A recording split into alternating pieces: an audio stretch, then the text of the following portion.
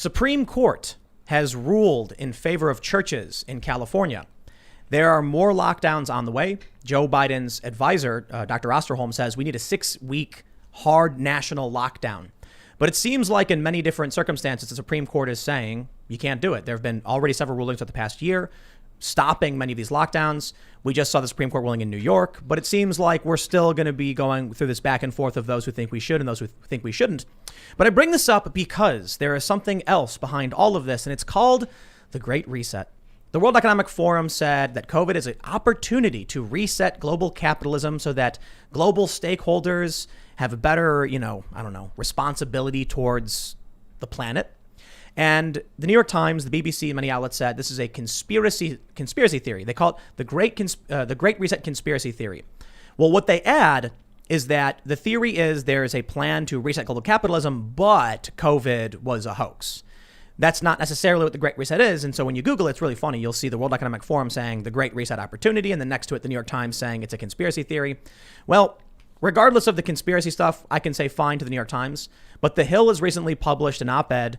John Kerry reveals Biden's devotion to radical Great Reset movement.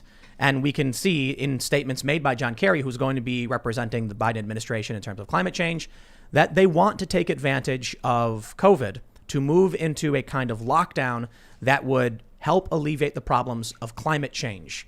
Considering what we've already seen, I can only imagine people will lose their minds and things will get really, really bad. So we're going to break all this down and talk about this news, as well as some other news pertaining to Kyle Rittenhouse.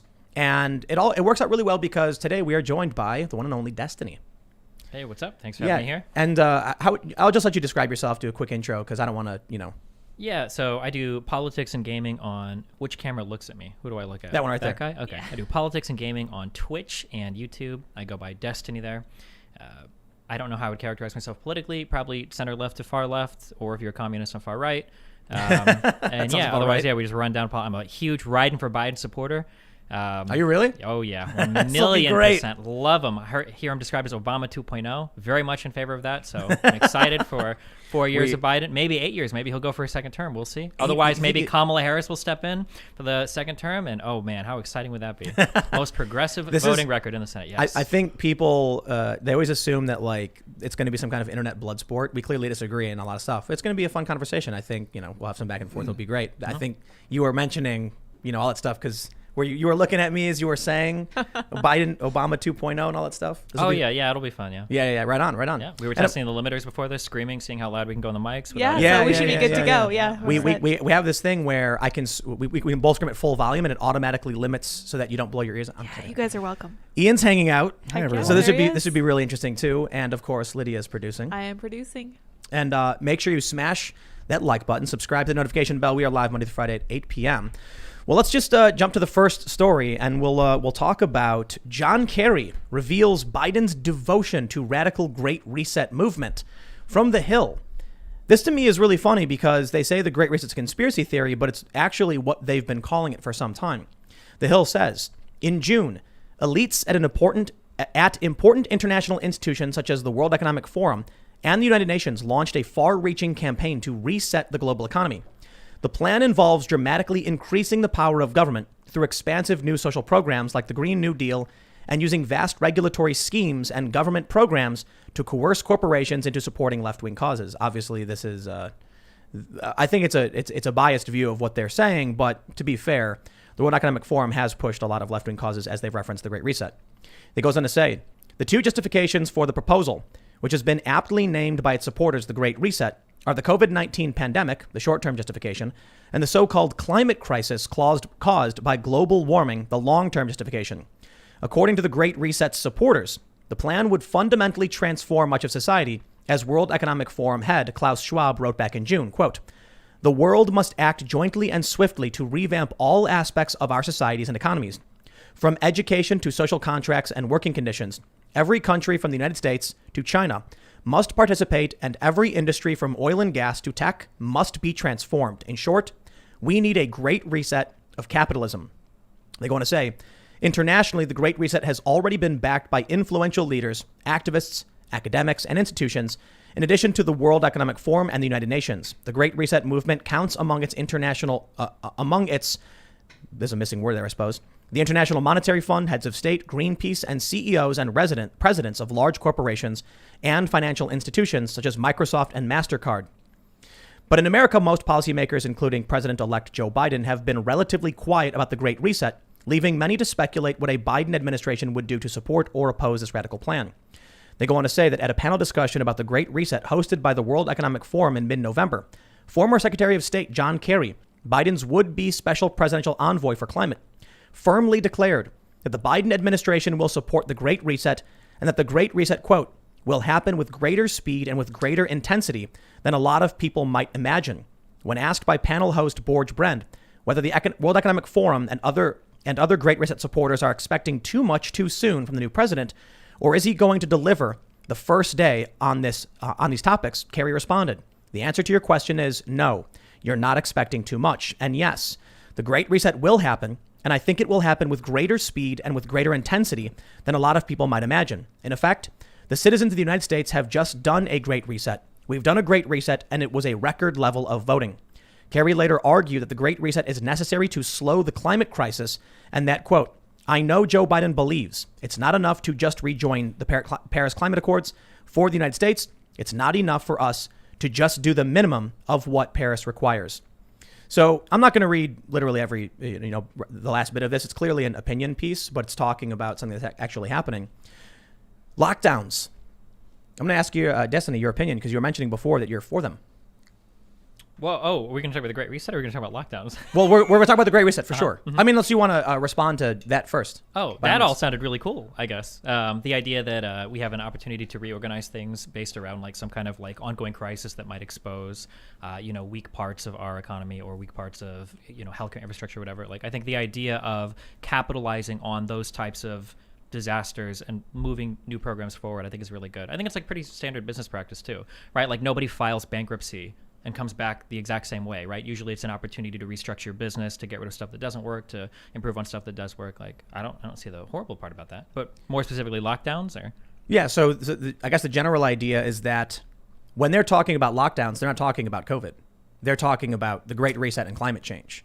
And that's the gist of what I get from John Kerry's statements.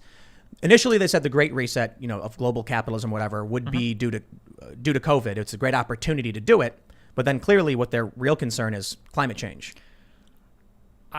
Just because you take an opportunity to, so I think it was Chicago, was one of the cities that had like massive fires that like ravaged the city, and they used the opportunity to rebuild a lot of the city's infrastructure. I don't think people were ever claiming they set the fires just to rebuild the city. I don't think anybody would claim that we want to lock down the country just to further climate change. There might be a way to make that stop argument, climate change, or to further climate change agenda, anti-climate change agenda. Yeah, that might be an argument that one could make in another world where we aren't topping ourselves every single day with record numbers of infections and deaths. Like if we were Australia or New Zealand and we were doing lockdowns continually, then maybe like, oh, hold on, there's an agenda here.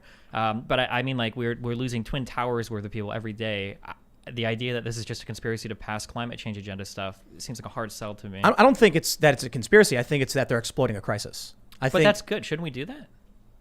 Not necessarily. Isn't a crisis like one of your best opportunities to like restructure? Like I give with the example of like a failing business. Like if something really horrible happens, generally horrible things happen because they expose some type of flaw or defect in what you do. Like isn't that the time for change? Especially because that's when you're going to get the most like activism behind it. Don't people have rights though? Like, don't you have a right to make choices for yourself, live your life, sometimes, especially with the Constitution? Kind of. That's a very vague sense. I mean, like, do I have the right to go out and get drunk and drive? You don't. Okay, so we have some rights, right? Insofar as we're not infringing on the rights of others. So whether that's crashing in a drunk driving accident or infecting somebody with SARS-CoV-2, right? It's probably depends on what right we're talking about, I would imagine. Yeah, so if you don't want to get sick, then shouldn't you stay home? If you don't want a drunk driver to hit you, should you just never drive? Well, that's different. That's someone who might be sick and doesn't know and is living their life under emergency circumstances like, I have to make money and feed my family.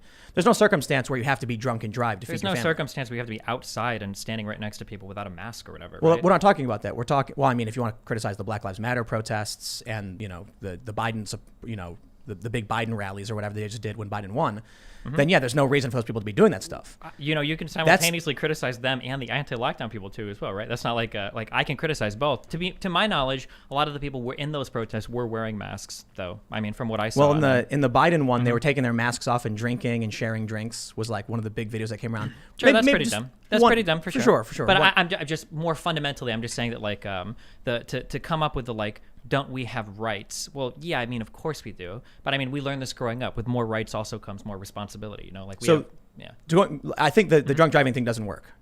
There's a guy in Staten Island who got arrested trying to run his bar. He has to, otherwise he becomes homeless and he can't feed his family. And then what? Did they beg the government for help? The government's not giving it to him. And you can blame Mitch McConnell or Nancy Pelosi. No, we could blame Mitch McConnell. Pelosi sent him like trillions of dollars of bills that are dying on his desk. But we still had Democrats saying it was Pelosi's fault. You had Wolf Blitzer criticizing Pelosi. So I think it's fair to point the finger at both. We're pointing a very short dwarven finger at one, and we're pointing like the nose of Pinocchio at the other. In terms of people fighting over specifically, what is Pelosi pushing for? What is she not pushing for? There can be back and forth over that. The fact of the matter is, there was some like $2.5 trillion bill that was left in McConnell's desk when he moonwalked out of the Senate after they confirmed ACB. So I mean, the blame is not even remotely close to equal there. The House passed legislation, the Senate let it die. That's true. You can't both sides that one. I don't think. But I think that's. Whether or not it's me trying to do it, this is what people are doing, right? Well, so Wolf Blitzer might have specifically criticized, like, hey, Pelosi, maybe he cited Ro Khanna. What? He cited Ro Khanna. He was citing Democrats who were calling out Pelosi, and Pelosi didn't want to answer the question. So, if obviously if you're on the right's going to say, see, the issue with the HEROES Act was that they wanted fun, they were stuffing things in it that didn't make sense, and the Republicans did the same thing. They wanted money for an FBI building. I don't want to go off on the Democrat versus Republican. Sure. Well, it's important because obviously as a huge diehard Biden fan, I'm going to fight viciously back against the idea that both sides messed up. The fact of the matter is that if I go into the Senate, they did not give us legislation for any type of coronavirus release, and Pelosi did. She delivered. We have that legislation. It's sitting on the floor of the Senate, and it's never going to be called for a vote. But, so I want to keep it to the discussion of the lockdown rights, the Great Reset stuff. Yeah. So the government is clearly not providing for people, regardless of whose fault it is. You can say it's Republicans' fault, then absolutely. Sure. What is a working class, man or woman to do when they're told, specifically in Staten Island, the issue was that this bar wasn't allowed to serve people, but 2 blocks away, everything was normal. They said this specific zone has been locked down. So when the guy said, I have nothing left to lose, the money that did go out overwhelmingly went to massive corporations. The lockdown is overwhelmingly benefiting. The money should go to massive corporations, right? No. Why not? It should go to the people who can then buy resources. It should go to the businesses to make sure they can cover their costs and their taxes. Okay, so the PPP loans, I wish I could remember what every word stands for, but the PPP loans were loans given to corporations that allow them to cover up to 2.5 months of employment expenses when they paid employees. If they did that, then the loan was going to be forgiven. We still haven't gotten the paperwork for what that forgiveness looks like, but that's the point. So if I have one corporation that hires 10,000 people and another company that hires 10 people, well, of course more money is going to go to the corporation because there's more payroll to cover, right? But it's not. But the corporations aren't. It's a semantic issue. Well, no, it's not semantic. No, it's very important. Yeah. What I meant was not that a small business with 10 employees was getting money. What I meant was when the lockdown happens, the money ends up in the hands of the ultra wealthy. The stores that are allowed to remain open tend to be the big box stores. And that's why we saw the massive profits, the massive spiking in stock value for these big companies, notably Amazon. The working class people got $1,200. Yeah, stock values are definitely a thing. But if you, I'm just talking very specifically because it's very important to understand each of these policies. So the PPP only works for you if you pay out employees. So I got a PPP loan. The way that works, the way that the paperwork details is that when I get that money, I can claim up to 2.5 times the expenses of all of my employees. And the only money that's forgiven for me is what I pay out to my employees. So for me personally, there were like 2 people that I kept on payroll just because, the government's going to pay for it. Yeah, screw it. I'll take the PPP money and then I'll continue to pay them out because it'll be forgiven. I only kept those 2 people on payroll because the government gave me that PPP money. And any corporation isn't going to pocket the money. It gets paid out to employees. It has to be. Did they give you money to pay your rent, pay your taxes, pay your costs, replace perishable goods? No, it was just to cover the cost of employing the employees. So not to cover everything, yeah. What happens to the lockdown is massive businesses, the likes of McDonald's, Starbucks, they can shut down and they can roll their eyes. And they can absorb. 100%, I agree. Small businesses are being destroyed. So that's the question I said, don't people have rights? When these people, we see now, there's a West Michigan story going viral where a guy, there's a news report going on, a guy walks out of his restaurant and he yells to the news reporter, he's like, is this you? Are you talking about me? And he said, they've taken everything. The money is going to their friends. It's going to special interests. The bailout that came out, people did get a stimulus, and then money did go to small businesses. But if the small businesses are shut down and can't sell things, what happens? The restaurant, their perishable goods, gone. They can't reopen. So in New Jersey, a third of small businesses have been destroyed. Sure. And I've heard similar in New York restaurants and everything. Like a lot of places that are closing are never coming back probably. It's a tragedy, of course. Yeah. So I guess to keep it in context of the Great Reset, talking about exploiting a crisis to make some change is also destroying the lives of people, resulting in spikes in suicide, spikes in crime. I don't think we're locking down, though, for the Great Reset. I think we're locking down because record numbers of people getting infected and dying from the coronavirus. If we can do something on the backs of that, I don't think that would be the worst thing in the world. Maybe part of that Great Reset, and I'm almost positive without knowing the intricacies, I'm pretty sure that part of that Great Reset is probably going to be like more stimulus for small business owners. It's going to be covering healthcare for people. It's going to be more types of like checks or disbursements during like times of crisis. That's probably going to be baked into that Great Reset as well. Because as you accurately pointed out, the relief that we got so far, even the PPP loans were a joke. And what is it, like one $1,200 check, I think, went out to every American? That's like... It would have almost been better to send nothing because that $1,200 is like a slap on the face. Like, what's wrong? Do you know that 23.6% of all U.S. dollars ever created was created this year? I was not aware of that. That's crazy, right? Doesn't sound too crazy. It sounds like probably the Fed is doing what it can to. The Fed's primary job is to reduce inflation and to curb unemployment. Which is funny because Trump always takes credit for low black unemployment, even though that's squarely in the job of the Federal Reserve, which has no oversight from the president. But the Federal Reserve probably sees that we are spiking unemployment as long as we're not raising in inflation, which we haven't been. Their goal would probably be some form of QE, quantitative easing, or super low interest rates or whatever. So, yeah, that makes sense. I think, first of all, I'd say I agree with you on a lot of these things. And also, if your perspective is the lockdowns are strictly because of we have this pandemic, that's an opinion, I guess. You know, you'll argue that you're correct. I think when you look at certain jurisdictions and you look at the World Health Organization saying it's a very, very last resort, it should be avoided, and it can be, and they do it anyway, it sounds to me like, well, they've said it. They want to exploit COVID-19. It's their opportunity to enact this policy. And they didn't say it was because of COVID-19. They said it was because of climate change. So, should I disregard the World Health Organization's warning about lockdowns? So I think assume... I don't know among major countries, because I know there are some small ones, but among every country, we're 11th right now in per capita death, and we lead the world in absolute death. I don't know what last resort sounds like to you, but that sounds like we're pretty close to like last resort there. The people who this is the big challenge. Our economy is what did we drop, like 30% or like 30 something percent this year? Potentially, yeah. People we're facing mass evictions. Mass unemployment, yep. The reason I pointed out the printing of money is that is absolutely not a solution in any capacity. It's a desperate last resort where they're just like money printer go burr, desperately trying to keep the machine churning in some capacity. But if people ultimately stop doing things that give them the money value, then ultimately we're headed towards some kind of really serious economic collapse, especially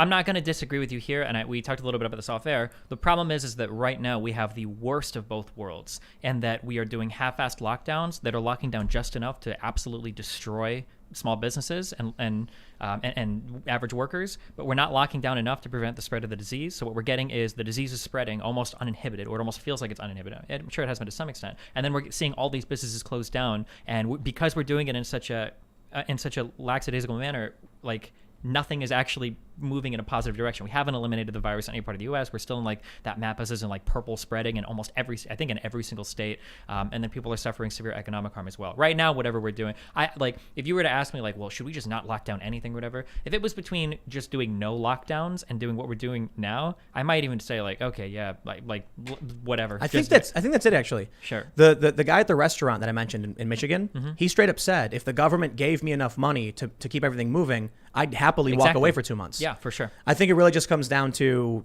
if we were going to shut down businesses, we have to support them through the shutdown. Right. You can't just expect people to stay home and have, we don't expect American Airlines or Walmart or any other massive corporation to have 6 months of savings. And these people are doing revenue in the 9, 10, 11 digits. Like, why do you expect, Frank that owns a bar down the street to, small business owners aren't making tens of millions of dollars a year off of their businesses. These people aren't going to have the savings to get through 6 months of not operating their business. It's a tough problem. I think you have a lot of people on the right saying, protect the vulnerable, social distance, wear masks, but reopen things. And then many on the left, I suppose, in your instance, lock everything down hard, but cover the cost to make sure people make it through this. Well, the thing that sucks is it feels like and this has been, I so look forward. I want to feel like this argument is never going to come back again, but I know it will under Biden. Republicans always cry about deficit spending, but for some reason, when they're deficit spending for their pet projects, it seems like it's okay. I don't understand why we got trillions of dollars of tax cuts from Trump that he celebrated about, growing the economy, which congratulations every time you and the deficit. Don't tax. Yeah, and massive debt. I think we he were posting campaigned. biggest budget deficits under Trump of all time. Some of the biggest budget year-to-year deficits of all time. And I think the thing that leaves people frustrated is it's like, I don't understand why you can't help us. Why can't you give us money if you are spending so much on the war machine, which was supposed to go away, or on large businesses via tax cuts and everything? Like Seriously, that's the frustrating part. Trump campaigned against the deficit and the debt, and here we are. And there was an interview with Ted Cruz where he was like, well, Trump didn't campaign against that, and they're like, he did. He did Explicitly, yeah. I think that's an indication of political parties will say one thing, but as soon as they get power, you know what I mean? Like everybody wants free speech when they're in the minority position, and then once they're in the dominant position, they're like, no, we gotta clamp things down. Yeah, maybe you want. I mean, yeah. I mean, a man carrying over $400 million of personally guaranteed debt probably isn't going to be the best person to responsibly manage a country's budget either. But yeah, but see, that's a framing thing. You're right there, right? So it is a framing. I'm framing that a man that has a massive amount of personal debt that he's personally guaranteed is maybe. But what are his assets? Probably enough to cover it, but probably not enough like that he'd want to. $3.2 billion. But I think it was either Wall Street Journal one that went over that, yeah. But anytime you're having to start to sell off things that you own to cover debt you bring to cover, it's probably not a good feeling. You can do it. Yeah. Forbes, I think, put Trump at $3.2 billion with liabilities of like $400 million. Something like that, yeah. So yeah, I don't want to go off on a news thing. Sure, yeah. It doesn't. It's frustrating to center back. It's frustrating to me and a lot of other people on the left, and I imagine on the right as well, that constantly hear about how we can't just spend all this money on you. But we could do massive tax cuts, and we could spend a lot of money on overseas wars, and that just seems very wrong. Yep. Yeah, man, the war. You get me going on the war thing. Absolutely. Spending money doing nation building in foreign countries when we could be fixing the pipes in Flint and helping people in this country. Mm-hmm. That's the interesting thing. I think, ultimately what it comes down to with the lockdown debate is, I think if we work out all of those issues, what's left is, will the 2-month mass printing of money have a serious detrimental effect on the economy, the savings, and the retirements of American people? Will it be a bad thing for them? Or if we, that's basically it, right? So conservatives would say we can't just print money, we can't just do that, we can't just lock everything down and freeze it, especially at this point, considering it's been a year now and businesses have been destroyed. And I guess the leftist position is you can and you have to. Yeah, I guess monetary policies are very complicated. I know that there's always the inflation boogeyman that is looming behind every politically expedient argument, but it seems like we haven't seen that massive uninflation yet. We've been running historically low federal funds rates for long times now. It just isn't there. I know that there's at least 5 libertarians right now in chat screaming that we need to go back to the gold standard and we're printing money and da. Do you see that Trump? I think it was Trump. He tried appointing a woman to the Federal Reserve who wants to put us back on the gold standard. That's very funny. I thought it was hilarious. Yeah, but absolutely delusional. But yeah, no, I mean, we need to get Ron Paul in here. So you can have an argument about what's delusional about it. Wait, are you asking me, or would Ron Paul ask me that? No. Like Ron Paul would clearly be like, yeah, you're crazy. You're wrong. Yeah, of course. Yeah, man, I was a huge Ron Paul supporter when I was back in college. Really? I was like 18, 19. Yeah. Oh What the man. heck? So let's do this. Look, man. I think we agree that we have to go one way or the other. We're sitting on the fence. We either need to jump into we're going to lock down for 2 months, everybody's getting some kind of handout, or we need to go into we're going to severely lax all the lockdown stuff, and we're just going to see who dies, but we have to keep people's lives running because there is damage. There is collateral damage to a lockdown that most people accept, even more so than suicide, not having a business, not being able to run anything, mental health issues. And there's a really well-known Twitch streamer that killed himself, most likely because of the lockdowns. A friend of mine that traveled a ton, and that was his way of getting out. I know there are a lot of people like that, maybe that not necessarily killed themselves, but severely negatively impacted in terms of mental health related to that. So yeah. Wow, man. Mm-hmm. I've heard a lot of stories. There's this dude that I know, his son committed suicide. He was tweeting about it and said, having a young kid who's locked up, and with resources, this guy's a wealthy dude. Mm-hmm. It destroys their mind, Not to mention that, I can't imagine. So I'm very lucky. I have a 9-year-old son because of because he lives in a wealthy school district because I'm wealthy. they have long distance learning with like iPads and stuff. And even for them, even for that technologically very literate school district, I get the emails every day. I don't know if other parents have this issue where it's like, hey guys, if you got logged out of the iPads, you know, like this is how you get back in, or like it just seems to be like such a nightmare for everybody. I can't imagine the poor schools that can't afford that type of technology. Yeah. I don't know what those people do. You're out of school for like a year. Some people didn't get to have their senior prom. Some people didn't get to do their graduation. Like I would have cheered for all that. When I was younger, I would have as well. But very I'm not anti-establishment. Well, I just want to say I want to play video games, but most people probably wanted to see their friends and socialize and do stuff. Yeah. Yep.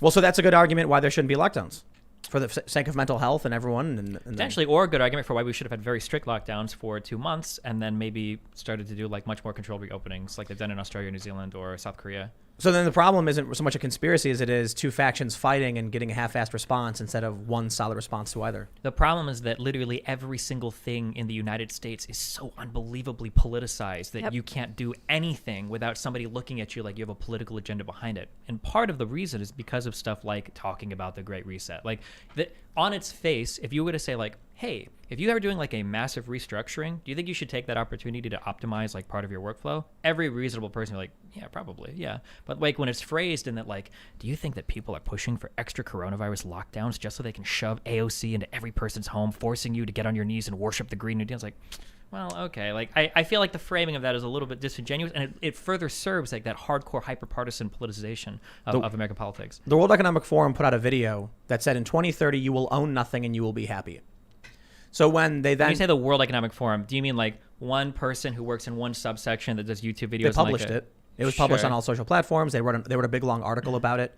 And then they later clarified when there was a backlash that it wasn't intended to say this is what we want to happen, but what we think may happen. So the issue is if you launch a campaign around this, you include within it like critical theory, intersectionality and stuff, and then you say you will own nothing and you will be happy. And then people like Trudeau who say we're going to have a reset, people like John Kerry are advocating for locking everything down, which is destroying ownership. Sure. It's like people, I'll put it this way. Yeah. Not that it's a grand conspiracy where they all got together and said, we want to destroy ownership, but that they think it's a good thing. They like it. They've advocated for it, and now the policies they're bringing about are bringing about what they want. Sure. So you can argue, we can prove intent. I understand. The problem is that like I can't argue against a story. I can only argue against particular policies. So like if we are concocting this grand narrative behind the schemes that we're trying to get rid of ownership of everything and blah blah blah and like this, like well. I mean, like we have like a bunch of discrete facts and we could connect them in that way if we want to, but I don't know if that's the most appropriate way to do it. And even on its face, I could even defend that statement on its face that actually a lot of people are in support of that you will own nothing and be happy. So as a gamer, something that's been very interesting to me is most people today use things like Steam as a platform. You don't own any of the, I don't know if you're familiar with Steam. Of course, yeah, absolutely. You don't own any of those games. Right. If Valve goes bankrupt, you've lost everything. That's but people a bad are happy thing. with it. Sure, but the convenience that it provides is, on another level, and that's why people like it. Or you don't own any of your music. You listen to it on Spotify. You listen to it on iTunes. We don't have the vinyls. We don't have the CDs. We don't have any of that anymore. So like, I'm not defending the idea that we should own nothing. Okay, I'm an ardent capitalist. I like owning things. I have all of my music is backed up on FLAC files on my hard drives that I keep it up because I like that. However, I don't think that these ideas are necessarily as crazy as we make them out to be, because we give the least charitable reading of it and then run with the biggest conspiracy behind it instead of like, well, what's like a more nuanced like approach in the middle for like, what do they probably mean? What are the goods and what are the pros and cons, and like how can we work with this? I guess. I think conspiracy implies that it's a secret of some sort. We'll just call it. Yeah, that's not fair for me to say. Sure. When I say conspiracy, no, I mean like a plan of people. Language too, right? Sure. Yeah, I understand. When I say conspiracy, I don't mean like a crazy, lunatic thing. When I say conspiracy, I mean like a planned thing that multiple people are working on to bring about some kind of change. It's like a conspiracy. But it has a very negative connotation, so I understand that. Yeah. There's a group of people, they have international interests. They think we should use the COVID lockdown to reset global capitalism. And then there's people who don't trust the policies they're putting out when the World Health Organization themselves. I have the quote. Sure. Let's see if I can. Full lockdowns should be a very, very last resort and can be avoided, World Health Organization's Europe chief says. So this was in October. When you see the story, and it was basically carried everywhere. I'm using CNBC. People are wondering why then they're pushing for all these lockdowns. I don't want to. I don't think we've even pushed for full lockdowns anywhere in the U.S., have we? No. We haven't even done a full lockdown. Well, what do you mean by full lockdown? Well, what do they mean by full lockdown? I imagine that the WHO probably doesn't mean, when they say like full lockdown, I doubt they mean like outdoor seating at all hours of the day at most restaurants. Yeah, you're probably right. Yeah, when they say full lockdown, they're probably saying like closed. Because I've been in California for a couple of years now, and I don't think we full lockdown anything. You can go to any, well, I shouldn't say a couple of years, but over the past years, like you can still go out to restaurants. You're just outdoor seating, or you're seating in every other place. California says don't leave your home. Don't walk around. Well, Don't drive your car. past 10 o'clock. I think just recently they did that. I think Newsom said on Monday. Right, I think they just said like no more gatherings of 10 or more people. Yeah, but I think this is the first time California's went this far. But even at that, I'm pretty sure restaurants are still open. Like I literally ordered Din Tai Fung like the day before we left. Like we went to the restaurant and picked it up, and there were still people eating out there and everything. So it's interesting too, yeah, because well, it's the Constitution. There's only so much they can do to enforce this stuff. You look at Europe, and they had this video go viral of a woman who brought her mom to a mental health facility, and they detained her, tased her, she's screaming, and then naturally people are like, "This is messed up." I mean, actually, you made it sound like you disagreed with Australia and New Zealand's approach to things, because Australia has been super draconian. I don't necessarily disagree. I wish that we had a more three-dimensional view of what it means to have the right to do something. Because the way that when I grew up, the way that I was taught is that when you get more rights, being an adult is awesome, but there is more responsibility that comes along with that. You're never given a right to do something that doesn't carry a greater burden of responsibility behind it. Like that's always the case. And a lot of the times when I talk, it's so weird. When Republicans talk about rights, usually they're talking about restricting rights. I notice that anytime a Republican talks about states' rights, what they're actually talking about is taking rights away from you. They want to like curb like abortion, or they want to restrict access to like funding for like Planned Parenthood. They usually, or they want to make it harder to vote for whatever reason, voter ID, or if you don't agree with that, make it harder, whatever. Like it feels like when people talk about like states' rights, or they or make it illegal for like gay people to get married, they're talking about like taking rights away from people, which is interesting. Old examples. Well, now they are, because the Supreme Court said, but I mean, there was that famous, who was the woman that Mike Huckabee supported, who was saying like, I'm not going to marry, these gay people, even if they would have. The clerk. Yeah, the clerk. Yeah. So these are, thankfully, some of these are older examples, sure. But even regarding things like what do you call the cities, sanctuary cities, right? People like states shouldn't have the right to do that. We need to take this back, or we need to like. It feels a lot of the times like when people talk about states' rights, it feels like they're actually talking about taking rights away from people, which is. It's not like a couple of those examples were just security. Well, like should we? I mean, what is security but the restriction of a right in exchange for, what's the quote? Like somebody that demands security in exchange for their freedom will get and deserve neither, or something. We'll get we'll get neither and lose both. Yeah, sure. Well, but the argument it really is, it comes down to freedom versus security, and at a certain point you do need security. It's just a question of where the balance is, right? For sure. So it's crazy to me that like people will look at like illegal immigrants and be like, we need to ship 13 million people out of here because a few people every year get killed by MS-13, or we need to get them all out of here. And then we look at like 3,000 people a day dying from the coronavirus, and it's like, well, do we really need to wear masks? They're very, very different. They're very different. The issue of illegal immigration has a lot to do with the economy as well. Just a way more than just, it has to do with the security of our elections, the security of our physical safety, and it has to do with the jobs market. So elections, physical safety, and jobs market. The coronavirus is hardcore affecting all of those, right? But the election and all the mail-in voting. You can't deport the coronavirus. And so the conservatives tend to say we should protect the vulnerable, we should have social distancing, wear masks, and we can keep the economy running, and schools seem to be safe. And then the left tends to say lock it all down, provide stimulus and support. So I hear what you're saying, early on, because we did go through this already. I guess the thing that makes me sad is that like I grew up, so half my family's Cuban. My mom and dad were both Air Force. They're ride or die for Trump, like to the end of the earth. And my mom is an incredibly nationalistic, very proud American, loves his country, would if the Air Force called her back in today, she would, strap up in her little flight suit and go and fly to wherever they wanted to. I know she would. And it hurts when I grew up hearing about all these amazing things that America was capable of, that America had accomplished. And we did, the Silent Generation, World War II, all that. We did a lot of amazing stuff. And then when it comes to controlling a coronavirus, individually, we can't take responsibility for this. We can't just wear a mask and stay away from people. Apparently, that's really controversial. We sucked at getting testing out because Trump didn't take it seriously. He didn't push for it anywhere near as much as he should have. We weren't able to enact any of the other measures that other countries. That was a complicated point, though, but we'll come back to it. I don't believe it was complicated. I understand that we can say that, like, well, some tests were put out and they failed. I think that in the United States, regardless of what some people say, I think that this country possesses the greatest technological innovation in the world. If we wanted to get tests out and if the political will was behind it, we would have had that out way earlier. Because South Korea had the same first-day reported case as us, and they have I think they have 240 deaths from the coronavirus. Why couldn't that have been us? And South Korea is this entire little peninsula is like a metro. But that's why it's easier for them. That's harder. No, look at New York. That was one of the reasons why New York City got so crushed. Look, how tightly packed together everybody is and all the international travel and everything. Look how many different states with different jurisdictions, with different governors, all protected by the 10th Amendment. Trump can only do so much. And when you have New York City having their health experts come down and say everything's fine, go outside. You have people in California, of Nancy Pelosi, doing the same thing. There's an argument of who took things more seriously and who didn't. But ultimately what it comes down to is Trump doesn't have...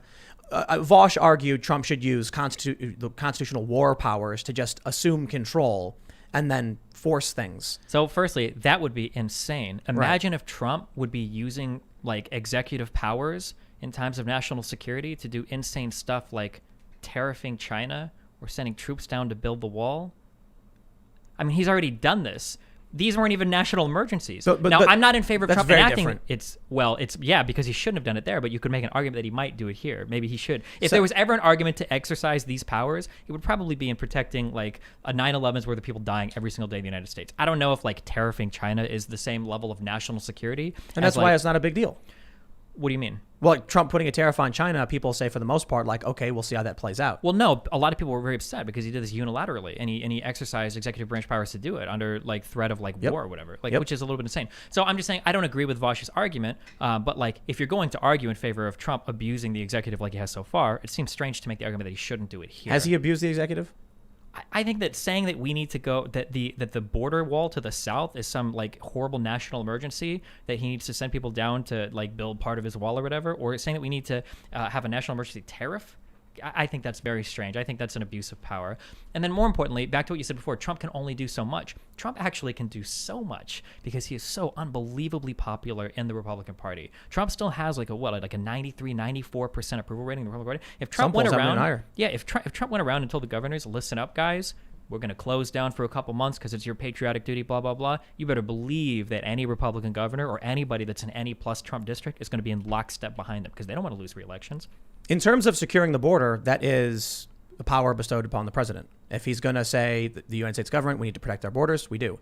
If he's going to do trade negotiations, it's something he would do. Border policy and border legislation, though, that's clearly in the realm of congressional authority. This is stuff that should be passed through Congress. This went through a series of checks and balances. Congress fought with Trump. They refused to give him the budget he wanted. The Supreme Court sided with Trump. Exactly. Because he does have very broad powers. But spiritually speaking, right? I don't think we would want Biden or Obama to come in and say oh, well, I'm going to open all the borders because I think it's good for our national security, right? I would say this feels like something that should probably go through Congress, I didn't like DACA under Obama, not because I didn't like the policy, but because it's okay, well, we can't get anything done through Congress, so now we're going to kind of broaden our executive powers and write immigration policy. And we see how horrible that is because anything that could be done via executive action can be undone via executive action. They can't. Trump tried to undo it. The Supreme Court said no. Well, I think... so, technically, it's true, but... Weren't there parts of DACA that I think were rescinded? I don't know if that's still being fought in an ongoing manner, but... I know that they basically shut him down on several instances. I know. It's complicated. Things go back and forth. Executive order is just a really bad... There are parts of our government that people complain about. So the Supreme Court is one of them, and the executive is one of them. And they say that the power has expanded so much in these areas. But I think the reason why it appears that way is just because Congress has been so unable to do anything that's the only place that we can get any meaningful action out of. So let's talk about Biden and Trump then. We'll expand upon this. You're super excited for Biden? Yes. Oh, yeah. Why? I think that we will finally, hopefully, have some cohesive idea of how we're supposed to deal with the coronavirus as a country from somebody that is not insane when it comes to talking about virus-related stuff. So no weird stuff about bleach or UV lights, no pushing weird medications like hydroxychloroquine that he didn't take when he was sick. No, he was reported that he took it. No, he said he took it as a prophylactic. Oh, right, before he got sick. But when he actually got sick, he got the good stuff. He didn't get that weird stuff that he was selling all the suckers on TV that worship and support him. But hydroxychloroquine's been used for decades. It is considered... Not for COVID-19. For sure. So there were preliminary studies. This is the craziest thing about the news cycle and how they deal with Trump. There was actually TechCrunch and several European outlets that reported a promising study showing hydroxychloroquine, azithromycin, with zinc in combination was showing that the severity was reducing. They actually replicated this in other studies. Trump comes out and just starts repeating it, and then all of a sudden the media flipped on it. So we even saw lefties write about this, saying it is the weirdest thing. The moment Trump says something about a news report, the media changes the narrative and says it's a bad thing. Because the problem is it's not Trump's job to be saying these things. If a random TechCrunch article wants to come out and say, hey, there was some retrospective analysis done on hydroxychloroquine and antibiotics like azithromycin. No. It was literally a study on COVID. And they found the severity was dramatically reduced. All of the prospective studies done on hydroxychloroquine have showed that it is nothing. It does not help with the severity of the disease. There have been some retrospectives that when compared against different standards of care, like maybe, but the reason why it became popular initially was because that scientist in France, the Dr. Raoul, came out with his N equals 12 study that I think he dropped one person from that died, and after 1 week in, he was like, hey, we published the results. And then that was it. There was a ton of past research that said for coronavirus and for SARS-CoV-1, hydroxychloroquine was effective in reducing severity. Sure. This probably led the scientists to say, let's try it out for which is fine. SARS-CoV-2. Which is good. They were promising results early on. But as soon as Trump said it, the media went nuts. That's the crazy thing.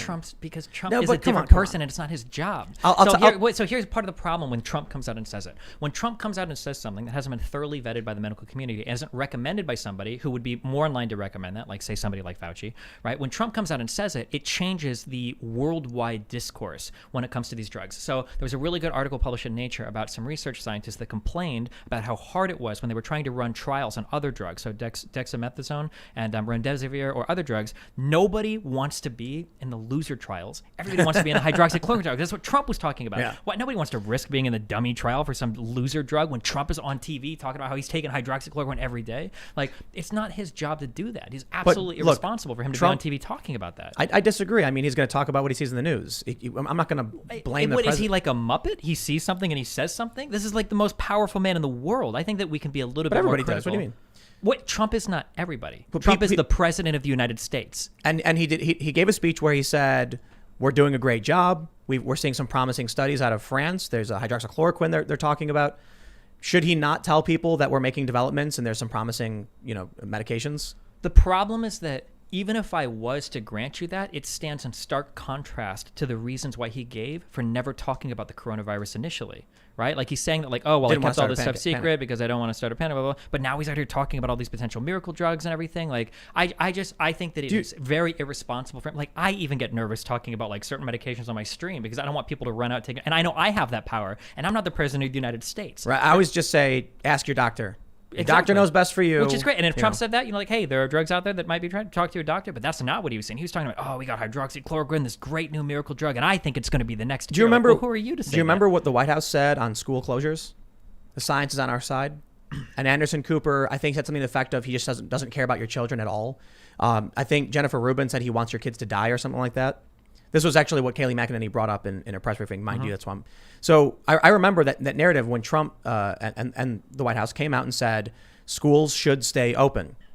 Well, now we're finding out that even Fauci is saying, yep, but so much later that we've caused irreparable damage to many people's lives and families, and there's been suicides when Trump was actually right the whole time. Was that irresponsible when they said that people time? People can say the same thing for very different reasons. It's very obvious that Trump is pushing to open schools because he's desperate to get back to some level of normalcy for the election, because whether you agree or disagree with Trump, this election to a large extent was probably a referendum on how he dealt with the coronavirus and getting people back in schools and getting people working, because a lot of people don't know this. Schools can be two very important things for families. One, it's how your kid can eat sometimes, depending on how poor you are. And two, it lets mom and dad go and work. Daycare. Because, because daycare is unbelievably expensive. Oh, my goodness. So public schools allows the economy to keep moving. Yeah, but the problem is that when you're pushing for things on only a political basis, and it doesn't seem like you're laying out good comprehensive plans for so for instance, Fauci and I think it was even on the White House.gov site, have these plans for slowly reopening based on the number of reported cases, daily averages, moving, blah, blah, blah. If that was the type of thing that was being said, then I could have been more empathetic. I was okay, cool. It seems like Trump just wants to reopen things in a responsible way. But instead it was we got to open all the schools. We got to get them back. We got to get back to normal. It was probably not the most science-driven answer he's given. I mean, It's an opinion. The people who like Trump are going to say Trump cares about me and he's fighting for my family. The people who don't are going to say he only cares about the economy. Why didn't Trump pressure McConnell to release any stimulus if he cares about our family so much? Maybe he doesn't think stimulus is the right way to help families, and he thought that it would be devastating to the economy to just print money, and the best way to do it was to release the lockdowns, which is what Trump said. But he thought it wasn't devastating to the economy to just cut taxes for like all the wealthy businesses or to authorize the PPP loans. He thought that was good for the economy. Okay. People think they're the heroes of their own story. You know what I mean? Sure, I understand. It's strange that he thought that these were such positive measures, but he couldn't pressure McConnell to release any kind of stimulus to the average American person. I think he said that the stimulus will be the vaccine, and we need to reopen because people should be working. So it's just I don't think there's mustache twirling villainy. I don't think there's mustache. I think he's just selfish and stupid. But the problem is we are months and months into this, and we got no other stimulus. He is our leader. Where was it? How do you feel about Fauci saying early on that he was doing the best possible and that no one could do better? Every time somebody contradicts Trump, they get immediately fired. Look at the, I think it was the cybersecurity head of the DHS that came out and said, well, this election was actually pretty secure, and Trump instantly fired him. So it's not surprising to me that Fauci, a man that's been working in government for, 30 or 40 years or something, that he came out and was like, oh, yeah, I think Trump is doing He's been defying him for months. He has been defying it, but there's a very careful line you have to skirt. If you've ever worked a corporate job and you've got an idiot manager, you don't go out and say, why are you doing this? It's stupid. It's more like, maybe I kind of do. I think you're doing a great... I get fired. Sure, yeah. Well, if you don't want to get fired, it's more like, you're doing an amazing job. I think we could do a little bit better here, right? So you think Fauci lied to the American people to save his own job? Oof. I think that Fauci was saying things in the most diplomatic manner possible because he wanted to serve the American people. And I got immediately fired by Trump, which he would. Saying Trump did the best possible job and no one could do better is a big difference from we're trying as hard as we can. I don't know if he said no one could do better. I would be curious what the exact quote is. But even so, I don't think that's very relevant to policy going forward, whether or not Fauci says that Trump did a good or bad job. I don't know if it's Fauci's job in government to be second guessing the president in his past decisions. It's Fauci's job to give us the best leadership going forward. And I know that there have been times where Fauci, and you just said it, right, has been at ends with the president and him like promoting certain drugs or him talking about certain things related to the coronavirus where Fauci said, well, I disagree here or whatever. And even I'm pretty sure there were a few months where we didn't see Fauci anymore because of his like behind the scenes fighting with Trump. But yeah, I don't think that just saying, well, Fauci said Trump was doing a good job. Like, wow, you think? Like Trump, the guy that fires literally every single person in government that's not immediately agreeing with him, like it doesn't surprise me that he was like a little bit careful when he would publicly address Trump. So on that note, the cybersecurity guy that Trump just fired, would it not have been in his best interest to say this was the most secure election we've ever had? That's literally him saying, I did a good job, don't fire me. But it's that type of thing it's very hard. So like there's like two schools of thought in terms of like how to change a system. Do you go full renegade and say, this sucks, this is over, fire me, I don't care? Or do you kind of like suck it up, work from the inside, like, okay, well, sure, this sucks, but like as long as I like keep my, mouth shut, I can actually enact change on the inside. Like, when the DHS guy came out and said what he said, I think that he probably felt an obligation to the American people to let them know the government doesn't stand behind Trump and his like election fraud claims. So I feel like that doesn't surprise me. So I'll read a little bit. He said, Fauci said, we've never had a threat like this, and the coordinated response has been, there are a number of adjectives to describe it. Impressive, I think, is one of them. I mean, we're talking about all hands on deck, is that I, as one of many people on the team, I'm not the only person. Since the beginning that we've recognized what this was, I have been devoting almost full time on this, almost full time. I'm down at the White House virtually every day with the task force. I'm connected by phone throughout the day and into the night. And when I say night, I'm talking 12, 1, 2 in the morning, not just 1. So I can't imagine that under any circumstance that anybody could be doing more. I mean, obviously, we're fighting a formidable enemy. This virus is a serious issue here. Take a look at what's done to China. And, he goes into, it's a really long, I don't want to read the full, it's a really long paragraph. Sure. The gist it sounds of which to me like is, he's like, as who's kind of become the face of this virus, he's like championing, like, yeah, we're doing everything we can in the government, which is kind of what I would expect him to do, is to be like a cheerleader for the government. I don't expect him to come out and like, these guys suck, our coordinated federal response has been non-existent, Trump is a horrible leader. Like, I don't think that would be his job, and it would probably send a bad message to the American people as well, right? If the criticism of Trump is that he was downplaying this early on to avoid a panic, and that was a bad thing, then isn't there responsibility on Fauci? The problem with if you want to say that you're downplaying something to avoid panic, that's fine. But the problem is that while he was downplaying it, there weren't steps being taken behind the scenes to prepare us for what was coming. It seemed less like downplaying it to avoid a panic and more pretending it didn't exist and hope it didn't come to American shores. Because there's a difference between publicly saying like, okay, guys, listen, I don't think this is going to be a big deal. And then behind the scenes, you're like, okay, listen, we need to get testing on board. We need to make sure that we have some form of contact tracing. We need to like communicate with governors, make sure we have some, like there would be that. But instead it was just like, well, look, we locked down travel from China, LOL. And then in a month and a half, we did nothing. Oh, well, look, we locked down travel from Europe, LOL. And like, that's it. Like, I don't think that he was just trying to avoid a panic because there was nothing going on behind the scenes in that gap of the China and European travel ban to show that he was taking it seriously. It seemed he just didn't think it was a real thing. Let's talk about Biden. Sure. What do you like about Biden? So one thing was the top-down, hopefully some sort of top-down level response we get for related to the coronavirus. That respects court rulings and everything. I don't know if we've talked about it yet on air, but the Supreme Court did decide that it's briefly infringement of mentioned it, religious freedoms, which is probably fine. I can understand that ruling from the Supreme Court.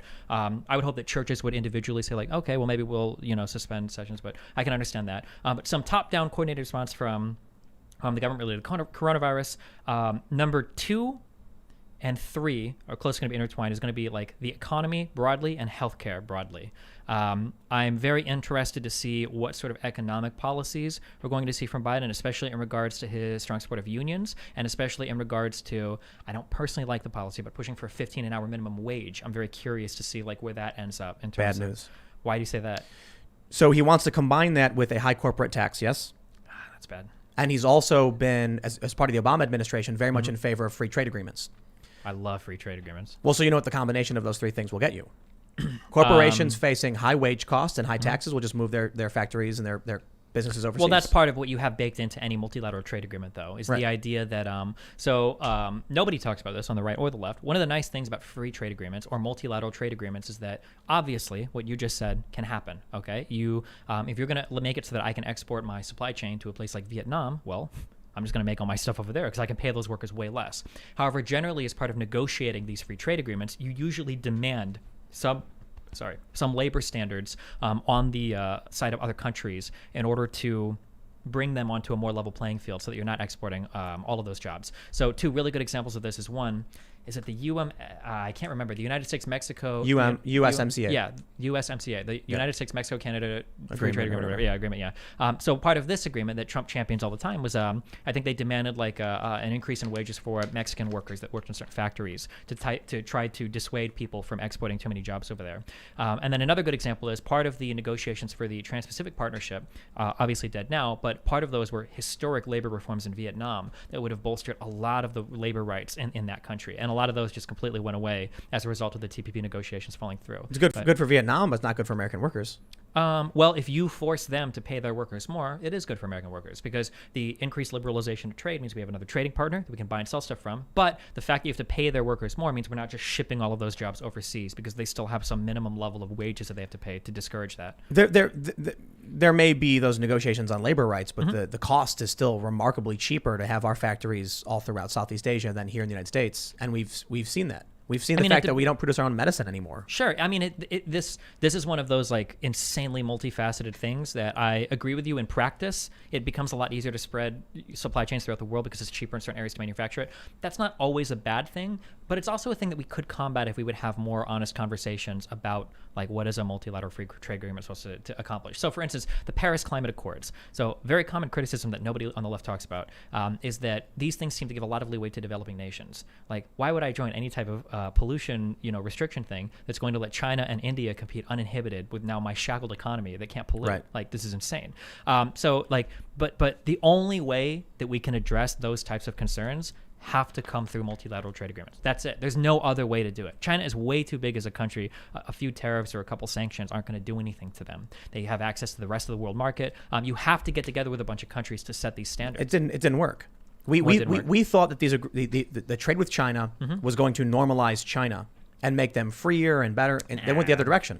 Well, so this has been something I've read about this since the 90s. This has always been like the China conspiracy. People are always saying, I say conspiracy, people are always saying that like when China, when the middle class booms, when they increase their trade, like they're going to become more liberal, the people are going to demand political freedoms. Doesn't seem to have happened, but I don't think we necessarily need those things to happen. I think we can acknowledge that China exists as this kind of like, authoritarian behemoth that is going to do what it's going to do. But the only way that we can accurately deal with that is to partner with other countries in order to enforce like the kinds of restrictions that we want on them. We can't do it on our own. Like we've seen Trump try to do it with tariffs. It doesn't really work that well. He keeps saying over and over again, we brought them to the table, but like not really. The big things that we were pushing for related to like intellectual property rights and things, we didn't see any progress there whatsoever. China continues its Belt Road Initiative all throughout Europe and Asia and everything. Like it's either there. I think there's two outcomes in this China issue: full-scale warfare or capitulation. Okay, how I'm going to suggest kindly a third option. What if instead of every single time something bad happens in the world and we all hide from each other and get scared and locked down, what if we continue to reach out, be the world leader that we used to be in the whole NATO world and everything, where we tell other countries like, hey, let's all work together on this common idea, and then we pressure China that way? Couldn't that be like a better way to do things? But hasn't that been exactly what they've been trying to do that's not been working? Well, I mean, there have been a few key events, especially recently, that have kind of pushed people into a lot more kind of a scary area where they're worried about working with people. So the 2013 Syrian refugee crisis, for instance, caused a whole wave of governments in Europe to have... Thanks, Obama. People, to some extent, yeah. Although Bush got us largely involved with the Middle East originally. But Syria was Obama. Yeah. All of it. It's complicated. Well, I'm sorry. You're right. It was the CIA. No, that's too communist. This is so. I mean, like the existence of like ISIS that exists in Syria and gained power in Syria. Like a lot of that came from the destabilization that started in Iraq, and a lot of that came from Bush that got us into Iraq. I'm not saying that Obama is absolved of this. I think that Obama could have done a better job foreign policy wise, but it's hard. It's very difficult, and nobody has gotten that right. Do you know about the Qatar-Turkey pipeline? I believe I've heard of this, but talk to me more about it. The reason why the U.S. got involved in Syria because the idea was to get Syria locked down so that they could run that pipeline all through Syria through Turkey. Heard this from people, yeah. But it's true. In 2009, I think it was actually no, maybe it was 2009. The Guardian reported this, that in 2009, U.S. intelligence said, we will have a ground incursion in Syria because they have refused to give us access to build the pipeline, saying that they would not go against their ally Russia. What Russia and Syria were then planning on doing was using Iran to tap the same well and run that pipeline into Europe, strengthening the Russian gas monopoly in Europe. So the U.S. had planned for years before we actually ended up on the ground. And then funneling weapons to rebel groups eventually they eventually came together and we got ISIS. That is a story that one could tell, but I don't think that everything that happened in Syria was just a result of the United States wanting to secure an area for that pipeline. That might have been a nice side objective that maybe could have come about. I know that the United States probably wanted to see Assad gone, and if he was gone, it wouldn't surprise me if we wanted somebody loyal to America or American interests in there. And if that did happen, let me clarify. Sure. Mm-hmm. The Guardian reported that in 2009, the U.S. wanted to be in Syria. They needed an opportunity to do it. When the Arab Spring happened, the United States said, now's our chance. Provided weapons and resources to the rebels, eventually put U.S. soldiers on the ground. Now we're involved in that. And the same. And look, that's why, getting into the Biden discussion about war and conflict, bringing up the Syrian refugee crisis was a product of, yes, Bush, totally, and Obama ramped things up. In regards to the Syrian stuff, yeah, for sure. In regards to... Another reason why I say foreign policy is complicated is like a lot of people are critical about Obama and the and all of the drone strikes and the killings. Was it an American citizen I think we killed in Yemen? We killed. I think Obama killed 4 American citizens. Yeah, I know there was one that was like super ultra heated. 16-year-old in Yemen. Yes. Obama signed off on blowing up a civilian restaurant in a country we aren't at war with, and when they asked him why did you sign off on killing the 16-year-old, they said we were trying to target somebody else, a terrorist leader. Oops. When people followed up saying, why did you authorize a drone strike on a civilian restaurant in a country we aren't at war with? It's just womp. Sure. All those same drone strikes and all those same bombings have only increased under Trump, though. Not in the past few years, but yes, initially. Absolutely in the past few years. No, they've actually been going down quite a bit. They might have gone down from where they started the administration, but in the 4 years we've had Trump, in his first 4 years, he has done more drone strikes and more foreign bombing than either Obama or Bush did. Correct. And hiring Bolton was the stupidest thing the man could have done. We still have troops in Afghanistan. We still have troops in Iraq. But he's trying to take them out. Troops in Syria. What do you mean he's trying to? He's been trying to get rid of them for a long time. Why hasn't he? Because did you know that there was a federal official who lied about the amount of troops we had in Syria to trick Trump into keeping them there? And that when Trump said he was ordering the troops to withdraw from Afghanistan, both Democrats and Republicans got together and blocked him in Congress. Trump fired the Pentagon civilian leadership, and this was reported by the AP, in an effort to get loyalists who would finally pull our troops out of these countries. This is one of those things where I wish I knew more information about it, but I completely do not agree that that is even remotely possible. You are telling me that the president of the United States that was able to get the Supreme Court to say, well, I can tariff China for national security reasons, couldn't control where we were deploying or withdrawing troops from? That sounds unbelievable, especially when he was unilaterally approving strikes on like Soleimani and like Iraqi airports and stuff. I know, it's messed up stuff for sure. I find it very hard to believe. It wouldn't surprise me if Trump was using this as an excuse, but I mean, even if this was true, like you've got a guy that says he's a business leader that's supposed to be on top of handling all this stuff, who like one guy lies to him and now he has no control over his military. He's the commander in chief. This is literally the primary job of the president. There are a lot of people in government who are doing everything in their power to obstruct Trump. And most of them are Trump appointees.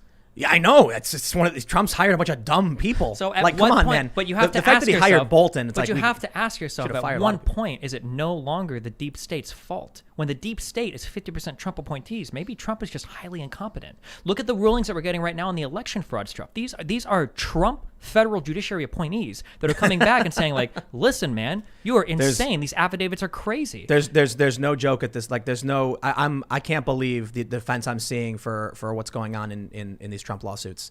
Trump put out this 46-minute video, and I listened to it, and I'm not gonna mince words. Trump did not present his case. Well, they talk through the same like 10. I think it was a 46-minute on Facebook. I think I watched the same video. Usually, there's talk through the same like 7 affidavits every single time. There's way more affidavits. There's way more articulate individuals presenting evidence, and for some reason, the Trump team is not bringing it together. Well, maybe it's not as legitimate as some alternative media suggests it might be.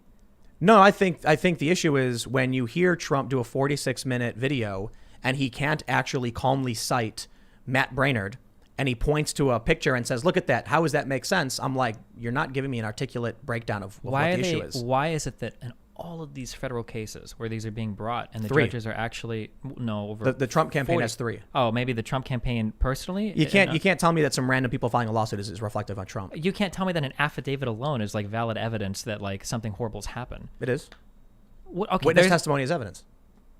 Okay, well, in that case, there's a 13-year-old that has an affidavit out there, meaning they've signed it under penalty of perjury that Trump raped her. That was retracted, though. Sure, but a lot of these affidavits are also under scrutiny, falling apart as well. So evidence is not proof.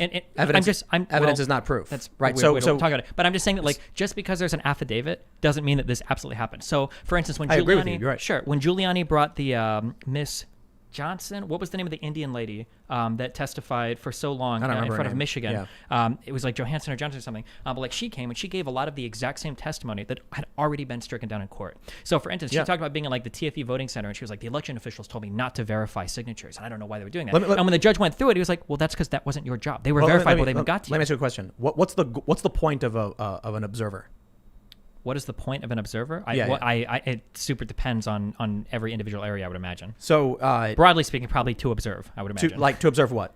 The matching of signatures on ballots or whatever when they're opening and closing all the. Would you agree with the judge who shot down this actual Trump lawsuit, saying that so long as an observer is somewhere in the building, it counts as legal observation? It probably depends on the precedent set by prior cases.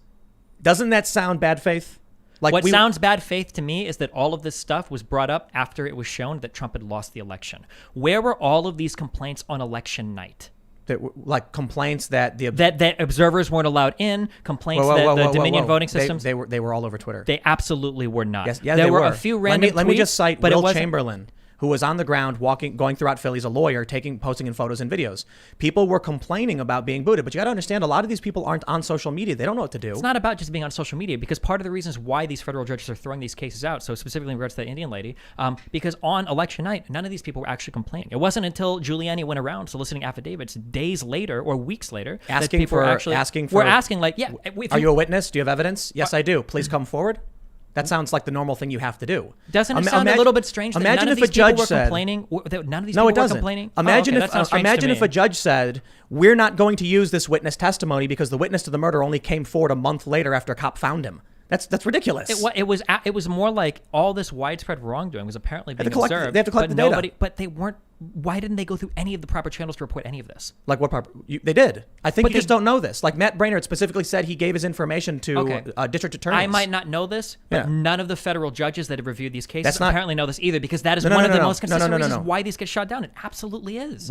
So do you know what the basis of the Pennsylvania lawsuit was? Which one? Trump's got one Pennsylvania lawsuit. What is the basis for that one? That vote observers weren't allowed to actually observe the ballot process, the counting process. Okay. The court ruled that so long as an observer was somewhere present in the building, whether they were allowed to actually observe is meaningless because the election code doesn't specify distance. That is one of the most insane things I've ever heard come out of a person's mouth. We know why vote observers exist because we have photos from Bush v. Gore of people staring side by side up at the ballot, arguing over whether or not it was Bush or Gore. Wasn't one of the Pennsylvania cases that they won, the small one, wasn't one of the cases they won was when somebody related to the Pennsylvania election stuff said that we were going to allow people to vote up to a certain length in time, or it was something where like what they had said wasn't necessarily bad, but the judge came out and said, listen, even though that's not really bad, it's not in the purview of your job to do that. You're not allowed to do that. And I think that was the one case that they won, and I think that was in Pennsylvania. I don't think that was a Trump campaign specifically. That might not have been their lawsuit, but that was the one lawsuit in Pennsylvania for a small handful of ballots. But like if the code doesn't specify it, or if it's explicitly not specified, then I mean, like, what case do you have? What standing do you have there then? That also, judges interpret the law, right? So when the law says, as per election code, observers shall be there to observe the vote tabulating process, we know that the spirit of that law, the reason why we have it, is so that you can have scrutineers making sure someone isn't going, Trump, Trump, Trump. So no, that was Biden. But they put people way far back behind plexiglass walls. And the Trump campaign said, why were we not allowed to observe? And why would they challenge any of these laws before election night? Because the law, there's no ruling on it. First of all, do you understand what injury in fact is? That you need some there has to be damages in order for them to bring. So when the Trump campaign did sue beforehand, the Supreme Court reserved their right to judge to issue later on the basis for of what? They sued over mail-in voting, and the court. This is a totally unrelated thing now. There's a bunch of different lawsuits. There's a bunch of different arguments. Sure, but now we're talking about, like, I'm talking very specifically about, we can talk about the Dominion voting system, or more specifically, we're talking about voting system stuff. Sure, about the observer stuff, right? If this all was codified in state law, and the law is there, and we've held prior elections, we just had elections 2 years ago, why didn't nobody challenge it before election night? I'll explain it. You can't sue on the basis of clarifying what the law really means until you have injury in fact. It doesn't have to be suing. Believe it or not, there are other ways in this country to change laws. There are legislations, both in the state and federal level, that can change these laws. You don't need to sue to change anything. If we pass a law saying you have a right to observe as I count votes, right? Do you reasonably believe you have a right to look at me and the votes? Why did anyone think a judge was going to say, nope, it didn't specify that you had to actually see the vote so long as you're in the building? Come on, man. That's unreasonable. You're saying, come on, okay? Trump for months, because they knew that they were going to get destroyed on the mail-in ballots. Trump for months was calling out the mail-in ballots. And guess what? He was doing that far before any lawsuits had to be filed. He was doing it years ago. Far before any injury occurred, okay? They were calling these out. Why didn't they call out anything related to voting observers? The reason why is because they know it's all BS. They know that this fraud didn't happen. 1,000,000%. Because if I was somebody that had a massive vested interest in making sure that these elections weren't going to be rigged, I wouldn't be calling this out after Joe Biden wins. Hold on, man. It's probably something that you would have brought up beforehand. You can't be serious that you think it is reasonable that so long as an observer is somewhere in the building, that counts as observing the vote counting process. You can't be serious that you think that the only reason that they would challenge this is because, like, well, now they've lost the election and now this is the first time they've noticed it. These laws have been in place in some places for decades. And in previous elections, people were allowed to actually look at the ballots. No one knew that this time that these precincts, specifically Pittsburgh and Allegheny County in Pennsylvania, were going to bar observers and they'd have to sue over it. Okay, they didn't last time. Why would they know? For a big Tim Pool prediction, not taking into context. Do you think they're going to win any of these lawsuits in a meaningful way? Not like there were 4 ballots and a mail-in thing or whatever. Do you think that they're actually going to win? Absolutely not. Why not? First of all, when a judge says, "Did you have observers in the building?" And the Republican says, the amount of observers in the building was a non-zero number, but we were not given meaningful access to the votes. And the judge says, well, according to the election code, it doesn't specify the distance by which you can observe. Therefore, you have no grounds to sue. That is clearly bad faith. If Trump is going to lose, it's going to be for 2 reasons. Many of these judges, and one judge even said this, if you think I will, he said, you can't expect me to rule in such a way that would disenfranchise millions of voters. That's absurd. I can't do that.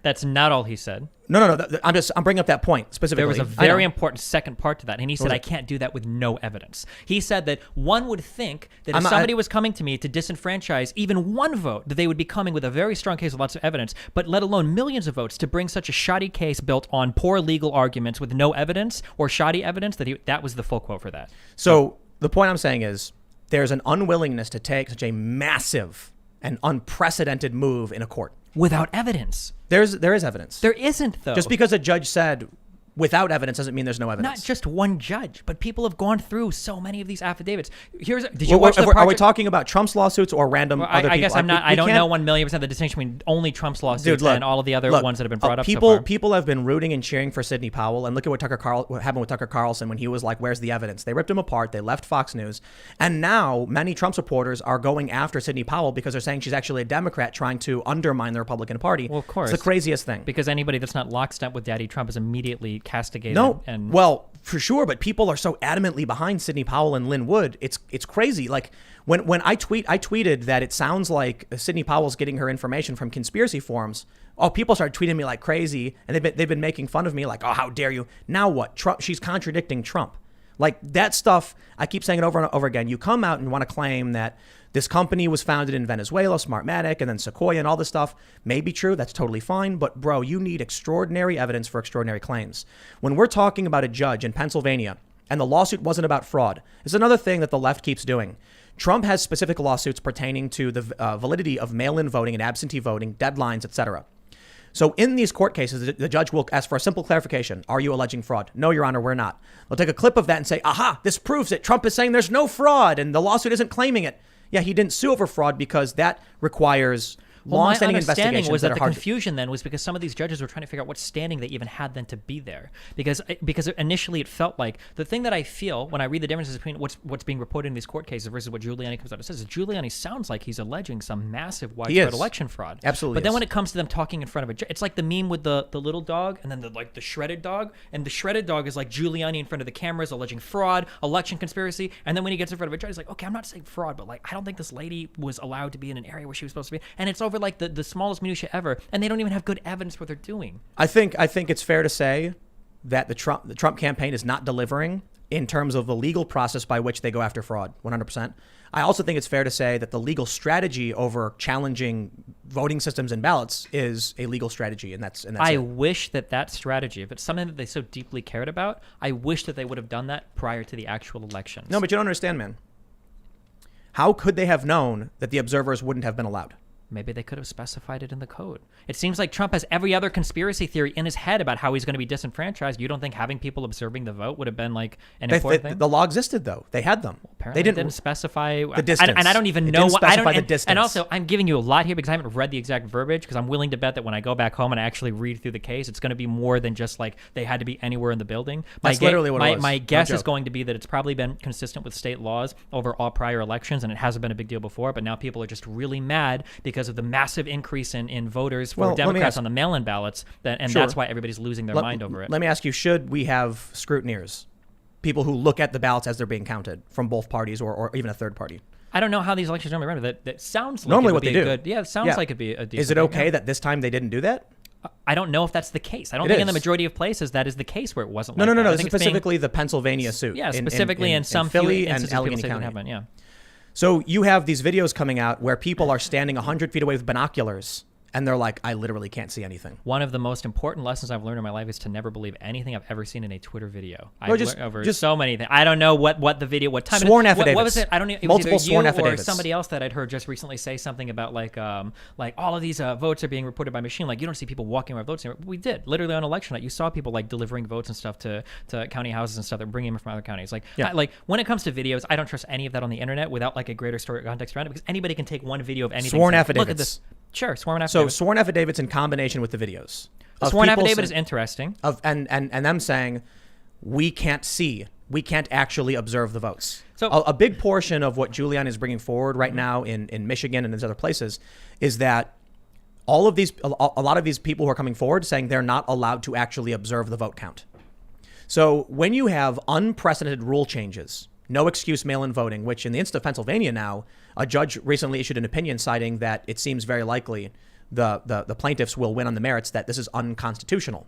The Supreme Court shot it down on a narrow ruling that it was too late to sue on this, even though they just found out about it. Brought it out. They just found out about the law? They just found out about the acceptance of late mail-in voting? That it was in violation of the Constitution. Why, So they didn't see it initially? You know what it sounds like? It sounds like they lost and now they're going back it and trying to certainly does. Okay. Absolutely agree with you. Sure. Which makes So it hard when to I- believe in good faith any of when their I arguments. but that's not how the legal system would work. Well, according to some of these judges, that's explicitly how the legal. So, for instance, in some of these rulings that I've read, the judge explicitly will say the fact that she didn't follow any of the chain of command, or the fact that this person didn't report any of this on election night, is very damaging to their credibility. Why would it matter if the lawsuit was now or later when they weren't asking to do anything to this current election? The reason why it matters is because if these things are happening and they're only being reported retroactively, it seems like it's in a response to Biden losing, to Biden winning, rather than to any actual fraud. But if it wouldn't have an impact on the election, then it's irrelevant. What do you mean? The lawsuit wasn't asking to do anything to the current election. They asked the courts to issue their advice on relief, meaning perhaps in the future we won't do no excuse mail-in voting. The Supreme Court said it's too late to sue for this, dismissed with prejudice, meaning these people can't bring these cases up ever again. What's interesting is that the lower court ruling was that it would have been detrimental to several of the plaintiffs who actually won their elections. Mike Kelly won and then sued, saying, we didn't realize that the Republicans passed an unconstitutional law. And the judge actually issued an opinion saying, as this would be... How did not realize somebody passed the law? They realized the law was passed, but many people didn't know that it was unconstitutional. What changed? Did they read a tweet? Or they read the Constitution. No joke. After election? They didn't do that when the law was being passed? Isn't that part of like your job as a legislator? I'd be willing to bet there was somebody who was looking at what's going on, what can we do? And the motivation was very much, Trump is losing this. However, the lawsuit wasn't brought by Trump. It was brought actually by a guy who won and several other people, as well as a guy who lost. So it was a mixed bag. And they weren't asking for the election to be thrown out. They were asking for the courts to advise on what relief could be. Sean Parnell sat here just a week ago and he said, I don't want anyone to be disenfranchised. I don't want, I'm not saying this vote has to be thrown out. This election has to be thrown out. We all thought this was constitutional. I'm just asking for maybe the court will advise us. Maybe they'll say, hey, we need a constitutional amendment. So from this point forward, we're going to say no to this, no excuse mail-in voting moving forward, and then you get a constitutional amendment. You know what's really crazy about it?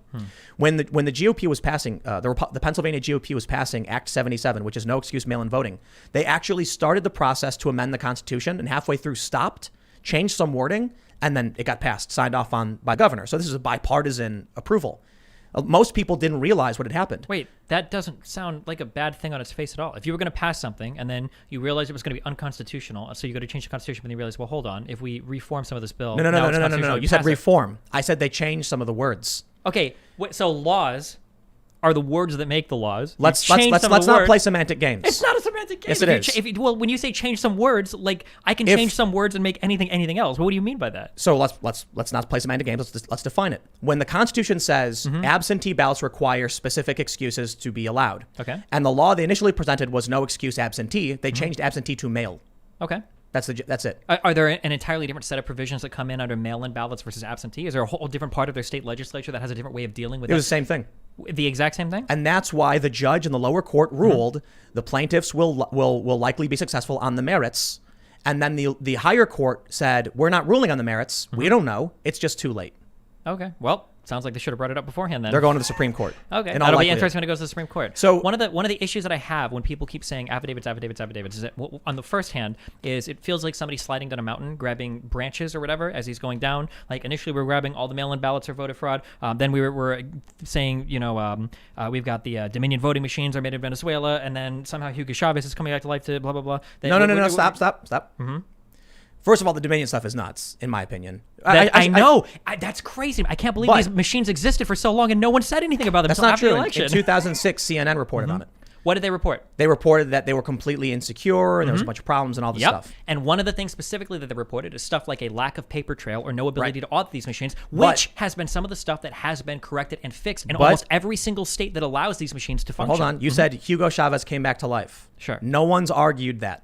Okay, I'm just hearing Chavez's name a lot recently. Because Smartmatic, there's a WikiLeaks release from 2010. This has been on the internet for over a decade.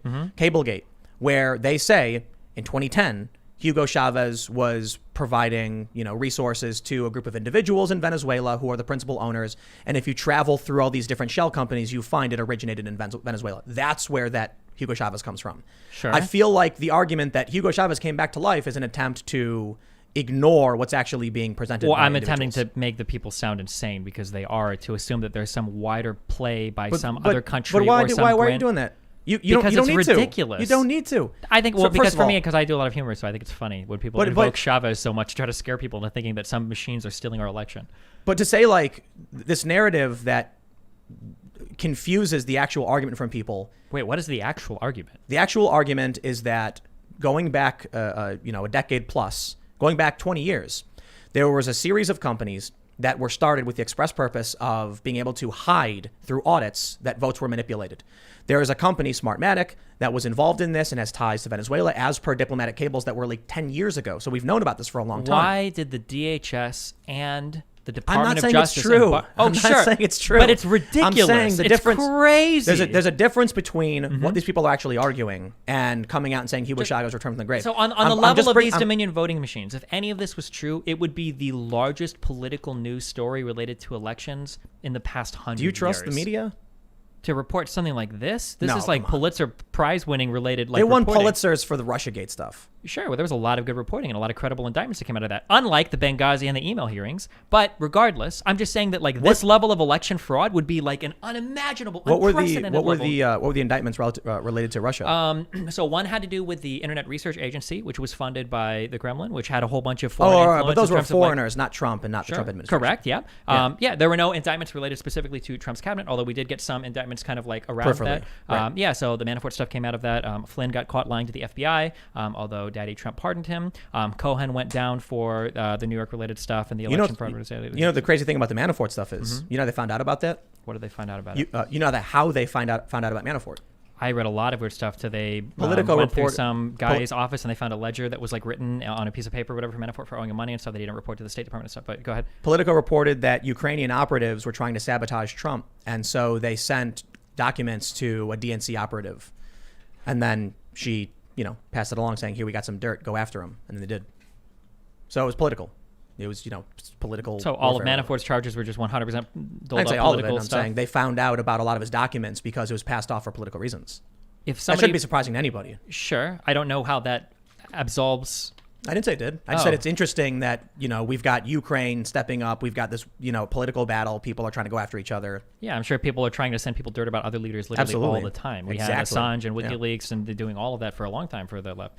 We also, as a result of all those indictments, found out a lot about how the DNC was penetrated via the spear phishing stuff by the Guccifer 2.0 hacker and everything. We saw a lot of that in the indictments as well. Some people should not be... Some people don't know how to use computers. And a lot of people with access to really important information, But let's not. We'll derail. Go back to the voter stuff. The point is on the Pennsylvania point that I'm bringing up is we got a serious conundrum in terms of voter observation. It is, I think, widely accepted that we should have observers making sure that people aren't falsifying the vote count. Sure. Would you agree? If the Pennsylvania court just ruled that's not the case, should we change it so that is the case? I would have to see on the specific ruling for that argument, because more often than not, when people cite these, usually they're leaving out some key. So I would have to go and read it specifically. Let's just say, I think you should probably have people observing the election. I can't think of a reason offhand why you wouldn't. That doesn't make sense to me. But I would have to read into why they made the ruling they did. So check it out. The issue would be then if the judge made this ruling on the grounds the election code doesn't specify distance. I mean, then why wouldn't, say, Trump 2024 just be like, we're cleared. We got a ruling from the court. We know what we can do now, and you can't sue us unless you have injury in fact. Therefore, when it comes time to election, all Republicans bar all Democrats, and we can't lose. We can write down whatever numbers we want. If you want to, yeah, go for it. So it's a serious threat to our election integrity. It could potentially be. Yeah. And if somebody were to bring it up in that manner, I'd believe them when they said that. But right now, it just feels like Republicans are doing anything they can to try to flip the election results. I think yes, 100%, and I think the Democrats. I don't think they tried to flip the results in 2016 for the most part. There was a whole lot of the Hillary can still win stuff. And Hillary conceded the next day. But it's absolutely not even remotely similar. It's remotely similar. I would say it's maybe not, like it's the not way same that thing. Antarctica is remotely close to like Pluto. Do you see the videos of celebrities saying the Electoral College must vote for Hillary Clinton? Do you think there's a difference? Well, I'm sorry, between, they didn't say that. Do you think there's a difference between celebrities saying something and the president of the United States trying to undermine the election? That's why I'm saying these aren't remotely similar. Yes, undermine. See, that's framing. Well, it's when you say so. Legally In 2016, Trump said millions of illegals voted. He asserted that with no evidence. That's undermining the integrity of our election. And then in 2020, he's saying that there was widespread election fraud that literally no agency, no other credible person has backed up, save for the melting head of Giuliani. Like no one else is backing up on this. His own DHS turned on him on this with his own appointee. His own attorney general, the sword and shield. What did he say? Barr came out and said that as of right now, there is no evidence of widespread election fraud. Wait, there's more to that quote. What else? That would have changed the outcome of the election. Would have changed the outcome of the election. Okay. To date, we have not seen evidence that would, on a scale that would have changed the outcome. What else did he say too? What else? He also said that they looked into the Dominion machines, and based on their analysis of it, they didn't see any evidence also that those machines were filming votes. I think the Dominion stuff is over the top. Look, you got Sure. you got Brian Kemp and was it Brian Kemp? Is his name right? And Raffensperger. Okay. Are they both Brian? Or was it Brad don't remember. Raffensperger? Okay. I'm mixing their names up or something. But these are Republicans. I don't think there's a grand conspiracy where members of like the Trump supporting Republican Georgians are like, aha, now's our chance. But people really believe it. Yeah, they do. I think for one, Partially because a lot of people play into it. You do as well, right? how do I play into it? When you're tweeting I just stuff- straight up agreed and said it was nuts. Sure, I know, but it feels like a lot of your rhetoric gives a lot of credence or credibility to a lot of the lawsuits that challenge, like how the election is being, like the fact that you're willing to say that you think that do you think that the election, the majority of the election was legit? That Yes. maybe there were a few, but you think for the results stand. I think what people need to realize too is you don't need widespread fraud to alter the outcome of an election. You would. No, you don't. You need maybe one person in 4 key districts. to put Absolutely not. Or one person with a USB stick. Absolutely not. That's not how these work. It is. It absolutely is I not. actually was in Vegas at DEF CON when they hacked the voting machines. I watched them do it. I don't know what voting machines they hacked, but hacking one machine or hacking a series of machines is a lot different than the step-by-step process that goes through tabulating results, reporting the different But they all counties, go in having the them machine, fact-checked. right? Sure, but there's And also then- paper trails behind all of these votes as well. And they didn't. Did they do a hard signature audit? I don't know if they did the They sig- did- They they did a they risk have, like, They have assessment. their risk assessment audits and everything. Trump's been- but there is a paper trail behind every single thing. But now the problem is saying, well, for some of the ballots that were taken to the mail-in things, they've been separated from the things, And they so destroyed they can't the ballots. verify or whatever. That's a problem. They destroyed. So with the observers in Pennsylvania, they destroyed the secrecy envelopes. So now it's like, what do we do? They destroyed them before anybody could check to see if they were legit. Why would they do that? So you believe the election is legitimate as it stands, but maybe there are some things we could fix going forward? Because that's a stance I could maybe. I would say, as of right now, I said this, and I got ragged on hard for it on September 7th. I said it on the 8th, I think. No, it wasn't the 8th. It was the 9th because I took a day off because I was like, everything's crazy. The simple solution is Trump got Ocean's 11'd. That if the cheating, as I would frame it, is the mass changing of rules well before the election, using COVID as a pretext when Act 77 was even passed in October. The Democrats did everything in their power within the system to give themselves advantages. They were going door to door. They were doing democracy in the park. They were doing illegal. Democracy in the park was illegal. The vote raffles that we just saw emerge, all these videos through all these different swing states, was also illegal. There's no evidence as of right now. There's not enough. Have people been charged over this democracy in the park stuff, or There what? was. I would say not yet. I don't know. Okay. But I will say there was one person so far charged with 135 counts related to basically getting infirm people to vote and signing off documents for them. There's currently a case going to I think the district attorney in Pennsylvania, where they found several thousand ballots all filled out in the same handwriting for Joe Biden in the names of elderly people in various nursing homes. So this stuff happened. It exists. Can I say that this is the reason why Joe Biden won? I can't. So I'm not going to, I do not agree with Trump when he says, I lost due to a rigged election and widespread fraud. I say, well, there's evidence of fraud to the scale that it would have generated a flipping of the election. I would say, no, there was impropriety that would have changed the outcome of the election. But what we're talking about with Trump's lawsuit in Pennsylvania is disqualifying 682,000 votes because they weren't observed as they were counted. And as Giuliani said, Mickey Mouse could have filled them out. That is not fraud. That is them saying we should disqualify these votes in an attempt to win because they weren't allowed to observe them. Sure. I think it's a problem that people weren't allowed to observe them properly.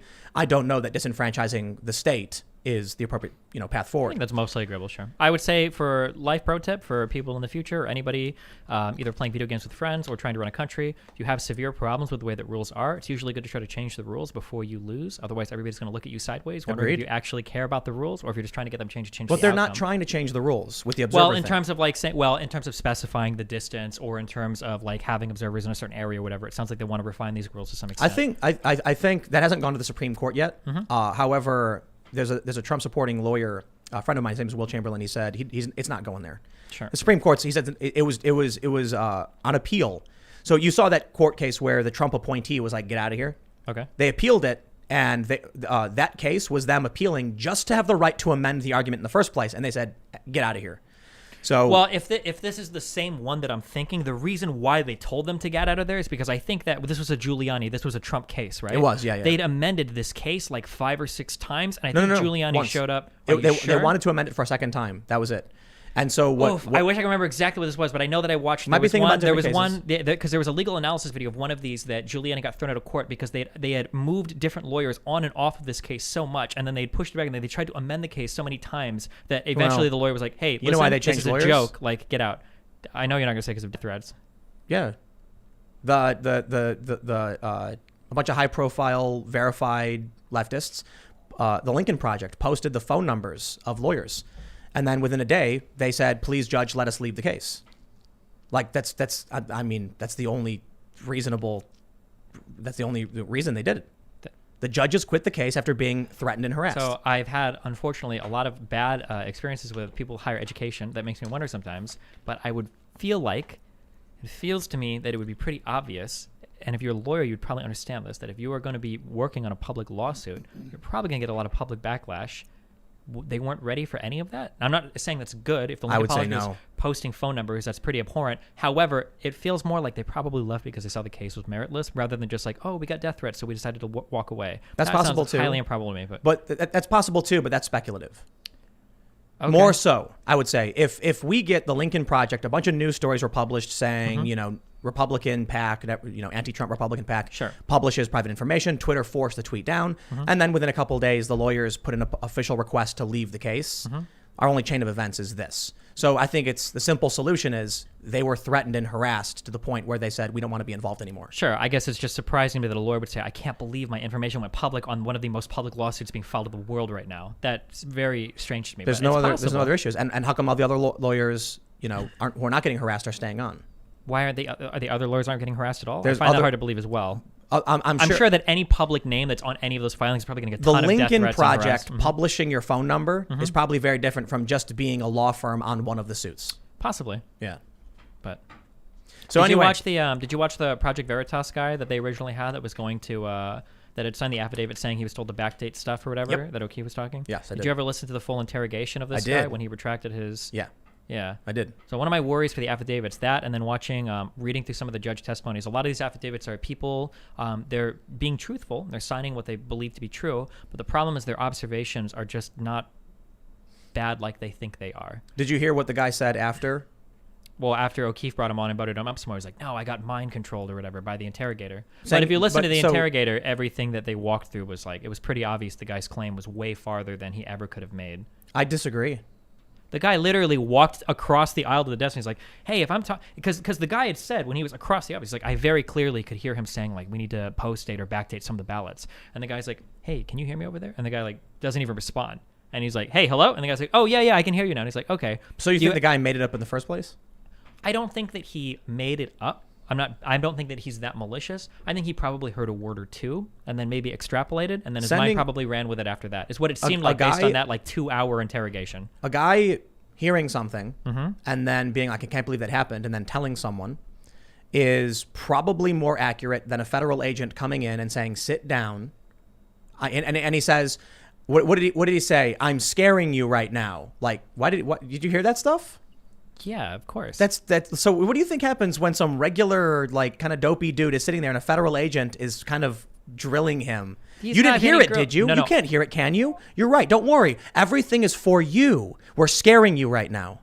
So it was a creepy recording. It wasn't. It was totally fair. The guy had originally stated that he had heard crystal clear, like across across his whole office, that he'd heard some people. And he signed talking. A sworn affidavit under penalty of perjury. Sure. And so did there plenty of people signed affidavits for a lot of different things, right? Sure. But witness testimony is evidence, but it's not definitive proof. When it came time for him to actually talk to the guy, he walked back almost all of his strong claims. That he couldn't hear the guy talking across the hours, and maybe he didn't hear 100%. He was told to backdate things that and I listened to the entire interview, and it sounded pretty fair to me. If the guy had accurately heard it, because initially he did feel a lot more confident when the guy asked a few questions, he started to kind of falter. And the statement, and I know O'Keefe likes to clip out 5-second, powerful statements saying yeah, I'm putting a little bit of pressure on you because that's what you do when you ask people questions. I watched the full thing. Sure. So did we listen to all hour and 45 minutes? It was not I used to work in... Wait, it was not what? It was not a calm, reasonable discussion trying to a fact-finding mission. It was unbelievably calm. The guy spent half the discussion, remember, the guy with the guy being interrogated was oh yeah, I wanted to law enforcement, or I wanted to go into criminal justice, I went to school for it, and the guy was oh yeah, that's so cool, yeah, you're probably smart, all of this. Seeing the police tactics, the investigator was playing good cop, 1,000,000% the entire time. It doesn't mean he's not pressuring the guy and playing upon putting memories in his head. He even said, we want to pressure you so that you can make memories. And you remember when he said that, right? He said, we want you to, when we pressure you this way, then you can form memories. I'm pretty sure exactly what he said was that when we pressure you, you're more likely to remember what actually happened, is what he said. That under some pressure, the truth will come out or whatever was. Ultimately, I think the argument's kind of pointless on this one guy. Sure, well, it is just this one guy, but I noticed a pattern for a lot of these affidavits that what'll happen is that somebody will file an affidavit saying oh yeah, I saw election fraud. And then when it comes time to well, what did you see? And it's well, I was in this room and I think I saw a thing. And the actual claim is actually way less than the super extrapolated thing that ends up on the affidavit, is what it feels like to me. And that's what's been borne out in the court cases too. I don't think the affidavits go particularly far. Mm-hmm. Witness testimony is evidence. Sure. It's used in criminal court cases all the time. I think the best evidence we have so far is the Voter Integrity Project. Are you familiar with Matt Brainerd's work? Is he the statistician guy? Yeah, he's a data. I might have. If he was in front of Michigan, where he tried to explain. No, he wasn't allowed to testify in Michigan, I think. Oh, okay. Then that was a different data scientist. I think that was right. He went out there, so we were supposed to have him, and he went out there. He's I'm going to testify there, and then he's I was not able to testify. It was really gotcha. sad. Okay, must have been a different guy then. What he did was I believe he purchased the publicly available data from several swing states. Mm-hmm. He then hired 3 call centers, and he gave them a list of questions to ask. Mm-hmm. Did you request an absentee ballot? Mm-hmm. Did you send in an absentee ballot? Things like that. And he found in a bunch of different circumstances, that was one of the things they did. They also cross-referenced the National Change of Address database with people who voted. Mm-hmm. They found, I think, I could be getting the number wrong. Was it 20,000 in Georgia? Yeah. I think 20,000. So. This sounds right. 20,000 people in Georgia who had changed their addresses, voted in their new state, and voted by absentee in Georgia. That's they've actually published parts of the database. You can see the names. He also found, I think, tens of thousands of people who listed commercial addresses with fake apartment numbers in Nevada. Mm-hmm. I think it's 11,000 or so. That's legitimate, hard evidence. So is that going to show up in a court case? Where FBI took it already. Okay. So the FBI proactively reached out to him, and this was... How long ago did this happen? 4 days, 3 days. How long ago was Barr's statement where he said the FBI had looked into things and it didn't look like there was... Barr said to date. But what was that today? How long ago did Barr publish that statement? Wasn't that just a couple days ago? Yes. We haven't seen evidence on a scale that would have altered the outcome of the election. Okay. Something to that effect. The FBI just reached out to Brainerd requesting, this was reported in a few outlets. He mentioned it. We'll see if anything it comes of it. But this is one of the reasons why there was a big backlash between people on the right and what Barr had said, and why Barr then clarified the next day, we are actively investigating and we'll take any credible report, or whatever. So Matt Brainerd is probably the best evidence. But again, it's not definitive proof that there was an outcome, changing the outcome of the election. I'm not saying that, maybe the FBI did review his data and they said, well, these 20,000 are 50-50 Trump or Biden, so it wouldn't have changed anything. Possibly. Maybe that. The problem, too, is that, and again, I hate that I'm not familiar with this specific thing, but I know in front of Michigan, they would testify that, oh, well, here's evidence of voter fraud as well. There were 120% of the voter people, turnout. or not voter turnout, but of the registered vote or whatever here. They would use these expressions. Right. I know. But the reality of what had happened was, well, some people moved, the voter registry isn't updated, or some people move here, but this isn't evidence of voter fraud. It's just evidence that there needed to be an update in the registry. One of the biggest problems in Trump's argument, and a lot of conservatives bring this up, is when they're you'll see a tweet where they say there's 7,836 dead people on the voter registration in this place. And it's yes, because they died. And they haven't been purged or whatever from the registry. Yeah, are you saying they voted? Because that's a different, so I hear that a lot from the right, and I'm that's irrelevant. Exactly. Without proving that they voted, you need... Yeah. If you have proof they voted, then all of a sudden we're whoa. And there have been some instances, But I think in one instance, there were a couple where like somebody sent in a mail-in ballot and then died before the election. I think I saw these in like Louisiana or something. I misread something and tweeted like, "Whoa, dead people voted," and then I went back and I was like, they voted and then died. Yeah. But there were some instances that some mainstream outlets found where there were a couple dead people who were found to have voted. Sure. So the issue there is there voter fraud? Yes. And the Heritage Foundation has a list of it. Mm-hmm. Is it widespread to the scale that it changed the outcome of the election? That's not been proven. Sure. That's the best way I can put it. Obviously, the left will say, of course not. The right will say, of course, yes. The reality is there's evidence. There's crazy evidence, but it's not been proven. And I don't think it will be, to be completely honest. I don't think, and you know, a lot of conservatives agree with this, that you have an apparatus that could even investigate on this scale 150 million votes to figure out who did or didn't. The Matt Brainerd stuff, the Voter Integrity Project, is probably the scariest stuff we have so far. There's a guy named Nashon Garrett. He's a collegiate, is that how you say it? Collegiate Yeah. wrestler training for the Olympics. He lived in Arizona. He moved to Tennessee. He got a phone call from one of the call centers asking if he requested an absentee ballot. He said, no, I voted in Tennessee. I moved here a while ago to train for the Olympics. They said, you didn't request it. You did not submit one. He says, no, I didn't. They said, somebody requested and submitted an absentee ballot in Arizona in your name. And so he then went public, went on Fox News and said, that's not me. I didn't do that. That's crazy. I'd like to see an investigation and some prosecutions and or at least at the very least investigations. Maybe there's no prosecutions because we don't know where it leads to.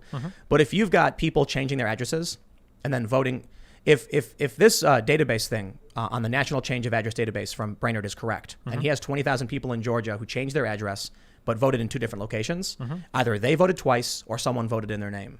We got to investigate that. Sure, for sure. Especially if Trump supporters are outraged and demanding clarity.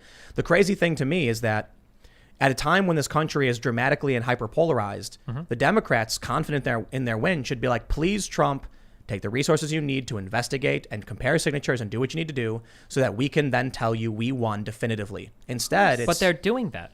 They're not. They're blocking They it. are. They've been doing all of these investigations, or they've had all these court cases in all these different states. No, the court cases are not investigations. The DNC has countersued and the ACLU has countersued, blocking the Trump lawsuits.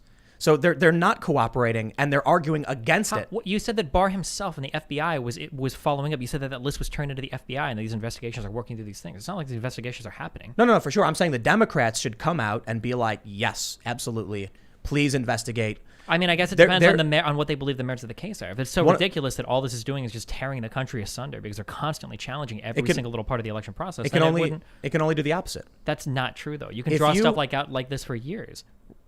No, until they can't find any evidence of anything, and then Biden wins the Electoral College. How long did we have to listen to Trump talk about how Obama was from Kenya? Like, they could draw this out for so long. But there's a constitutional process. Sure, there might be. But again, legal constitutional processes can be years long. On January 20th, whether or not there's an investigation, there's going to be an inauguration. Sure. And the investigation can carry on, and fine, let them draw it out. Sure. We went through three and a half years. I mean, we're still technically going through Russiagate because Adam Schiff won't drop it. And here we are. And we all kind of just roll with it. And the Pulitzer Prizes and all the awards. And then we realized it was all of these people testifying under oath. They had no evidence. It didn't happen. Wait, what thing didn't happen? So you had the likes of, what was it, like Brennan and Clapper. You had people, Schiff. They were going on TV saying, yes, it happened. We have proof. Wait, what happened? Collusion with Russia. Heard, Sorry. Okay, because I've heard a lot of this. But then in the skiff, when they were doing the closed door testimony, it said, oh, no, that's not true. I don't have any evidence. And so that actually got released, I think, in like October or something. Sure. The point, I'm not trying to rehash all that. I'm just saying, if I can go through all that, I got no problem saying either we let the investigations happen and maybe we find something, maybe we don't. But so long as people feel that in good faith we are taking their complaint seriously, we can prevent destabilization of what is already an extremely hyperpolarized Sure, I can country. understand that. You must understand on the other end, though, there is a little bit of frustration with what feels like endless investigations into nothing related to things like Hillary Clinton or Benghazi. These things, how many hours of court hearings, how many months did we get drips about Hillary's emails, buttery emails over and over and over and over again? Like, I'm going to disagree because I honestly think that if you want every single American to be rightfully enfranchised, if they have the right to vote, then you, more than anyone else, you and all of the Democrats should 100% want every possible investigation because we want this to be true, free, full, and fair for every legal citizen in the U.S. Sure, and I hope that they do their investigations. I hope they Boring. present their cases in front of the courthouses. That's fine. But there should be an investigation. Man, the way that all of this is played out, it really does. Even the verbiage they use, it's never when Giuliani's talking, it's never like, I want to ensure that this is a free and fair election. I want to ensure that every vote is counted. It's like, we think we can find enough votes here to change the outcome of the state. They straight up asked Sidney Powell. One of that in relief in the Kraken lawsuit was declare Trump the winner. Yeah, like they're literally asking explicitly. Like this is supposed to be the part they're not supposed to say out loud. You're supposed to keep that quiet. You're trying to, but like, so I'm not saying that like I hope the investigations are blocked if they have merit. But I mean, I would understand why some people would feel a bit salty that investigations get dragged out forever. But I know a lot of people who are salty about the Russiagate elections, and I think that as with compromise comes one side rolling their eyes while the other side shakes their fist. And Flynn was communicating with people in an unauthorized manner before he went to the White House. He literally lied about it. Lying? I thought you said it was unauthorized. Did he lie about communicating, or was it unauthorized communication? I believe that he lied about it to the FBI, his communication. That do you know the story? I think you're walking into a landmine. Walking into a landmine. Which part of what do you think that do you think Flynn going to prison or being charged with lying to the FBI, do you think it was illegitimate? Yes. Why? Because he was the acting national security advisor who was communicating with his Russian counterpart. Then why did he lie to the FBI about it? Do you know the meeting wasn't a formal investigation? He was hanging out at the White House and they asked him an informal question in passing, and that was the grounds. Did you know that they threatened his son to force a guilty plea? Why did they? Did you know that in the notes? Why did he lie to the FBI? If you right now lied to me, or what if you lied to Ian? And you didn't know he was FBI. I'd be so mad. You think that Flynn was talking to somebody? He had no idea he was FBI. He didn't know he was under investigation. There was no legitimate investigation. And he was asked a passive question by someone who had nothing to do with him. There was no legitimate... Didn't the FBI and the DOJ both have... Or I'm sorry, not the DOJ. The State Department both have a huge interest in Flynn because of his association with Kislyak? I thought that was like a big part that both of them had an issue with. That the State Department didn't want him in the White House because they weren't sure if he was compromised. The State Department. And that the FBI didn't mind if he was there because the FBI wanted to follow him up for a further investigation. So you're talking politics, not legitimate claims against Michael Flynn. Okay. You're talking about Michael Flynn, who came out, and this was a conversation we had the other day with Luke Rutkowski. Michael Flynn came out and basically talked about what the Obama administration had been doing with supplying weapons to rebels. Obama got mad, fires him, tells Trump not to hire this guy. So Trump says, I'm going to hire him. Then they started having, they had these meetings. This was released in, I think it was the Durham probe. I'm not entirely sure. The notes that got released show that there was a meeting between like Sally Yates, James Comey, Joe Biden, Barack Obama, all having this big meeting in which afterwards Sally Yates writes an email to herself explaining what happened. And what did she explain what happened in that meeting? She went through grueling detail about how Obama ordered them to make sure everything was on the up and up and done by the book in terms of an investigation of Michael Flynn to some degree. People try to claim that in that meeting that I think they assert either Obama or Biden. I think asserted that he brought up the Logan Act or whatever. Because that was not true. There's a even note. Even in the notes that Yates left to herself, it was not true that Biden ever brought up the Logan Act in that particular meeting. It didn't. So there's notes that say Biden Logan Act ? That's why it was asserted. Sure, but I'm not going to take Sally Yates. What's your evidence for that? There is no evidence for that. That nobody came out and said that, like, oh yeah, like Biden was, this was brought up, the Logan Act was brought up on his behalf or whatever to investigate. I don't think anybody's ever talked about it. Did you know that notes released by the FBI asked, what should we do? Or what are we trying to do? Get him fired or prosecute? Okay. Why would the FBI be trying to get a guy fired? I think the problem is that, and this is something that gets misconstrued a lot, Trump himself, or maybe it was Barr himself, misconstrued a State Department person's words in terms of what is our goal is to get him fired or prosecute, because there was a huge conflict of interest between the FBI and the State Department over what to do with Flynn. And this is where a lot of the fighting between these two agents came from. The State Department did not want Flynn associated with the White House at all. They wanted him out because they didn't know if he was compromised on it. The FBI didn't care if he stayed there. I shouldn't say didn't care, but they weren't as concerned with that because they thought that they could follow Flynn further up on an investigation. So there was a huge conflict of interest there where we don't know. Do we want to remove now? Do we want to continue to investigate him? That's a fair question to ask. There were two competing agencies that had different goals. Did you know they threatened his son? When you say threaten his son, I don't know if you don't plead guilty, we're going to prosecute your son. Did his son commit a crime? I don't know exactly what the full details were. Well, that were. seems like really important there because if his son committed a crime, it seems like that would be a pretty important part of threatening. Look, you're getting somebody on a process crime because in an informal meeting where he was not being investigated, he said he didn't talk to Kislyak. Don't you think that's crazy that you could be standing by a FBI agent and he could be like, you ever talk to a Russian ambassador? And you go, no, you lied. Ha ha, I got you. An incoming national security advisor would lie to a member working with the Federal Bureau of Investigation about contact with a foreign agent? Yeah, that seems crazy to me. Not in a formal meeting under investigation. Okay. He has no obligation to tell anybody anything. In fact, as national security advisor, why would he be giving away his advice and secrets to some FBI agent he doesn't know? Then why? Or I'm sorry, he doesn't know, like, in the sense why that... are they talking to him at all about it then?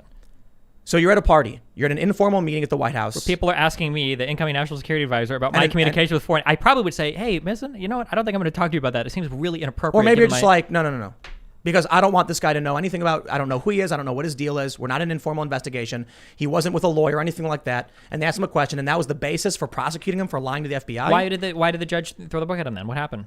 Isn't that strange that when the DOJ said, we want to drop this, Judge Sullivan did nothing for a month? My understanding was that the DOJ said that they wanted to drop it under Barr, and that Barr's reasoning for dropping that is because he said that the State Department themselves were arguing over the FBI about whether or not, about how to deal with Flynn. And the State Department had a person, and I believe it was her own words, I don't remember her name, but she came out and she said, actually, Barr used my statement, because I think the statement had to do with how the State Department was frustrated with how the FBI was pursuing things, but their frustration wasn't that Flynn was innocent, we don't know why the FBI is bullying him. Their frustration was that we don't want you to investigate Flynn, we want him removed immediately. But so they were trying to pressure the Trump campaign into getting rid of his national security advisor. Basically, because the State Department didn't want that guy in there because they thought he was compromised. But the FBI was Trump was the president. Investigating. Sure. Trump was the president elect. He became president. Mm-hmm. It's his right as the duly elected president to appoint as acting national security advisor, whose job is to communicate with his counterpart in other countries. And I understand that. I'm just saying that there's a reason why there was conflict there, and it wasn't just because Flynn was some innocent passerby and the State Department was trying to exonerate him. So when Barr comes out and he cites that particular statement, sure. But that's irrelevant to the question at hand. In an informal meeting where Flynn was not with his lawyer or under formal investigation, they asked him if he talked to Kislyak, and he passively said no, and that was it. What do you think about the what do you think about the reports now that Trump is looking at potentially preemptively pardoning himself or any of his family members? Do you believe in any of this, or? I don't know. I think it's certainly within the realm of possibility for something Trump to do. But I don't trust a lot of these reports that come from unnamed sources. Ever since we've had that story from Huffington Post, people close to the president say he has no one close to him. I'm just like, these people are just, if Trump comes out and says it, I'll believe it. Trump recently came out at a party and said, we're trying really hard to stand for 4 years, but if we don't, we'll see you in 2024. Good enough for me. When they come out and say an unnamed individual claims, I'm like, sorry, I got very little room for these companies just to make these claims unless I know who the person is. Especially after the fact, like, we've seen many people they hate the president to the point where they'll say whatever they have to say. And there's certainly people who love the president to the point where they'll say whatever they have to say. I want hard evidence when it comes to fraud. I want hard evidence when it comes to the accusations against Trump.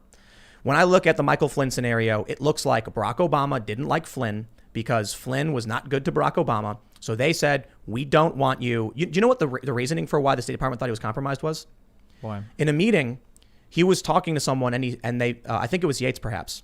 He was asked, who do you think? Or I'm sorry, in a passive conversation, it comes up that he says, I don't think that Russia is our biggest adversary. I think it's actually China, and that was like, oh no, he thinks he's trying to defend Russia or something. It's like, well, I agree. I think China's a way bigger threat than Russia is. And then all of a sudden, he finds himself being prosecuted for lying to the FBI. For what? Now, I'll tell you what. He got thrown under the bus by Trump and Trump's team, saying he should, and Pence, he shouldn't have lied to us. Oh, it's his fault. And then later they came back and tried to defend him. Trump's not a perfect guy. Far from it. And he made a ton of mistakes. He threw his own guy under the bus, and he should have defended him. But when he Bill seems to have a habit of doing that. He certainly does. He has a habit of hiring dumb people too, like then calling them amazing, then throwing them under the bus. Oh, I love it. He's done this with he does so many different people. exactly. Sessions with Cohen, That is the Trump administration. Fires people. It's his job. No, he should have fired a lot more people. Oh, he didn't fire people. That was the problem.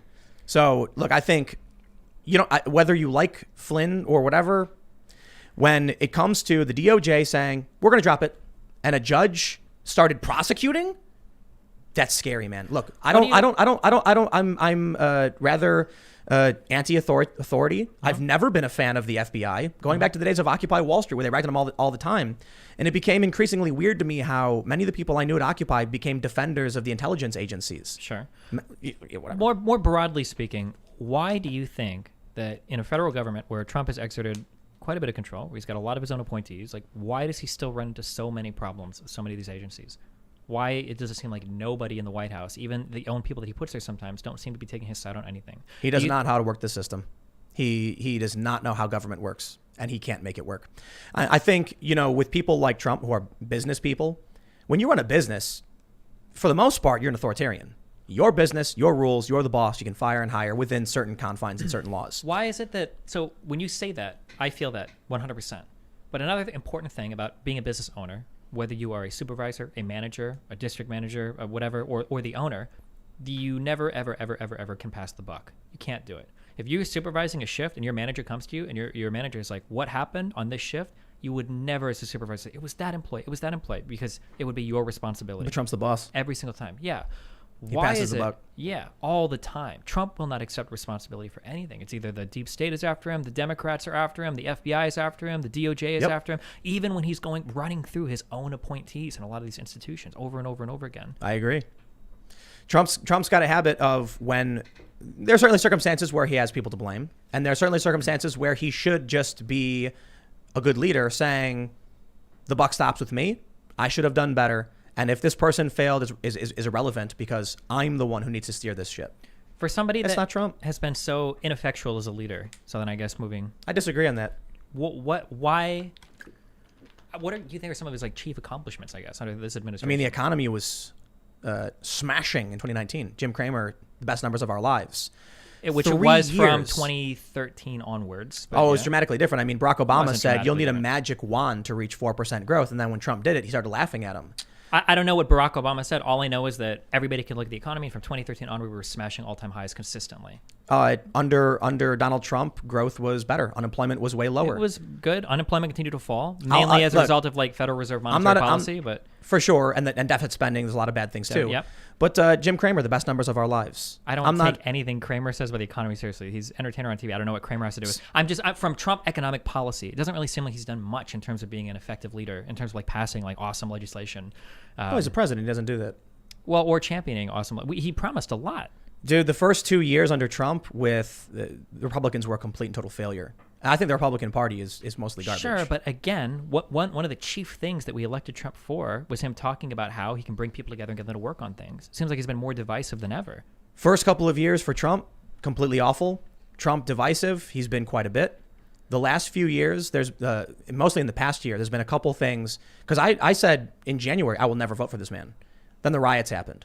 And when the riots got close to my family, and I saw what the Democrats were doing, it really made Trump look good by comparison in a lot of ways. So that was. So you're a single issue voter because riots happened. Actually, I've literally said that for sure. So I've got family who are incapable of defending themselves, and when the riots broke out in Chicago, and the leadership it was insane. I mean, one alderman was talking to the Mayor Lori Lightfoot, saying that she was directing the rioters to the neighborhoods, and she was nuts, and he was cussing at her and screaming. Mm-hmm. And I get calls from my friends and family saying, 60 miles west of Chicago, the rioters were showing up, and nothing was being done about it. Do you think it's possible that under different federal leadership, maybe the riots would have looked a little different, or do you think they would have played out the exact same way? That if instead of a president that was constantly deriding the movement and constantly that's irrelevant. You don't think that matters at all? I know it doesn't matter because I was at the start of Black Lives Matter when these things erupted. It was under Barack Obama that I got to witness the National Guard pouring into Ferguson. Sure, I got the to BLM gunshots. But the BLM protests and any riots that occurred under Obama were a pittance compared to what happened under Trump. These were the largest scale riots maybe in the history of the world, maybe. In terms so of you're how saying many people were involved. Trump is responsible for the riots, but not the economy, even though the riots and the economy both started under Biden. Under Obama. That's because Trump can't say good words and make the economy do a certain thing. Why couldn't Obama solve it? Why didn't Obama solve it during his term? It was 2011 when this started. By 2016, he did nothing to stop this problem. Obama couldn't do much of anything. Obama couldn't even get his own Supreme Court pick through. Okay? Trump can't do much of anything because he's getting blocked left and right. Trump has loaded the federal judiciary. He sure did. McConnell did. Trump controlled both halves of government and was on the executive branch, and now is the Supreme Court. How is it like? How can you give a man so much and yet he claims to have so little at the end of the day? What more did he need? Trump's not a Republican. The Republican Party in 2016, when they controlled the upper and lower chambers, they're establishment but they were both politics. Unified on some issues. For instance, repeal and replace healthcare. What happened with that? Yeah, the Republican Party is trash. and Trump doesn't know how to work this, and he didn't have the support he needed.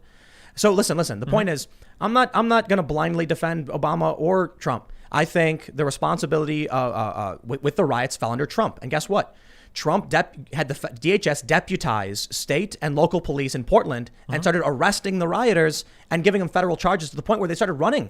They started posting blogs saying, like, get out of your houses because the FBI is coming to give you charge comparable to the charges that were just dropped at the state level. When Obama was in charge and the riots were happening, he said if I had a son, he'd look like Trayvon. And then for the next 4 years, because I covered this, I was in Ferguson for a year and a half, back and forth, flying in and out as the riots progressively got worse. And it was then when Darren Wilson got acquitted, I watched the whole street of West Florissant go up in flames. With Trump, we had COVID lockdown, which was implemented for the most part by Democrat governors, and Trump opposed it for the most part. Republican governors opposed it. When the riots broke out, Trump said, I'm going to shut it all down. And yet the riots under Trump were like 50 times worse than the riots under Obama. Yes, because a combination of the lockdowns and the pent-up rage going all the way back into the Obama administration. You don't think any of that rage might have come from the way that Trump talks about any of these issues? Definitely. Sure. But what I'm talking about is when the riots happened, there's a combination of things. It's not just the riots. It was, in the last several months, Trump was like trying to pull troops out of Afghanistan. I started clapping. I'm like, do it, bring it on. And then the Syria stuff too, finding about how they lied. I got the Defense One article. Outgoing Syria envoy admits hiding U.S. troop numbers to trick the American people into keeping soldiers in the Middle East. We didn't need to trick them. Trump wanted to do it the entire time as well. He's talked about running Syrian oil fields. Trump initially tried to pull all our troops out, and then there was a revolt between the Democrats and Republicans saying, you can't do this. So then Trump, in hilarious fashion, whether it's good or bad, said, all right, we're going to keep a couple hundred soldiers in here to guard the oil fields. And then all the anti-war progressives just like started laughing and face-palming, like this dude just blurts out what the American empire is doing when he brags about selling weapons to Saudi Arabia for their war with Yemen. It's like this dude is admitting the war machine exists, and it was well, sure, but there's also the same guy that talks about like killing terrorists and their families and everything too. Like he did like Obama did. Obama literally did. I don't think at the same level that Trump has been doing. Again, the first 4 years of Trump's administration have seen more bombings than any other country. We still have wars going on in every single country that we did when Obama left office. Trump is one of the I think the first president in 4 decades who didn't start a new war. Well, that's because there's not many countries left to go to war with at this point. I mean, there literally are. Of course, but he didn't do it. And that's great, but he's not pulling back. He's continued the wars. We still have troops in Afghanistan, Iraq, Syria, and with him trying to remove Libya. them. Like I literally have the Defense One article. They lied to him to keep the troops in Syria. I've never been more angry in my life when I heard this. I will have to read this article. I'm very curious on how the commander in chief it's possible because he's too stupid to read the intelligence reports. He lied. Or they gave him they lied to him. They gave him bunk information. I don't know how else to put it. They lied to the president. Because maybe they couldn't fit it in like the Crayola crayon pictures. He straight up said, intelligence report. Quote, we were always playing shell games to not make clear to our leadership how many troops we had there. Jeffrey said in an interview, the actual number of troops in northeast Syria is a lot more than the roughly 200 troops Trump initially agreed to leave in 2019. They lied to the American people to keep us involved in these quagmires in the Middle East when Trump was trying to end it. Trump's administration has also been involved in lying to the American people. For instance, when he made it harder to report the number of bombings that have gone on, when he's obscured, I don't think we've gotten a report of the troops on the ground released since February, I think, that they stopped publishing those monthly reports. Like, they've made it harder to get information out of the administration related to bombing. Just this idea, this may be a particular thing that happened in Syria, but the idea that Trump is some peaceful guy that just wants to get us out of all the wars. I don't think he's a peaceful guy. I think he's desperate for votes. Sure. And I'm like, I'll take it.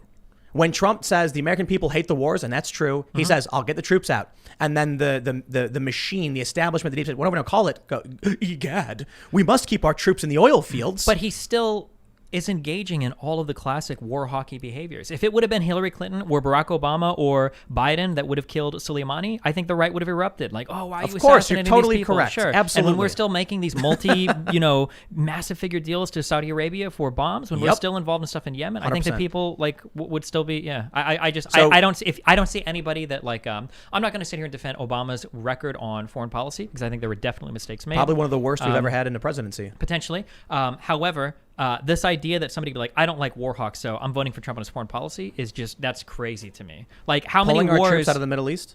But that's not even what he did. He didn't. He tried. And while he tried several times. He's doing it while now. he was trying to. He's also escalating tensions across the entire world with so many other countries. Very problematic. Like he almost supported a coup in Venezuela. I think when he kept trying to recognize, or not Venezuela. I'm sorry, in Bolivia when he kept trying to recognize. Democrats did that too. Regardless, Trump did as well. He warmed up. He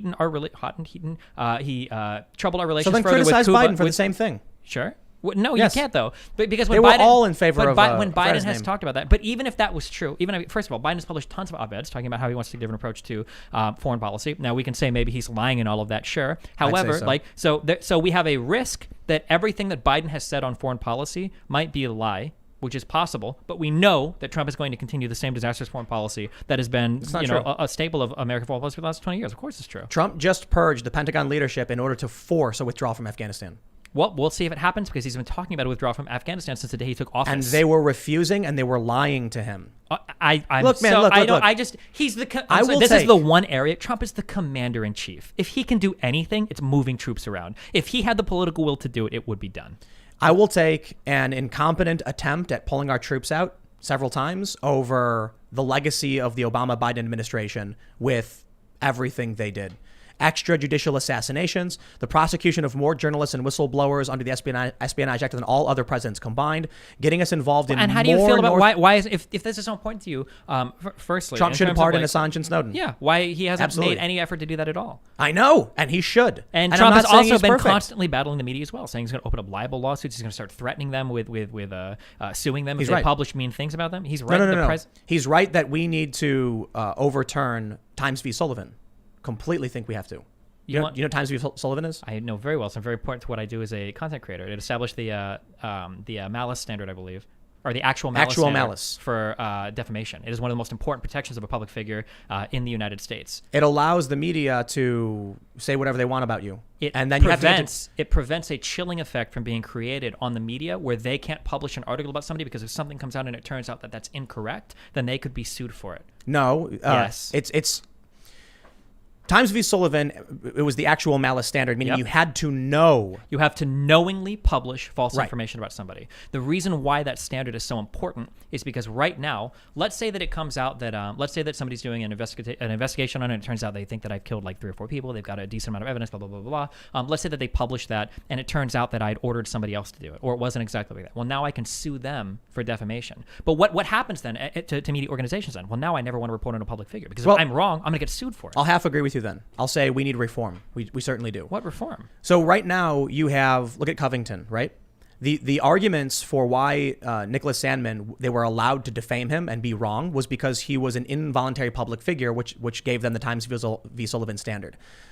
They settled. In fact, a lot of the cases, the right will tell you, a celebration, these $250 million lawsuits were settled, they won. They won probably, as some people said, nuisance fee, maybe a little bit more, meaning it was cheaper to just pay them out and not deal with it. Sure. But a lot of the challenges that were brought forward were dismissed because involuntary public figure. We need a better standard than this. Look, I think you're right. I think I should walk back what I said because I probably was wrong in that initial statement because the assumption is in good faith. If I read a news article from Defense One that says Jim Jeffrey did X and I then report that, I shouldn't be able to be sued for that if it turns out Defense One was incorrect. Sure. But that's not what we're seeing now. What we're seeing now is like the Today Show published outright lies about me and masked it with framing device language. And what am I supposed to do to go up against NBC Universal when they put my face on the Today Show and claimed I was pushing conspiracy theories, which was just total BS. I can't do anything about it. Sure. I don't know specifically which conspiracy theories that they claimed. They claimed that because I reported on the Fox Business article about Seth Rich, I was pushing a conspiracy theory that Seth Rich leaked documents to WikiLeaks, which then got picked up by other outlets who claimed I was claiming that Seth Rich was murdered because he leaked. So they just all start lying and playing this game of telephone. And I can't do anything to stop. Sure. 50,000 websites all writing garbage. It's impossible. That is frustrating. I can acknowledge that as somebody that's also been maligned publicly we were talking a little bit before the show for a bunch of insane stuff that people say about me. It does suck, but it's one of those things. I don't think I want to get into Citizens United. It's one of those rulings. I'm not a fan of that either. Sure. It's one of those rulings that's rough, but the other side of it, I think, looks worse. Can we have some kind of reform for the internet age? I don't know. It's hard because the problem is that, so the reason why that actual malice standard exists is to avoid what's called a chilling effect. Right. And the idea is that, like, people are going to stop publishing things about powerful public figures if they feel like they can just get sued for publishing something that they don't like to read right now, right? So if I want to sue you for defamation, I need to be able to prove like that you knowingly publish, which is almost an impossible standard to meet. Which is the problem. Yeah, but the problem is that so the flip I got side a of that solution law, for you. Oh yeah, okay, go ahead. You should be able to sue, and if you can prove that what they published was false, they must issue a retraction. You can do that, but doesn't exist right now. I'll take a hot take here that I'm sure the majority of your audience disagree on. Most media outlets will retract stories that are completely, totally, patently false. It's not true. I could be wrong, but I feel like if you would actually email anybody that published a certain story, I work for these companies. Sure, I've been in the Slack chats with these conversations. You know what they say? Just wait for it to go away. I was in a meeting. Were you in Slack chats for what, Breitbart and the Daily Caller, or because ABC News, ABC and CNN? These guys publish ABC updates. News. These guys That's publish, who I worked for ABC News and Univision, correct? Sure. And I was in the Slack chats where they said, "Wait for it to go away. Don't talk about it. We don't want to get called out for what we do." I guess it's just interesting to me because on any story that I read that's like more than a week old, you'll usually always see that they are updating articles or they are clarifying information. Do you know that stealth edits are so frequent that an MIT project was born called News Diffs to track how often news articles from every major publication surreptitiously change the content of their articles? But is this supposed to? When news, if the New York Times issues a statement, right, and they say Betsy Kitty is, a white cat, okay, and then it turns out she's actually both white and black, okay, they would say, correction, update, editor's note, a previous version of this article said X. Sure. They don't do that 99% of the time. It's called stealth editing, and a website was created called News Diffs to show you everything they've done. And there are some seriously messed up things you can track, where news outlets publish overt lies. The story goes viral, and then a day later, completely change the article, destroying all the evidence that ever existed. Well, things can get archived now. I would be very interested in seeing articles like that, I guess. I just can't think of anything offhand. I can give you a specific example where Dave Weigel of the Washington Post published a completely fictitious story about Kim.com hacking Seth Rich's Gmail account to plant evidence that he was the leaker. And then when he got, I'll just put it this way, to be very careful of litigation, 6 months later, the entire story was changed to become hypothetical. Does it write in the article that did they reflect it accurately in the text, saying that like we? They never said they updated it. They never said they. Nope. Okay, I'll look into it after. I just don't. And it's up on. It's something I've cited over and over again from News Diffs. Newsdiff.org. Let me see if I can. I'd have to find the specific article, but this was a really, really big story I tracked for 2 years and actually got 2 retractions from Politico and the Daily Beast. I tracked them down, and I got two journalists at each of those outlets to retract their versions of that story, because the Washington Post fabricated the whole thing. Happens all the time. There was an instance where, are you familiar with Blair White? Yes. Do you think Blair White is a white nationalist? Probably not. Just no. Not overtly. She's pretty conservative. Conservative is not white nationalist. I just haven't followed her recently, so I don't know 100%. The Verge wrote a hit piece accusing Blair of being a whole bunch of things she isn't. And when she tweeted, "I'd like a retraction," they doubled down and added a whole bunch of out-of-context BS. Like, you've been victim to a lot of the same stuff. Sure. So you get it. Yeah, these outlets have no intention of correcting if they don't have to. Yeah, I guess when I'm thinking of like retractions or whatever, I'm thinking of like more like a reporting of a matter of fact. So the Kim.com thing is interesting. I don't know if I would ever push somebody for a retraction on like, like you called me a white nationalist. Because I imagine somebody could make that claim about me, and I would say like, well, I don't think that's true. And they could probably publish like a paragraph of like, well, you said this or this or this or this. And it's like, okay, well, this is more a matter of interpretation, I guess, or argument, because some people might think you're a white nationalist if you ever do like a particular thing or say a particular thing. I guess I'm more interested in like matters of fact or statements of fact when it comes to like retractions, rather than like the author said that this person has this political ideology, which is like a very fluid whatever thing. Not to say that's crazy. Right, that's meaningless too. What? It's really the accusing someone of having an ideology.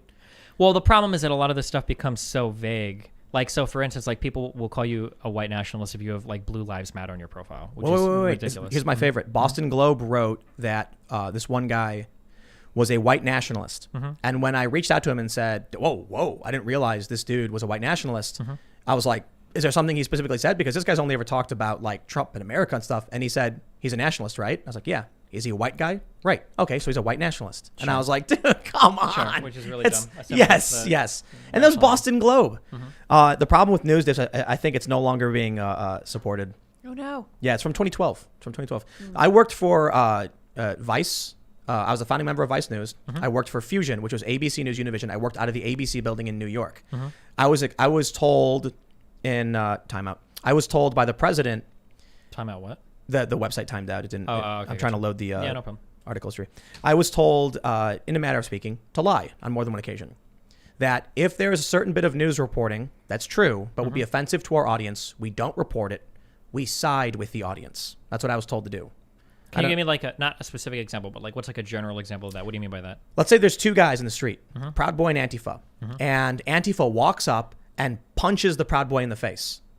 If I reported that Antifa punched a Proud Boy in the face, it would be offensive to our audience. We don't report it. We have to side with the audience, which means when the Proud Boy got back up and punched Antifa back, that's what we report. Proud Boy attacks Antifa. We ignore the previous context. There was a video that went viral from one of these progressive news outlets where there was a woman at a Trump rally and she punched a Trump supporter in the face and then got pepper sprayed.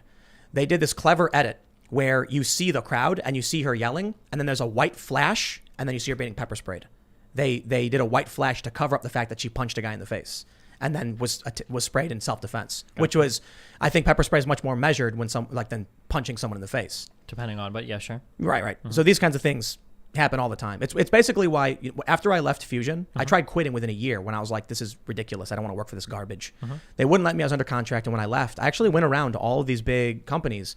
I started working at Vice before they had the Vice News vertical, like the dedicated YouTube channel. Yeah. And I had to negotiate with them for like 6 months to actually do it. They didn't want to do on the ground field reporting live or anything like that. Eventually they agreed because there were people like Rocco Castoro, who's working with me now, and some other people at Vice who are like, listen to this dude. He's doing amazing stuff with mobile live streaming. They agreed. They created this news outlet, and then all of these digital media companies wanted to hire me and were offering me ridiculous money. I ended up working for ABC. It was gold, and then golden handcuffs. At first they said we want to do real news. Then they said no, we don't. We want to make money basically. Sure. So we're going to become a progressive news outlet. Then all the reporting I did, which was conflict, crisis, and very middle of the road, gone. I tried quitting. They wouldn't let me. When I left, I basically had every company saying, come have a meeting with us. I got told by a couple of these companies, tell me what you want to do and we will give you a budget. You can do it. And then I saw the people working there. I saw the things they were producing, and I said, what the happened to these people? And so I said no. I started making YouTube videos. That's it. Media is you see what happened with Barry Weiss in the New York Times? No. She was opinion editor, I think, and she quit, saying that it's basically become a woke fest where it's like, write what we want or else. They forced the resignation of one of the opinion editors because Tom Cotton wrote that op-ed saying send in the troops when it came to the riots. Okay. That's where news is going. They're gonna stealth edit. They're not gonna issue corrections, and they're ideologically driven. The gist of my story. Do you think that this problem exists in alternative media, or do you think they're freer from that than mainstream media? I think alternative media has similar but slightly different problems. The main problem, which does exist in independent channels that are corporations, is the editorial guidelines of you must report X. So at the New York Times, for instance, they had a mandate. We're going to focus on Trump. When it was looking like the Trump term was coming to an end, they said, we're going to shift now to, it was Russiagate. The New York Times had, I'm forgetting the names of Dean Barquette or whatever. He said, we're going to focus on Russia. Once the Russiagate was coming to an end, he said, okay, now it's going to be Trump is racist. That's the main driving force, which means that if you had someone who had evidence to present that was contrary to that, they were being mandated at a top-down level not to report that stuff or not to focus on it at the very least. That's a problem. On YouTube, however, you exist and I exist. And there's echo chambers for sure because people like getting their confirmation bias. But imagine going to one website where you can hear you and me at the same time. Doesn't exist on Breitbart, doesn't exist on MSNBC. So independent and social media, or I should say YouTube, is way better than the existing media infrastructure for sure. I guess the problem that I have with a lot of alternative media, so this would include people like you or me, or Project Veritas, or any of these other types of like YouTube or online entities, is it feels like there is no accountability if you get something wrong. It feels like there is more, regardless of any of the problems that exist in mainstream media, of which I'm sure there are a plethora, it feels like at least there's some accountability where if somebody messes up and it's made public, somebody's going to get fired or something bad is going to happen as a result to it. It also feels like a lot of these companies have a much higher vested interest in not reporting something completely factually incorrectly, because if they do, they would get in massive trouble for it, and it would hurt their reputation and the bottom line. Whereas it feels like in alternative media, it feels like the goal is to just report. You can get as much wrong as you want, but as long as you're serving like a particular ideological narrative, it feels like that ideological drive is much more prevalent in alternative media than it is in mainstream media, where at least there's some accountability to get facts disagree. correct. When I worked for, not Vice at the time, but Vice definitely now, one of the things I started seeing, especially working at the ABC building and at the Univision building, I worked at both buildings at different periods, completely ideologically driven. They told us outright, our audience is young, progressive, and that's our goal. That's who we're targeting. So side with them. That's it. That's your mandate. So when I came to them and said, okay, well, I don't want to do that, they said, well, then you can't, work with us. Aside from the fact that they were super racist too, which, one of the reasons I don't like the critical race theory stuff or the critical theory stuff.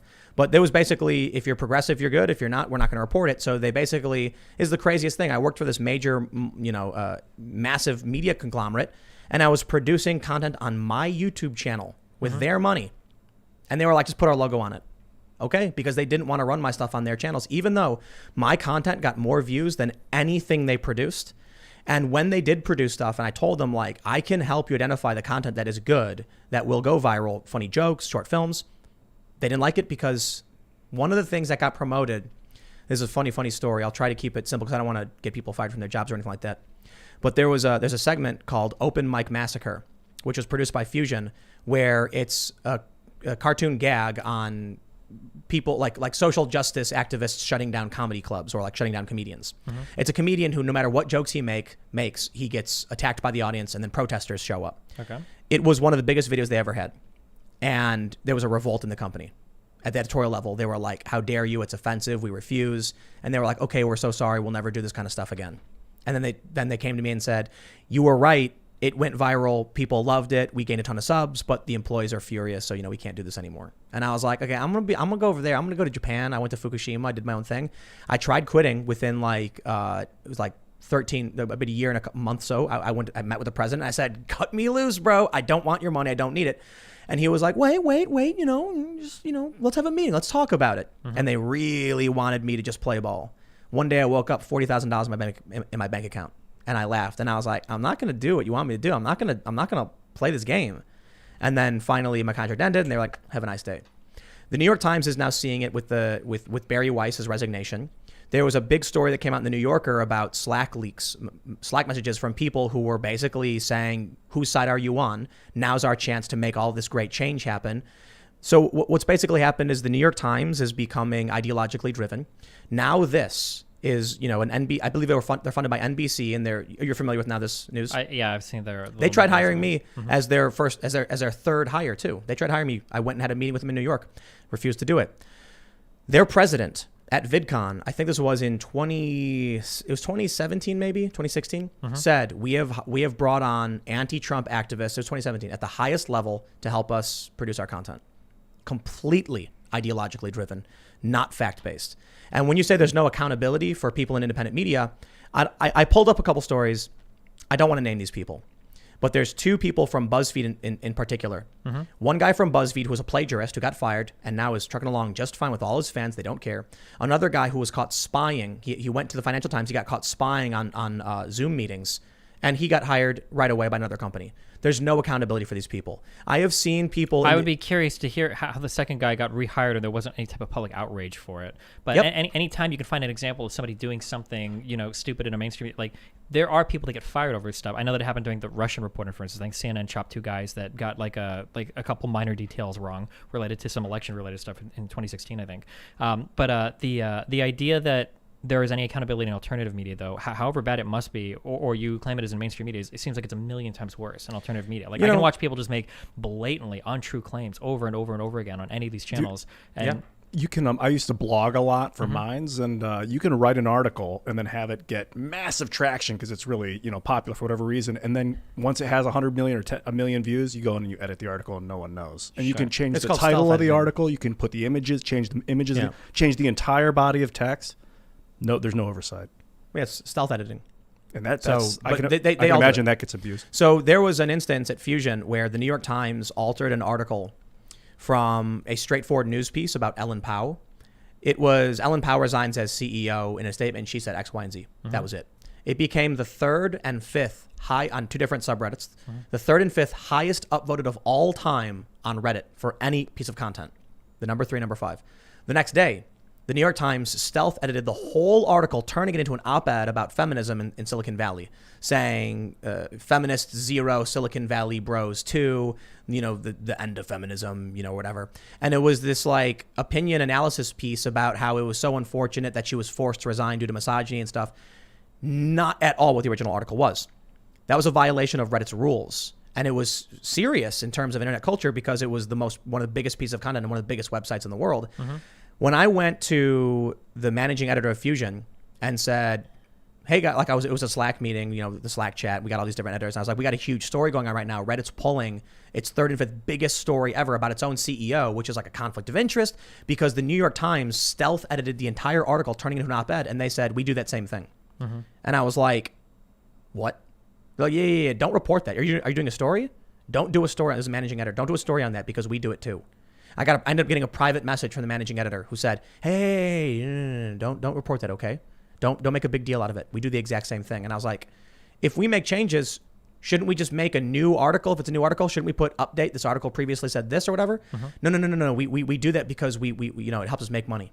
The link is persistent. What do you think going forward? What do you think of the ways to hold mainstream media companies accountable? What do you think is like the way forward for that then, if you believe that's a huge problem? I don't think there's a way to. I think social media has incentivized rapid rage bait content, anger.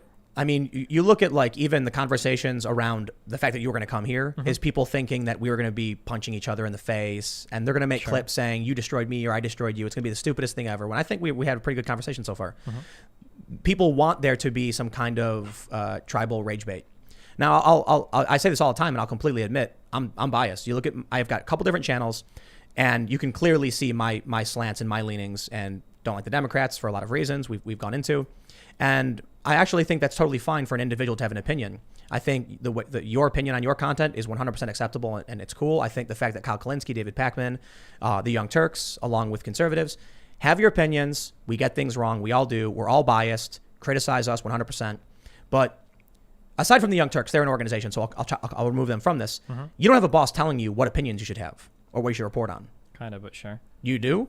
Well, for better or for worse, we're all a little bit enslaved to the larger corporate culture, right? Because depending on what we publish, we can get to an extent, right? Like, but it's not the same as having like an editorial manager or having like a boss literally saying like we're writing these stories or whatever. For sure, right? Like, here's the mission today. I want you to write about X, and then you might get someone saying, "Whoa, that's not true," but I don't want to lose my job, so I'll write it anyway. Sure. Yeah, that it's not to that level. Yeah. Right. So there is something better in YouTube. The problem is we do have an editorial department, and it's the YouTube community guidelines and the YouTube, what do they call it? The review board or whatever these people do, and demonetization. So actually, this is something that happened to you. This is like, this is insane. I've defended Kyle Rittenhouse 1,001 times. I don't get demonetized for it. Like we make money on the show through ads talking about Kyle Rittenhouse. You got stripped from the Twitch partner program over it. Sure. You want to talk about that? Like exactly what happened with that? Yeah, I made a really spicy comment relating to defending property from rioters, and people were very upset about that. So, yeah. Long story short, Twitch stripped you of your income. That's your editorial guideline. Yeah, they basically that's why I was you. saying earlier, right. where when you're saying, yeah, well, we don't have bosses, like kind of, but it depends on whose toes you step on. And so that's true too. Like, the only reason I survive on YouTube is because my opinions are acceptable. Sure. And there are a lot of people who have unacceptable opinions who don't survive. So we have our bosses. It's not like we're printing our own newsletters and then mailing them to people. That's safe. I guess having your own website is safe. So, Well, no, but it's not. No, say registrars can unhost you or. Oh, for sure. Right. Yeah. And that'll happen. Have you experimented with decentralized or like mesh networks at all? The problem is the more exotic you get with your distribution, the harder it is to get advertising dollars. So nobody on BitChute is making any money. That's the challenge. Or torrenting their files. I mean, people do actually, but it's through user donations, tips. Yeah, and stuff. It's going to be a lot. Yeah. People make a lot of money through these crypto video networks, but that's to me is just a lot of money too. There might be a few weird. that are making a ton, but most of them probably not. Library, Andreas was just going on about DLive and stuff. DLive, they have a crypto. No, Library has like a crypto token. Mines has a crypto token. DLive has this. DLive has their token, and then Steam it. Honestly, crypto tokens and like direct user maybe subscriptions, I think, is the future. Bypassing advertisers on a mesh network Possibly. I don't know. A lot of people are making a lot of money doing like Patreon style stuff, but I'll tell you there is an inherent problem in all of this, is that people will choose to just watch me or just watch you. And a lot of people will say, I don't like Tim or I don't like Destiny, and then they're only going to get their opinions from one person instead of potentially an organization with an editorial department and different opinions in the op-ed section. So that's why I invite people on who I disagree with, and then I get punished for it. It's it really comes down to building an audience around people who appreciate hearing a different opinion or a disagreement. That's why a lot of people get mad that I'll often let an opposing view try to just talk a lot. There's a few periods where I just sat back and you explained everything you felt, and it's like, that's your opinion. I can't tell you your opinions are wrong. It's your opinion. There are instances where I can bring on someone like Enrique Tarrio of the Proud Boys, and everyone will cheer me on for letting him talk. Then I'll bring on someone like Vosh, and people will get mad at me saying, don't let him speak. But my goal is look, if people don't want to hear ideas they don't like, then I guess you can't come to this channel, because I want to continue bringing on people who have dissenting views from me or different opinions, because it's a problem that if people only watch just my one channel where it's just me talking, or they only watch any leftist channel, then we're polarizing. I'm curious, what responsibility do you feel you have to your audience to disseminate messages that you agree with? So let's say, for instance, your YouTube channel's got a lot of views. I think over 50 million a month.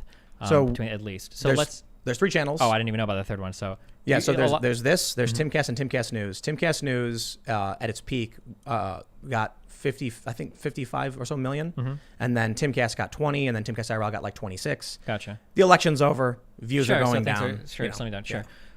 So let's say that you have somebody that comes on, and I'm from what I know of you, you don't seem to be a white nationalist or anything like that. But let's say you bring the opposite. Yeah. So let's say you bring somebody on, and that person has those types of views, and you platform that person, and you feel like they profit or they grow from the exposure that they get on your show. Do you feel like you have any responsibility in terms of messaging, or in terms of growing that person's platform, or what do you feel? No. I mean, I'm growing your platform to an extent. There's probably a lot of people who are discovering you and thinking, I might disagree, but I'll hear what he has to say and stuff like that. I can't control that. More importantly, though, it's I don't bring on random nobodies. I'm not going to find some just neo-Nazi lurking in the corner and be like, come to my platform and build a career off this. Sure. Usually it's like Enrique Tarrio. He's I guess I don't know what people call him. They call him Afro-Cuban or whatever. He's black. He's the chairman of the Proud Boys. He was in the news. I mean, Joe Biden mentioned the Proud Boys. I'm like, we should bring him in. Just for reference on this, do you think that the Proud Boys is a white nationalist lenient organization? No. Okay. I think there are people who are white nationalists probably associated with the Proud Boys, but the Proud Boys have disavowed. Okay. And I think what Enrique said was, if they find out someone is, they'll boot them. They'll boot them out. And recently, the Proud Boys did a joint thing with Black Lives Matter. It was kind of surprising. They, I think it was in Salt Lake City. Black Lives Matter organizer came out with Proud Boys, and they issued a joint message of what they agree upon, even though they really disagree on most things. What does the Proud Boys stand for exactly? The Proud Boys are Western chauvinists, so they believe West is best. That's really the gist of it. When we say West, what do we mean by that? American values, traditional Christian conservative kind of issues, nationalism, but they're actually fairly classically liberal. Okay. You can look. I haven't dug too much into the Proud Boys stuff, just generally because I just don't care that much. But a lot of times when I hear people talk about Western values, usually is a kind of a dog whistle for white issues or identitarian stuff. Oftentimes this will be the case. But I think there's an overlap. White nationalists, of course, agree with a lot of those things, but the Proud Boys don't agree with the white nationalists. Sure. There were people who were white nationalists in the Proud Boys, and then the Proud Boys booted them out. I think the Proud Boys are worthy of a ton of criticism. I've criticized them quite a bit. We had Enrique on. We talked about it. A lot of people were they said I was harder on him and Alex Jones than I was on Vosh. And I'm like, Vosh and I were yelling, raising our voices at each other. I don't know. For 4 hours. Yeah, and it was 4 hours, So, but if somebody is relevant in some capacity, we bring them on. A lot of people want me to bring on some America First type individuals. And I'm like, I will, but I'm not banning people from my show. It's just got to be relevant. I don't want to just randomly grab somebody and be like, here you go. You know what I mean? Sure. I would actually say you're not controversial. Of course, I would. There's no grand. There's articles about you getting banned. There are people on the left saying, "How dare you defend this guy?" Twitch kind of punished you and stuff. Sure, there's a faction of people who are like, "This guy's controversial," but for the most part, I think you're just another internet personality. I don't think either of us are particularly controversial. We're just internet people with opinions who do our shows. Enrique Tarrio is controversial. I'm not trying to be disrespectful, He is. He's the chairman of the Proud Boys. They're brought up in a presidential debate. Sure. People have strong opinions about him. You know, so yeah, man. I get to talk about DMT a lot. I'll talk about as craziest stuff as I can, but if it gets like too like YouTube censorious crazy, Tim will be like, let me drop the hammer on this. No, what are you talking about? It's a good vibe. If I talk about the Federal Reserve, or if I want to go into 9/11, No. or like I'm not. crazy stuff. I have no concern about YouTube coming after you. I disagree. Oh, it's with personal. You. Oh, Yeah, it's personal. Okay, let's go. Ian, sorry. Well, so it's like I'll give you an example. We had when Black Lives Matter were when the rioters were out, you said it was the Federal Reserve, and I'm like, these people are not. They're We were talking about riots and why they were angry, and you Oh, said class issue. you said it was the Federal Reserve, and I was it's like, keeping us down. they're not Nice. rioting over the Federal Reserve. They don't even know how Well, I that think, works or what it is. We talked about a little that it's more of a class. I think we were talking about that earlier tonight too. That's is really a class Well, you issue disagree on masked that, though, as a race issue. But then the class issue is derived from ancient racism. Combination of factors. Long story short, is there anything else we should hit on, or we should go to super chats? We're about half an hour over. Yeah. No big deal for me. We got a ridiculous amount of super chats. Oh boy. Yeah, go for it if you want to. Yeah, hit him up. Or wait, actually, hold on. I'm curious. So I will ask because you asked me why I supported Biden. Yeah. What are some positives, I guess, going forward for why you would support Trump? I know, assuming the election is over, but like if you had voted for him for 2020, why would you support him over a Biden presidency? Critical race theory ban, specifically targeting. It wasn't overtly critical race theory. It was specific trainings having to do with segregation based on race, which was a violation of Title VII in the 1964. Besides Civil Rights critical race theory, yeah. What else? So Trump's repeated attempts to withdraw troops from Afghanistan, which he's continued to do even after losing the election. And look, I said earlier this year I wouldn't vote for the guy. I didn't care. I didn't vote for him in 2016.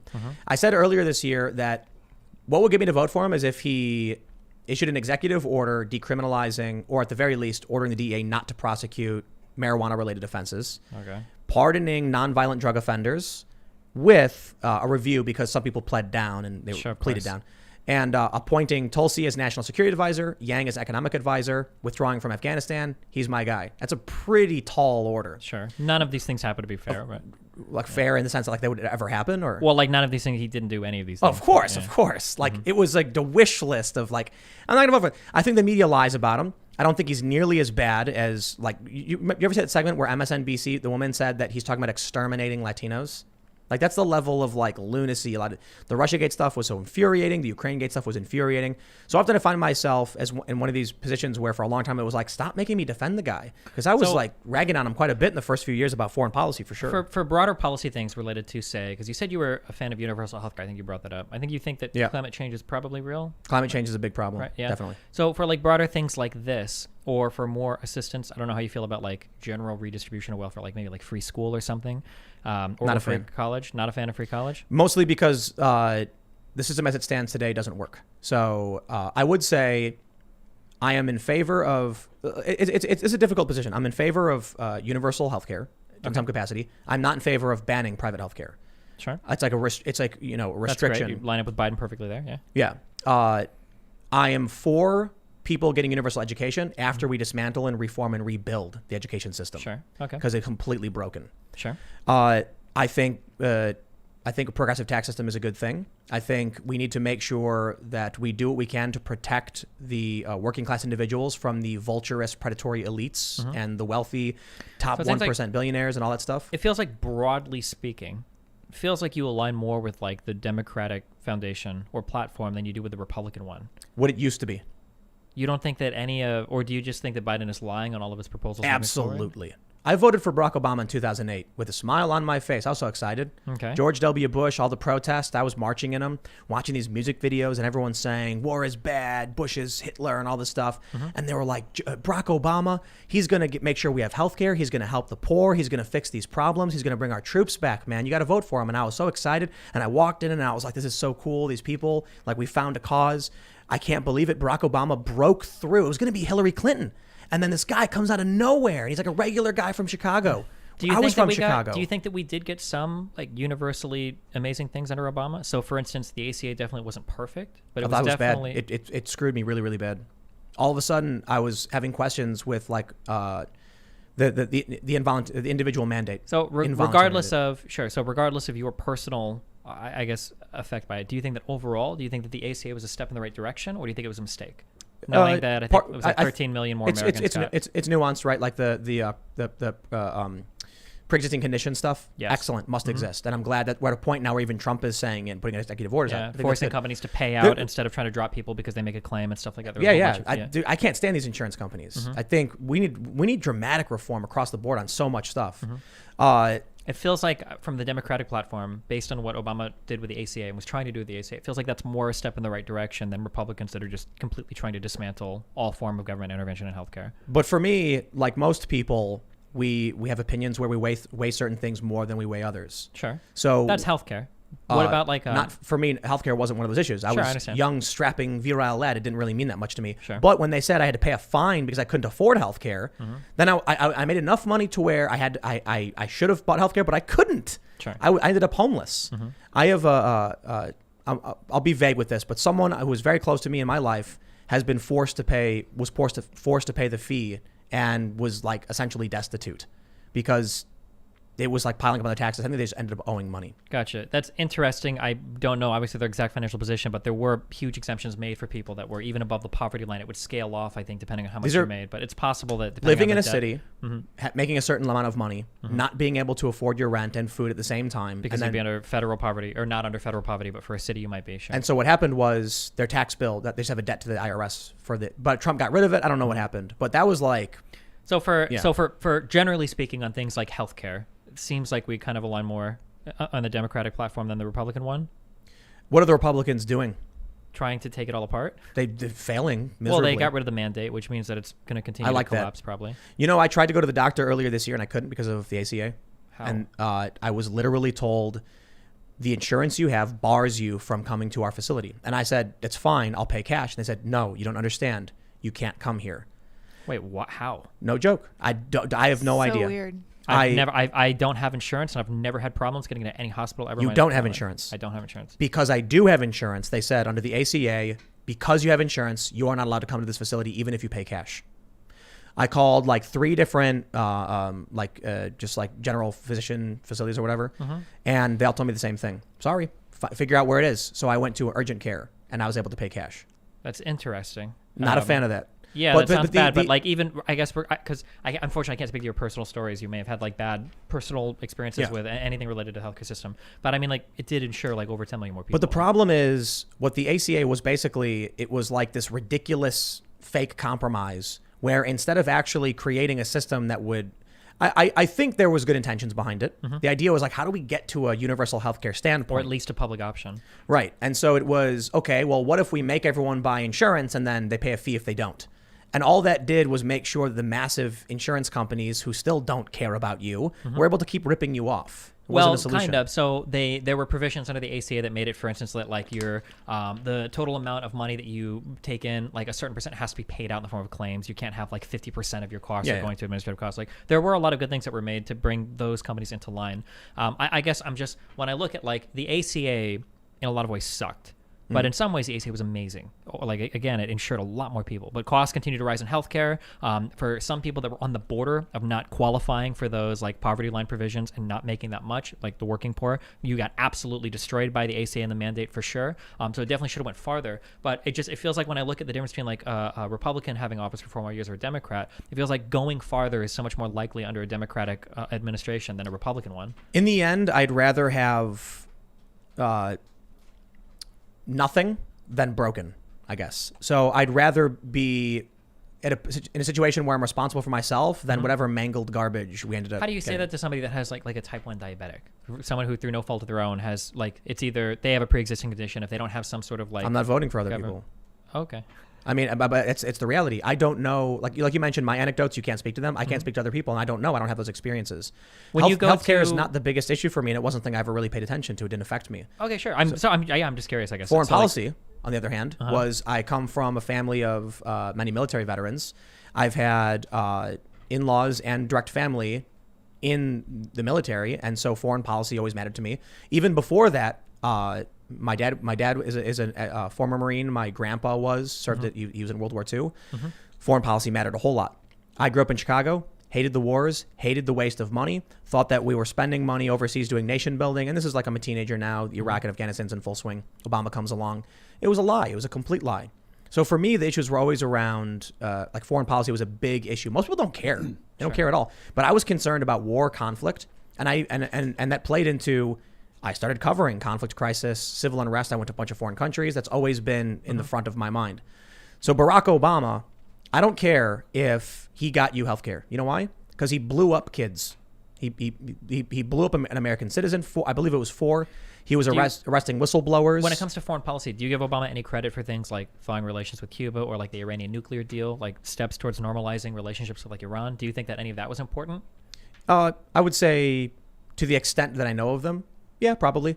I think the what he ended up doing with Iran wasn't a net positive. I think it was an attempt because it didn't result in the net. We still have nothing changed. Well, even nothing changed because now we've rolled back the deal, of course. But before Trump, we still had intense conflict, sanctions. It wasn't moving. Well, but we were in the process of easing sanctions, right? Like people talk about the boatloads of cash, right? We unfroze a lot of the assets that we were holding, and I think we were taking steps towards, like, depending on how many years had gone by, like easing a lot of the sanctions. And there was a lot going on in that direction with Obama pertaining to Iran, and it was conflict. Qatar-Turkey pipeline, which you brought up earlier on.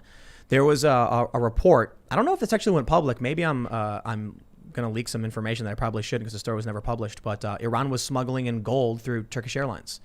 There was a whole bunch of workarounds that were being granted to them. That's not necessarily surprising, but I mean, like, that's also just kind of the nature of the Middle East. Barack Obama, like, for instance, we have our ally Turkey. That was like the reason why awful. ISIS was making so much money is because they were just driving those trucks north right into Turkey and just selling the oil and driving on back. Yep. So and then also, we talk about like Yemen, like it would be nice to say like, okay, well, we're done here, and then all of the Gulf states will look at us like, excuse me, what do you mean you're done here? Like, hello, we're your most important like group of cluster of allies in the Middle East. Not to excuse Obama, but just to like, it sucks. All of the Middle East, and even to some extent, and I would even say publicly, like, I'm not going to blame Trump for what's going on in the Middle East either. I will be critical of some of his actions, whether it's abandoning the Turks, talking about running Syrian oil fields, or any of that dumb stuff. Abandoning the Kurds to the Turks. That stuff is bad. But I guess for me, like the reason why I bring up healthcare and foreign policy, I guess, because my 2 favorite accomplishments under Obama was, I think that the ACA was historic. What we ended up getting, the compromise kind of sucked, like, undoubtedly, but it was historic in terms of moving that direction and finally joining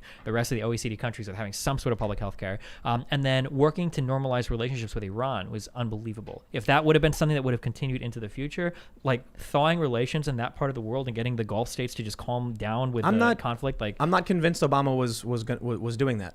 And I think in the past few months, Trump has these historic peace agreements between Arabic nations and Israel, and it's massive. It is. What really kind of offended me, and it's very like I don't take offense to many things, but it was when Trump crossed the DMZ into North Korea. To me, that was like I was welling up. I was just like, wow. But all that was horrible. What do you mean? That was amazing. It was one of the most beautiful things. Worst things that's ever happened at U.S. I'm Korean. I don't know how that. Then you should be even more upset about it because Donald Trump with no security, crossed into North Korea in a tremendous sign of good faith, giving me hope that there was actually trust enough where the president theoretically or straight up risked his life. They could have just that the North Korean soldiers grab South Korean soldiers and pull them into North Korea. Trump freely walked into the country with no security, shook hands, smiled, and walked back. And that was huge to me. That's great. But at the end of the day, all we did was we had a few friendly conversations with Kim. They continued working on their nuclear program. We made some concessions to them. Nothing happened. Like it set back like work in that part of the world. I disagree. Okay. Well, I mean, Japan and South Korea disagree. I mean, for a variety of reasons. But South Korea, my understanding, has been working towards an agreement with North Korea that's been improving for quite some time. They have been, yeah. Mm-hmm. I thought it was incredible to see the president of the United States make that move. I guess it was just sad that, like, for a guy that talks about making deals so much, and for an Iranian deal that we had gotten concessions out of, that he'd completely dismantled, we went and we talked to North Korea and we got 0 concessions out of them, and they expanded all of their training programs and everything, and their ICBM programs. They did bad in a lot of ways, and they played Trump, but I think that was tremendous. I think it's the kind of thing that needs to happen. Whether or not it would have ultimately resulted in restoration, peace in the peninsula or whatever. It's hard to say, but I thought it was a step in the right direction. So I mean, listen, man, the president of the United States walking into North Korea with no security is a big deal. I guess I don't really care, but there's it didn't really accomplish much. I guess maybe symbolically it was nice, but I guess aside from foreign policy and healthcare, so you don't care much about healthcare. Foreign policy is a big I care about deal to healthcare. you. Let me clarify. Yeah, go. I think. But when I say you don't care about healthcare, I mean it's not like a key voting issue for you. It's not going to make or break your vote for something. I think we should have universal basic level care. If you get sick, you can rush to the hospital. They'll give you Tamiflu, what you need. You break your hand, you can go to the doctor. They can set your broken hand. If you get more serious, rare genetic disorders that are very difficult, require more resources, that's where there's private insurance is going to kick in to a certain degree. I think we can provide that, but it's going to be so limited and difficult to get. I think we need some sort of, not necessarily, I wouldn't even call it a public option. It's a hybrid system of, there are a lot of people who, kids, you hear the story, they get the flu, they die, or diabetics, they can't get insulin. That's the kind of stuff that should be easily taken care of. Yeah, for sure. But when someone's got like a rare genetic disorder, yeah, I don't think anybody is. They are. I've had the arguments. They sure, argue, there might be. For Biden, for the administration that is coming in, the public option is the most voted, which is a multi-payer system. So you still have all your private health care if you want through your work or union or whatever, and then we have a public option hopefully for people that can't afford it. The problem is getting there. What do you mean? Like legislatively or like administratively? Everything. And I don't think it's a good reason not to try. I think with this system, even Bernie Sanders has acknowledged millions of jobs will be lost in the healthcare industry. Potentially, yeah. It's a problem. Sure, but jobs are never a good reason to keep any particular thing. Like dismantling the military-industrial complex would cost a lot of private jobs as well. Of course, right? Boeing, Lockheed Martin, Raytheon, like these. So I mean, like there's always going to be jobs. Right. That's why I'm saying it's like a good reason to ignore it. I'm saying it's something we have to overcome. For sure. So I don't see a good reason other than, like, the argument I hear from conservatives, and I respect it, is prices would be cheaper if we just had free competition in the marketplace with healthcare, free of the regulations and all that stuff. And to an extent, I agree. But the problem is, I don't like, I don't know, I lean left morally and ethically on the issue. So I like the idea that just because someone works at McDonald's doesn't mean they shouldn't be provided the care to, like, fix their broken hand or take care of their kid who's got the flu because they can't afford the market rates. Granted, the conservatives argue the market rates would be cheap enough for them if it was complete and totally free. I don't completely agree. I kind of agree, but I still... Doesn't seem to work that way any other part of the world, but... Well, I mean, most of the countries have already instituted some kind of national healthcare system, and it's due to like Europe, it has a lot to do with World War II and stuff like that. Sure. I think the market would price itself in the sense that if they can't get customers to pay the bills, they'd have to figure out a way to improve it. But kind of. So market forces wouldn't exactly work that way. Right. I'm saying so for instance, like if I could do some surgery and I could sell it to 10 people for $100 or just one person for $1,000, it might make sense to just do the one person and ignore the 9, right? But market forces are really good at setting prices and everything and the most efficient way to allocate capital. But when healthcare, we don't want to just allocate capital efficiently. We want to take care of our citizens and make I'm totally for the mixed economy. I think the current system is great. That's why I don't like the far left, the socialist stuff. Sure. Like Bernie Sanders banned private healthcare. I'm like, that's crazy. Yeah, that plan was insane, yeah. Yeah, you don't do that. I think the challenge is getting to this position, and I also believe in freedom of the individual, in which case, as a more libertarian-leaning person, if you want to implement the system, it's done through cooperation. You have to convince the people we're going to do the right thing and we're going to make it work. Very difficult task to do. And that's the problem. Ultimately, I think it's the weakness of not being an authoritarian who just imposes it upon people for the good of the people. Like, I know it's better for you, so we're doing it. In some cases, that may be, but I don't think we're going to be happier living under one person who thinks they know better than us or a handful of people. Well, that's kind of what I mean. Like, if they impose it on us, I mean, we kind of voted for it, right? Not necessarily. This is the challenge, and I think it's one of the reasons I love this country. It's a republic, which means there's minority strength. That, you can get a president who didn't win the popular vote. That's a good thing, because you don't want just a majority to constantly push a majority opinion. Sure, but if we're pushing something that's making it through like the House, the Senate, and the president is signing it into law, there's a good chance that a majority of the American people are supporting this. It's highly unlikely otherwise, yeah. I'm down for it, for sure. And there's always going to be some minority of the country that's going to be bullied around by them, which is because nobody's 100% in favor of anything. So I think it's an issue. Right, I agree with you. So that's why I think one of the problems we have right now is when I can't get into the specifics, but Harry Reid did away with the filibuster in 2013, allowing for Trump to get 3 Supreme Court justices in with a simple majority. Sure, this had been fought with even under Bush. I think people have gone back and forth arguing whether or not the filibuster should. Yeah. The problem, you used to need, I guess, you needed 2/3 to get a Supreme Court justice in, and then Harry Reid changed it to 51 simple majority. For confirmation. For what? For Senate Supreme Court confirmation. Was it Supreme Court? I thought these were for lower federal judiciary picks. My understanding is that's how Trump got 3 justices in, with 51 votes. I think that was only done under under the last year of Obama. Yes. McConnell said, "You'll regret this." Yeah, McConnell was the one that changed it for the Supreme Court picks, but that hadn't been No, done it was yet. Harry Reid. Are you sure? Yeah, because the Democrats were in the majority, and Mitch McConnell said, "You will regret this sooner than you think." I wasn't aware that was for that. I don't think that was for Supreme Court related stuff though. That was for lower federal picks. Is my understanding. McConnell was the one who first triggered that for a Supreme Court nominee for Merrick Garland in the last year of Obama's presidency. Perhaps. But I know that roll call says, if you don't like the Supreme Court, blame Harry Reid.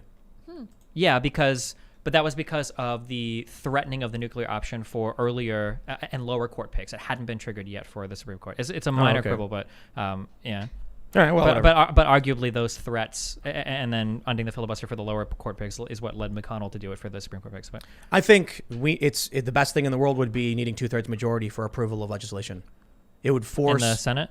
Either. Oh, sure. Forcing the majority to cooperate and negotiate with the minority.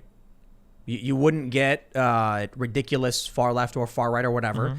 You'd get them saying, "We want to pass this." Okay, well, you got to get us to agree with you, and that's good because it keeps us. Although one of the problems together. we've had is how polarized and uncompromising it feels a lot of Congress is right now. I think it's better to have no movement forward than rapid, erratic back and forth. You know what I mean? Yeah, I kind of agree. The only problem is that what happens then is that all of our movement comes from either executive actions or the Supreme Court, which is a problem too. Yeah. Okay, I'm just curious then. So for one other issue, healthcare, foreign policy, what's like a third issue that you would like, and besides the critical race theory, like what's another thing that I would support Trump because of this particular thing? It's a tough question. For me, it had a lot to do with the riots. Absolutely. The critical race theory is huge. That may have overtaken, like I said earlier in the year, I said I wasn't going to vote for the guy. But I think critical race theory played a huge role because that's deeply impacted my life. Not just in the sense that there's like this theory and people believe it, but the practical application of directly impacted the safety and well-being of my family and my experience and the stories I grew up. Hate it. 100%. Not the fact that the theory exists. I hate the practical application. So when Trump says, we're issuing an executive order, probably would have done him well to read the theory a bit more. I was happy. I said, wow, that's great. I don't like this stuff. Good. I'm glad. Biden said he's going to overturn that and bring it all back. That to me is a nightmare. The Democrats were trying to repeal the civil rights provision in their constitution with Prop 16 in California. I understand that California is one of the few states who actually has one, but it's still shocking to me that the Democrats all signed on, both like state level and federal level, were like, yep, we want to repeal this civil rights provision guaranteeing you can't discriminate on the basis of race because we want to. And I'm like, my understanding is that what starts in California makes its way to the rest of the country. I would not be surprised if Democrats in a few years vote to repeal the 1964 Civil Rights Act. Sure. Yes. I guess we'll see. You know why though, right? Why? They want the right to discriminate on the basis of race. Sure, but I feel like I'm almost positive. I looked this up once I think the Supreme Court has already ruled that it is okay to discriminate against even protected classes as long as there's a business necessary reason to do so. I looked this up. So for instance, what? Acting, and why can we have all female gyms? You're discriminating against a gender, which is like a protected class. Yeah, and the reason is because actually, but they're losing. I'm pretty sure. Are they? Because my understanding is that the reason why those did exist was because the Supreme Court ruled that in some cases, like if it's business necessary, you can have like an all-female gym. That's an okay thing to do. It may be for gyms, but I do know that there's a bunch of guys who go around suing ladies' night bars or like lady bars. Interesting. I haven't heard of that. I do know that make a lot of money doing it. I think one of the important parts of that Supreme Court case was that you are not allowed to have like other vital stuff going on in that business that would lead to that discrimination being negative. So for instance, if you had an all-female gym, that's fine. But if that all-female gym started to host like meetings related to some business activity, well, that's not okay because now you'd be discriminating against men. I don't know if like the ladies bar issue is running into that or whatever, but I don't like discrimination. Positive or negative, sure. But so anyway, long story short, that is a big issue for me. I don't like it. When Trump started coming out against the riots, I was shocked to see the Democrats supporting it, either passively or directly. Like the defund the police stuff to me is absolutely insane. Sure. And I've been ragging on cops frequently, like the cops in Staten Island who are barring this guy from opening his bar to the public, even though he's not running the business, he's just letting him have free drinks. They're violating the First Amendment of the Constitution, the right to peaceably assemble. It doesn't say for what reason. So the fact that these cops are like, I don't care, I'm going to do it. I rag on them all the time. I still think defund the police is nuts. And now we're seeing crime skyrocketing in a bunch of different places. I'll tell you one of the big issues for me, though, was the midterm betrayal, in my opinion. The moderate Democrats who won 31 districts, flipping control of the House to the Democrats, They said they were going to, they ran on kitchen table issues, the economy, healthcare, etc. They said that they weren't going to play Pelosi's game and be anti-Trump culture warriors. And then they did. And they came in and they said impeachment. And that was the name of the game. That was the big story. That's what carried through. And almost nobody stood up to them. I mean, I think the big problem with that was that those seemed to be the only games that would gain any traction. I think the problem is that the House, under those 2 years of Pelosi, the House passed like record amounts of legislation. McConnell did nothing. Literally, absolutely nothing could make it through the Senate. So at the end of the day, I mean, like impeachment over whether or not, I'm guessing you probably don't think the Ukraine stuff was legitimate, but whether or not it was, like that was literally the only stuff that they could actually get through or have any meaningful impact on in the House. Yeah, the Ukraine stuff is not legitimate. Okay, the Ukraine stuff? You said? Did you say Iran stuff? Ukraine. Oh yeah, okay. Yeah. That's a whole other conversation. But, I know. Sure. But like, I mean, like they were passing legislation through the House, but that's all they can do. I think a big issue with like the conversation I had with Vosh and even with you is different sources of information. One of the things I brought up before, for those that are listening, before we went live, was like, you can find a source that confirms your bias. And it's like really hard to break through this and figure out. You can do that, yeah. I feel like you can go through credibility sources, but obviously most people never will. It seems like you can reinforce whatever opinion you want to on the internet. I pull up. It's true. Yeah. You know who Ryan Long is, the comedian? No, I don't. He did a bit where he's like, he just basically says, if you like Black Lives Matter, you can say that they're doing good, or you can say they're bad. And he like just goes through all the articles that are like, and these are legitimate, like New York Times, Washington Post, Telegraph, Financial Times, where they just say contradictory things and you're laughing, seeing like a different headline every single day. It's the stupidest thing ever. Makes it impossible to track what's going on. I'll tell you, even with these lawsuits, like Trump wins one, then loses one, then appeals one, then loses the appeal, but appeals again. And when I say something, like I was talking to someone and I said, oh, did you hear Trump appealed? Oh, but he lost the appeal. No, he appealed again. Wait, no. I just read today. It's like, I don't know which one is which. We don't know where he's at. So anyway, when I look at Trump, I see not that bad. I don't think he's I think in terms of foreign policy, he's better. He's what did Luke say? He's less of a stinky a-hole than all the other presidents in our lifetime, considering not starting new wars being the big factor. I haven't followed it too closely, but do you know who's currently being accused of killing the Iranian nuclear scientist? Who, Trump? No, I'm asking you. Oh, I don't actually know. Israel? Okay. Israel? Okay. Yeah. I wasn't sure if that was Israel. with. I've heard people say Israel. I don't know if that was with like a U.S. backing or assistance or not. Yeah, I don't like any of that. I don't like any of that. But I think under I kind of the challenge is I'm watching what Trump is doing right now with the riots. That was big. What he's doing with critical race theory and what he's doing with at least trying to, be it effectively, withdraw our troops from the Middle East. Okay. I know what we get with Biden. I lived through 8 years of it. So I'm not going to vote for that. Not only that, like I think what Biden is selling you is snake oil. I know the left says the same thing about Trump. I think a lot of I think Trump would continue to do the things he's doing now. I just think they're all really bad. But I like understand. getting our troops out of the Middle East. He hasn't gotten our troops out of the Middle East. No, but trying to. He continued trying to do Yeah, it. but he's escalated tensions all over the world, every other country. He did it with Bolivia. He did it with Venezuela. He's done it with Cuba. He's done it with Iran. He's done it with North Korea. And with Obama Biden, they literally entered a bunch of these countries. Well, they entered a bunch of countries. Syria, kind of. Libya. Sure. Libya's been. And I don't know. The Libya thing's nuts. Do you know who Sidney Blumenthal is? Talk to me about her. Sidney's a guy. He is a about Clinton advisor from like the 90s and a really good friend of Hillary's and stuff. And so like 10,000 of the emails that Hillary had received were from Sidney. And he had a company called Osprey Global Solutions, which is an arms manufacturing company. So he would email Hillary and be like, hey, when you get us into Iran, we want to set up Osprey Global Solutions to fund this new pro-America government. And Hillary would be like, okay, Sid. And then she'd pass the email to her advisor. And then she advised Obama to take us into Libya. Basically, he's a what would you call him? A gun runner and a really good friend of Hillary's. Okay, hold on. Because my Libya knowledge is not that extensive. But my understanding is that the UN had accused and had proof that in Libya, Gaddafi was like literally using like chemical weapons and stuff against some of the people. There were like human rights abuses. You trust the government? Trump is the government. Right? Like, what do you mean? Barely. Trust the government. Like, Trump's barely the government. But I mean, like, when there's enough like global. Wait, do you think that Assad ever used chemical weapons in Syria? Definitely. Okay. I don't trust think Gaddafi. You don't think there were any human rights violations? I didn't say he didn't. I'm just wondering, like, when they come out and say things, do you just trust them? I mean, like when they're a lot of these bodies are like comprised of like multiple countries and whatnot. I guess it's possible that there could be some top-down, behind the scenes stuff going on. I'm just saying, but I mean, like a lot of these issues come down to who you trust. Whether for better or for worse. I was unaware. I didn't think it was that contested that there were human rights abuses going on under 100%. Gaddafi. Oh, okay. There are people who think the progressive anti-war leftists Yeah, I'm aware of that. I don't. Yeah, they're like, it's all made up. Basically, it's not real. every single bad thing around the world is the CIA, and everybody else. Is Exactly. Yeah, sure. No, so I say that trust in the government thing not as a dig, or just, like when the U.S. government comes out and says we did a thing, it's like I would say I don't. But there's Occam's razor, I guess. You know what I mean? Sure. I would just put it this way: I don't trust the government, but I'd support the U.S. over a different China country. or- Right? sure. Exactly. Sure. Yeah. Okay.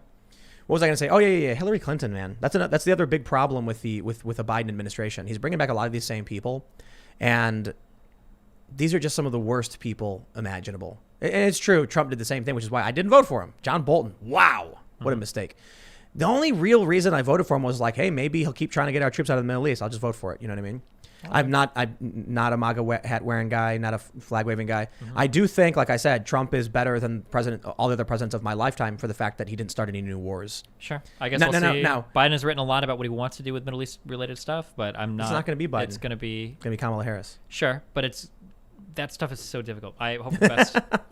Because I mean, like, love him or hate him, love or hate all the wars, we can't really just leave everything, right? Like, agreed. Yeah. The vacuums and everything created it makes it like everything is like very rough. ISIS comes back. Yeah, ISIS or the Taliban in Afghanistan and everything, but like there's like so many. I was just studying Iraq. After we went into Iraq, basically they fired 50,000 civil servants that had worked for Saddam. And this was all these unemployed people across the country, and then they disbanded the entire Iraqi military. So all these unemployed, and then ISIS got created. The huge problem with the coalition government, everything we said in Iraq, and I still have no idea why this happened, was when we kicked everybody out of the government that was part of that government, that part of the Ba'ath Party, is we literally said no. None of the people that were ever involved in any of these positions can ever hold like public office or whatever. And the amount of tomfoolery that went on in that government and how crazy everything became with how horrible the government we put together, the guy that we put in there, the Maliki guy, there was just so much mismanagement from that. But regardless of how all of that went down, I'm not envious of being somebody that has to figure out how we leave the Middle East now, because it's so rough in terms of like, because if you just pull everything out, a lot of vacuums are created. We've got other allies in the region that get irritated. Israel or the Gulf states don't want to see like a united, Syria, Iraq, Iran, like this united front of people. And it seems like we've already kind of lost Iraq in terms of like being an ally. Like it's a rough. I'm not saying I don't support wars everywhere, but I understand the. Even for Trump, I understand the position. I just feel like we can't stay there. What's up with our troops in Pakistan? Luke mentioned that last night. I don't know anything about it. Oh, I don't know, but war's about to break out between, China, India, Pakistan. So U.S. has troops in Pakistan to observe? I don't know. I know the U.S. has troops and paramilitary groups all over the world in places you don't know about. We just got breaking news about a CIA guy dying in Somalia and some secret military operation. I'm sure we have a lot of people in a lot of places. I think... I was talking. Do you know who Sean Parnell is? No. He's running for Congress. He's a Republican. And he said he doesn't think we can just pull out all our troops because that's how you get ISIS. You create this vacuum, and then someone comes in. But he does think that we can reduce it quite a bit and have a way drawn down presence and just kind of help maintain. I think things. our problem ever since Bush is we just don't have like a cohesive mission. And when you don't really have a clear objective, then like the one thing that we need to stop doing is having wars on things, like a war on poverty, a war on drugs, a war on terrorism. Like these things are going to exist throughout the entirety of the world. And when your objectives are so vague, you don't really know what you're like. When do we leave? I made a video praising the Green New Deal before they announced the Green New Deal. Why?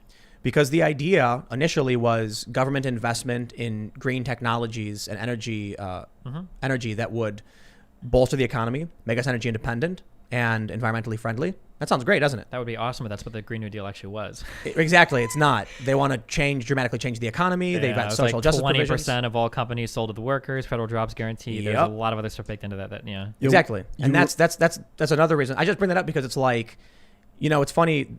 I guess I'm classified as right for opposing the critical theory stuff and supporting Trump primarily on the war stuff and the critical race theory stuff. But on like most other things, I say it all the time in like almost all my videos. It's the weirdest thing, but I understand when these people make these super cuts of me to insult me, they purposely dodge the stuff where I've like ranted about Flint's water crisis. Sure. Over and over again. I'm pretty sure that if we took a totality of YouTube content, you're probably being more critical of the left than the right, though. I'm critical of the critical race theory left stuff. Sure. Yeah. But when I say things like I understand why people are upset with police and police brutality, and I did an hour-long documentary on it. But I guess the issue is, like, when I've criticized McConnell and the Republicans, it's because they're establishment crony politicians who just want to be in office to get their paycheck and do nothing, and then that's what they do. They do. What do? They obstruct. They block, and they're appointing federal judges. I mean, that's doing something. I mean, to their credit, Republicans have done an amazing job in the Senate blocking. If you are a Republican, you should be happy with McConnell and the Republicans in the Senate. They did a great job. Appointing all those judges. They got 3 Supreme Court picks. They have appointed all the judges. They've been doing a knockout job if you're a Republican, yeah. Man, everything's just so crazy and broken right now. Regarding pulling troops, that you reminded me when you brought up Sean Parnell and pulling out troops, creating a power vacuum. What we did with the Iraqi government once our troops were in by disbanding their civil servants was we created a power vacuum without pulling our troops out. So pulling troops out is not the only way to create a power vacuum that can cause something like ISIS. We can leave our troops there and still cause that to happen. Yeah, depending on how much you disrupt things, yeah. We got to go to Super Chats. Yeah, go for it. Because we were supposed to do it a long time ago, and we kind of just kept going. We're basically chilling and having a conversation. 1 hour later. 1 hour later. Well, no, it's been 40 minutes. Oh, yeah. How are you okay with very spicy questions where people are mad at you? Yeah, of course. It's my Right whole on. life online. Well, here's the first one that comes up. Mr. Obvious says, Destiny said on camera that he lets his girlfriend sleep with other men. Is that true, or was that just a meme? Open relationships are pure cuckery. I like open relationships. So for me personally, and I understand that everybody has their own thing, I don't think I could ever be in a spot in my life where I only want to have sex with one person for the rest of my life. That is a hard sell for me. So what you're really saying is that your girlfriend lets you sleep with other women. Well, yeah, and obviously, but it's equal on You both see how sides, framing right? works? Sure. Right, yeah, right. Of course. They but say that's it's- never how it's framed. Because Exactly, it's I funny know. because, like, sometimes, like, she'll complain that, like, she feels like it maybe, like, I get around too much or it's not fair to her. But then when people, like, frame it in my relationship, it's that I'm literally sitting at home while she's bringing home, like, these massive BBCs that are just railing her and blah, blah, blah. And I'm just, like, crying in the corner or whatever. And it's like, okay. Different people from different communities have very different ideas of, like, how my personal life is. It's very funny to see people project their insecurities onto me. Do you know Jeffrey Miller? Nope. He's like an intellectual dark web personality. Okay. So you could probably assume some things about his personality in that context, but I think he's real big into polyamory. So yeah, that's similar. technically what our relationship. Yeah. Yeah. Yeah. Right. Have you? No, I don't want to derail too much. Did you hear Sam Harris recently on the IDW and all that? No. What did he say? Oh, he kind of disavowed a lot of it, but I don't want to paraphrase it. Yeah. He's like really hardcore anti-Trump in a weird way. Like, by I all love it. means, he's a good anti-Trumper. So there are a few people on the internet that were, I think, legitimately like centrist, but they built up very conservative audiences. Like your audience, I think, is very conservative. You're not correct. Okay. If I go and look at and I did this before I came here because you look at like any of the top comments on like all of your past videos, it's all like, comments are very different. Comments are driven by controversy. So this stream we have is one of the highest super chats we've done because of the controversy. The comments we're getting. Of course, yeah, I agree with that. Yeah, but okay, so. So I don't know if I can. We're not gonna argue over it, but like there are some people that play a center role, but they end up building like very right-leaning audiences, and whenever they clash with them, they run into huge problems. So Sam Harris, for example, do you know Thunderfoot? Yeah. That was a guy that there were a lot of like, this is like the Gamergate thing. A lot of people came out and they're like, oh, I'm a centrist. They're probably more right than not. But Thunderfoot legitimately, I think, had like his principled stance on things. And anytime he would say anything negative about Trump, he would get slaughtered by his audience for it. I will say it probably is dependent upon where you are. Like to call someone conservative or liberal is like, it's extremely subjective at this point. I look at the fan bases, I guess, when I think of like what kind of person is this person, because usually the fan base can be pretty telling. Like what kind of people do they attract? So we did a survey, and I would say that if you were to combine the groups between left and right, left slightly outranks right of my audience, but they're like moderates. Sure. They're not leftist. They're not hardcore. They're not even traditional liberals. They're just like... And it's hard doing left and right because some people are very like single issue. Like there might be a lot of people that are literally just when it comes to the critical race theory, I imagine because you talk about it quite a bit, they're like, that's like their one issue. So they might consider themselves on it. Sure. Yeah. And foreign policy stuff. Sure. So initially I was like, Bolton, wow, Trump, I can't believe he's doing this stuff. It's so dumb. But the media certainly lies about him way too much. Some of the stuff is ridiculous. Unfortunately, which makes it really hard. Yeah. There's a lot of dumb stories. Do you remember the fish food one? Yeah, with Shinzo Abe. Yeah, just it's dumb, exactly a lot of stupid stuff. One of my favorite things about Trump being out of office, one of the happiest reasons why he's gone. I'm so looking forward to moving past. He's not gone yet. Well, not yet. True. I'm looking forward to moving past the like all the SNL, the dumb skits and the dumb jokes and all that. Like, I mean, dude, I legitimately hate Trump more than a lot of people, but even I'm tired of like all the like. Okay, you know what I'm excited for is the media just falling apart. Their ratings were in the gutter before Trump. Trump saved them, and even Twitter. I think there's always things in the media that they can criticize. I don't think they're going anywhere. Jon Stewart has had a lot of people ask us with Stewart. They were like, "Oh, well, after Bush is gone, like, isn't the media gonna have nothing to do?" It's like, they'll always carry on at some point. But he did retire. I disagree. He did retire after that. What we saw before Trump was apocalyptic. Shane Smith, the CEO of Vice, said we're going to see a bloodbath in digital in the next year or so. But then Trump got elected. Or then, I'm sorry, before that could have happened, Trump started campaigning. And then all of a sudden, ratings on TV started skyrocketing. CNN's ratings started skyrocketing. Fox News, YouTube viewership, everything started going nuts around Trump. If Trump, if this is the end, if he doesn't run in 2024, if he doesn't stay in public light, if he doesn't pull off some triple Hail Mary or whatever, Twitter was bleeding users before Trump started, before he got elected. Media companies were downsizing and laying people off endlessly, even in the past few years, without Trump. Yeah, I guess we'll see what happens. Trumpism, I guess they're going to talk about, whatever. Maybe, yeah. We'll see what happens going forward. All right, let's read some more of these super chats. A lot of people who don't like you. Joanna Davidoff says, guy came out of his basement to get on Tim's show. Question. Nice. I've been living on my own for the past 15 years. I just read that one. Seriously. Yeah. The projection is real. Go ahead. All right, let's see. Luke Durkin says, Destiny, if trans men equals men, then men equals trans men, correct? No.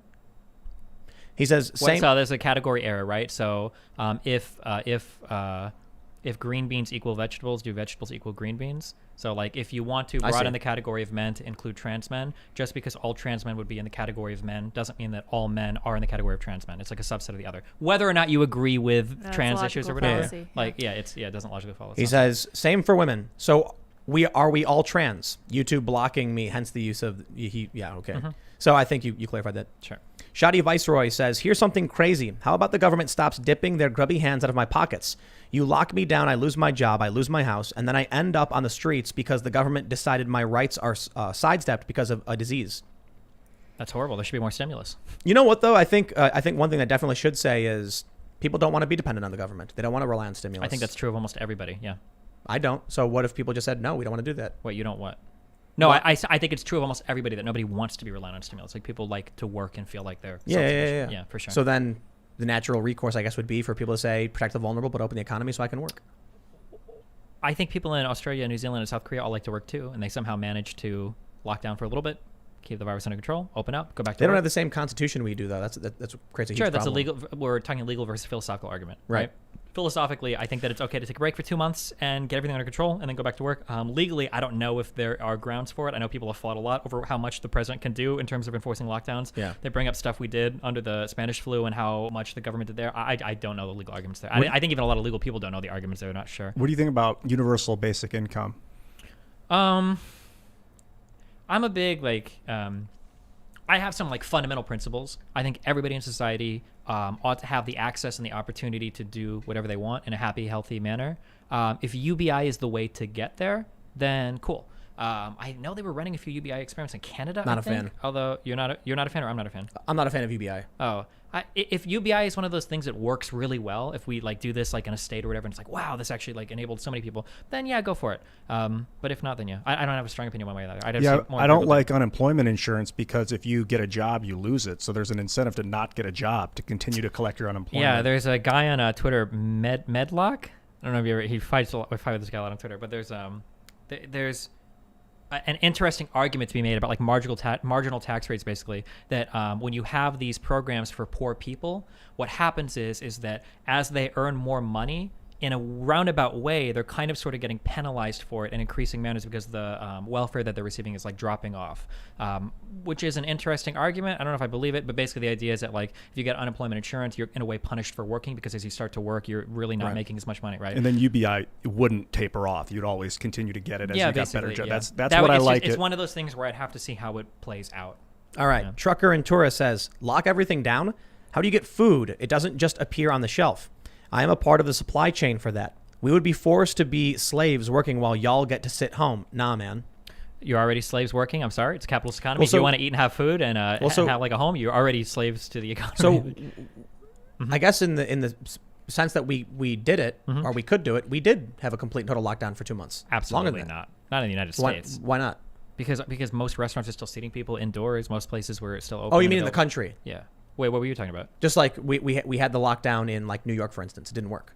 My understanding is that the states in the Northeast, I'd have to look at the coronavirus charts, but the states in the Northeast that did lockdown did a really good job of bringing infections under control. I'm pretty It sure all came back. Well, as you relax the restrictions, it comes back, of course, yeah. So that means we're just going to lock down forever?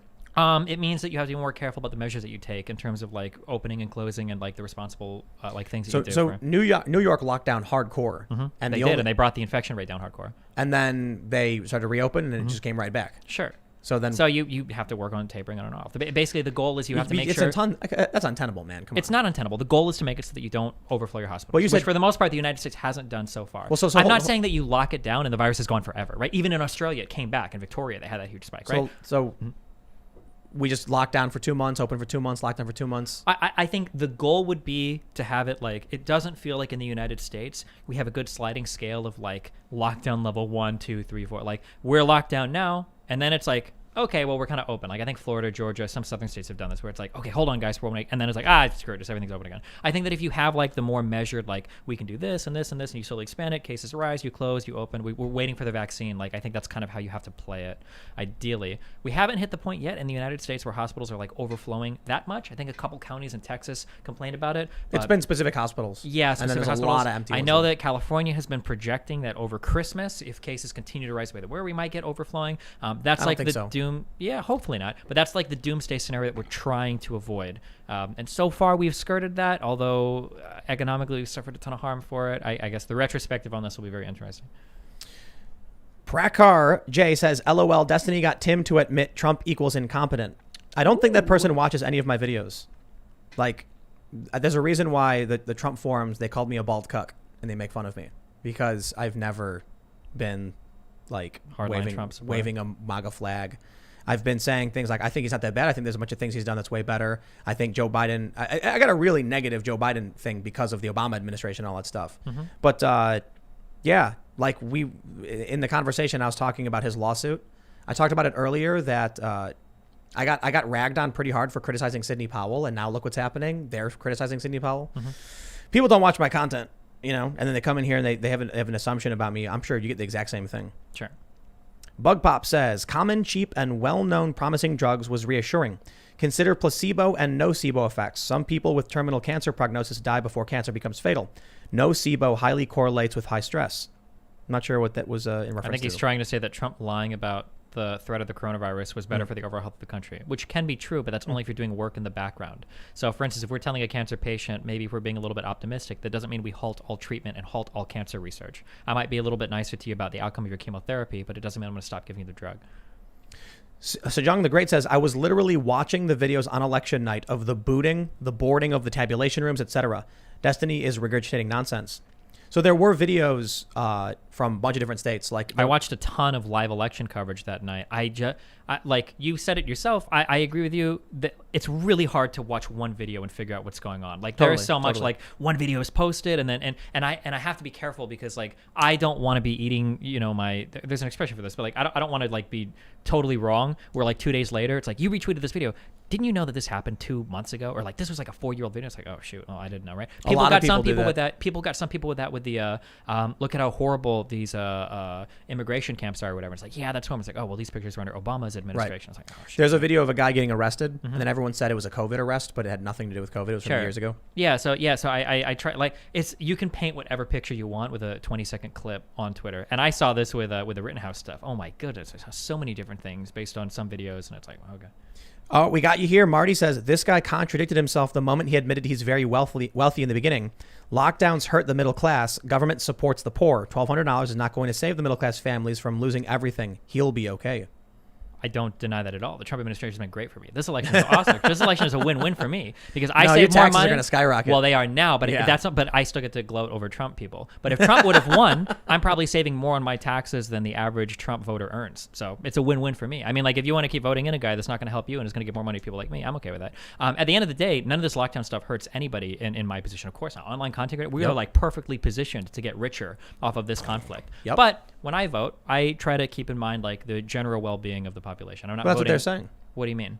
Like I said, I feel the exact same way. I think Joe Biden's going to be bad for everybody. Oh, sure. Well, I'm just saying this guy was trying to make an argument that I'm better off under the lockdown. Of course I am. Oh, yeah, absolutely. I think there should be more stimulus, though. A single $1,200 check is a joke.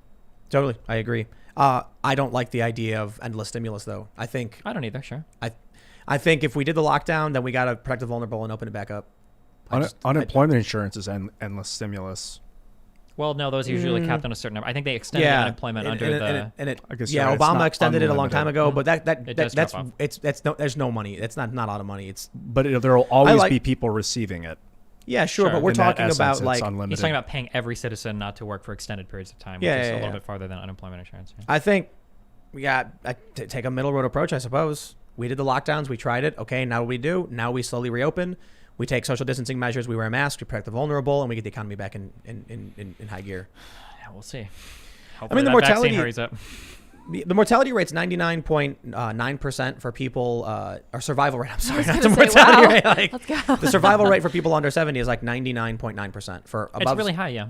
Complications, but the people that go to the ICU, that's the thing. This has always been the scare. To be clear, every young person can be infected, and we're probably not going to die. The scary part is just that, like, of the 5% or 10% of people that are infected that need to go to the ICU, if those beds run out, then you run into like your death rate will skyrocket. It's the comorbidities that concern me. Well, it's comorbidities that basically are the rickety bridge, and then like the COVID obesity. breaks it. You know, is this just inevitable anyway from the obesity epidemic? Well, I would say partly. I mean, comorbidities are bad, but if anything, that's even more of a reason to be safe about things, right? Like, we have comorbidities in this country that are going to make you more. There's got to be a compromise where at a certain point we say, okay, we did the lockdowns, now we got to get back to work. Yeah, of course. Because I didn't think starvation we'd be locked and down poverty. this much. Yeah, for sure. Or we we had need more stimulus. But Stoley Clark says, on your show, you've had self-made entrepreneurs, dignified family men. Then there's this guy. This is why the majority of people know there's about to be a civil war. This guy is an embarrassment. We all need to get ready for a fight day by day. That's where it's going. You're an entrepreneur, right?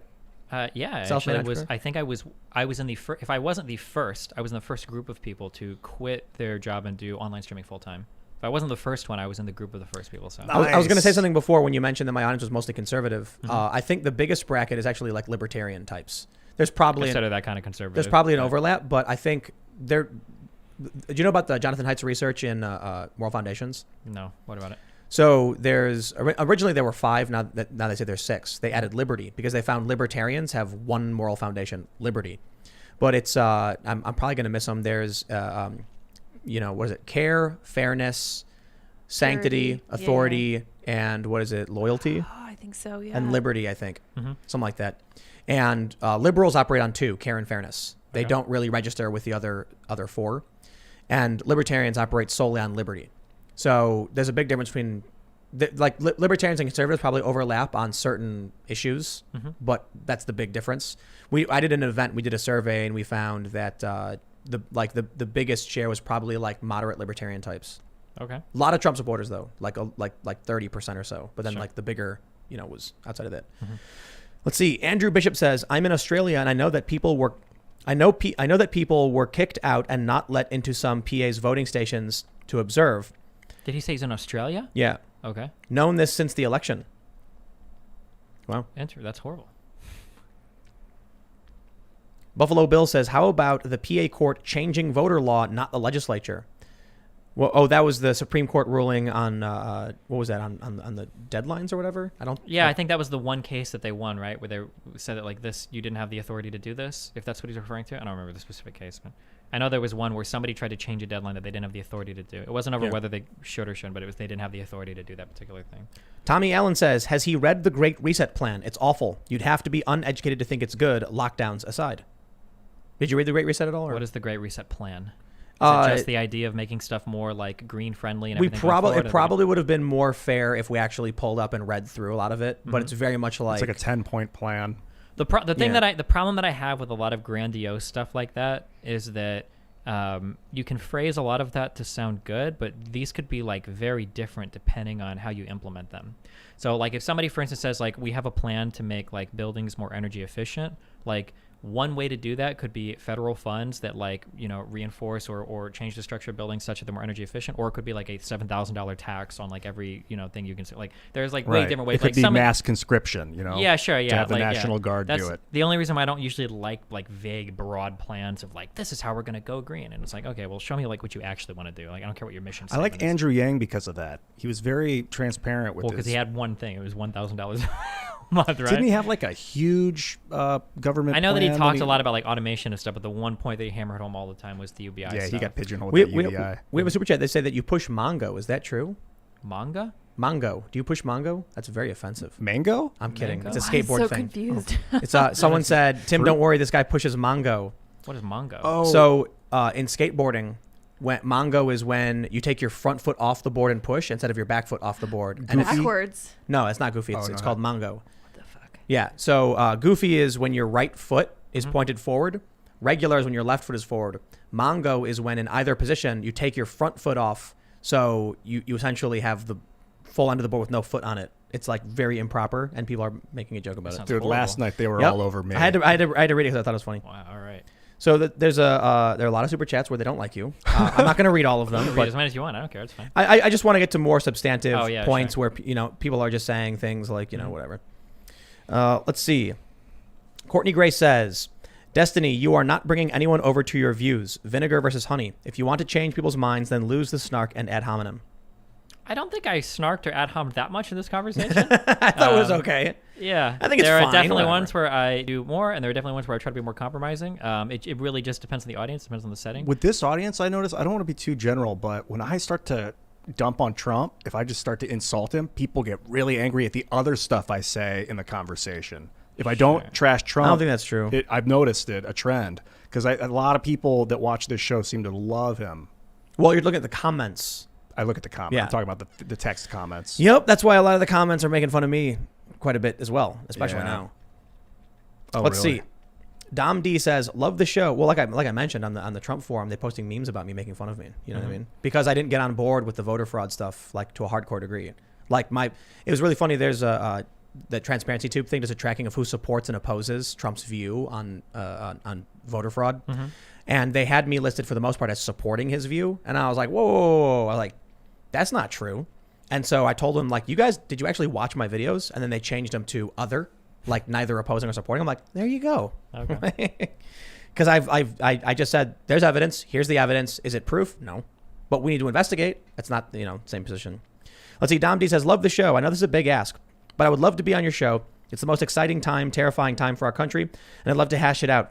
I messaged you on Parler, Tim. Please reach out. Also would like to help with future projects. Well, I guess the issue is we always try to have guests that are, without being rude or anything, just relevant to the certain, like to something going on. I think in your instance, for one, I think people were tweeting you at me, and then I think you tweeted at me or whatever. But also, we literally are going through this election period right now. I thought it'd be good to bring on. Sure. We're going to be having a progressive political candidate coming on at some point. So it's gonna be a really interesting conversation. This is the kind of stuff that I think is particularly relevant for what's going on right now. In the future, I'll probably have a rock star of some sort on, or we'll see what happens. Whatever. Walking Tour says, not trusting either Tim Pool or Destiny makes this better. Wish Tim had been better. He could have been the best, but the best of our gen, but sold out licking Trump. Yeah, well, there you go. Hot super chats tonight. Spicy. Oh, yeah. I love it. My tongue's burning. Bernard Kim says, Tim, Occam's razor, Destiny, it's complicated. Some people are saying, sorry, Tim, tapping out. Only so much libtardness a man can take in one night. Okay. It is exhausting to witness. Libtards? No. Like cognitive dissonance. When you see things that oppose your worldview, it actually requires It is glucose to process Yeah. it. It seems Oh, like. sure. It is healthy and strengthens your mind to listen to conversations That like is this. correct. You, by all means, please hate both of us, all three of us, all four. Yeah, Just heck don't- yeah, me Great. too. Not Don't me. trust. I like that comment. Don't trust Trust but anyone verify. here. Listen to it and then do your own research to figure out if it's That's real right. or Fact not. check me. I need it. MW says, Tim, having a conversation doesn't mean bend over and let him run a train on you. Well, this is what I was saying. Like, if you have an opinion and you're like, in my opinion, Trump didn't do a good job, what am I supposed to say? Well, your opinion is wrong. You can't say that. You have an opinion. Okay, No. whatever. Like, what am I going to, it's, if you argue that, like, we're talking about Michael Flynn, for instance. Okay, that's where it's like, well, hold on, let's talk about the facts. But if you don't like what Trump has done, when I had Vosh on, it was like, by what metric do we gauge Trump's job on the coronavirus? Because it's one president in one country, and like this COVID didn't happen in the United States at a different time, and countries are all different.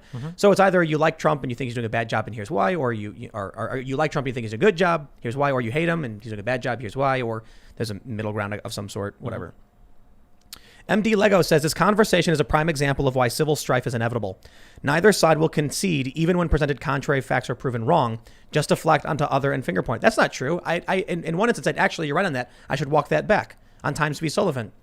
And we actually have been very calm in our disagreements. This is an excellent indication of there doesn't have to be any kind of conflict. We're just chatting. Yeah, I know. I find it like friends hanging out, but we just happen to have cameras on. And that's the kind of disparate point. viewpoints. You know what I mean? That's Sure. all, yeah. I think we probably have a couple of core like philosophical disagreements over how to run things, which probably is where a lot of our larger. So, for instance, when you say you vote for yourself and not for other people, that would probably be like a core philosophical agreement we'd have to hash out to truly like. It's actually more nuanced than just to say it like that. Yeah, I'm sure. Because the foreign policy stuff stuff clearly isn't for me. Sure, of course. But what I mean to say is like I can't vote based on what other people are thinking. I don't know. I can't vote So- for someone else, yeah. When I see a policy, I only know how it makes me feel and what I think. Sure. And when it affects other people, I take issue with it. Sure. The healthcare stuff is like grandiose and confusing in a lot of ways. Yeah, I understand. Dropping bombs on foreign countries, I think, is kind of easier to understand. You know. Sure. I used to Easier. be like full universal health care. And then I started thinking maybe we should only cover like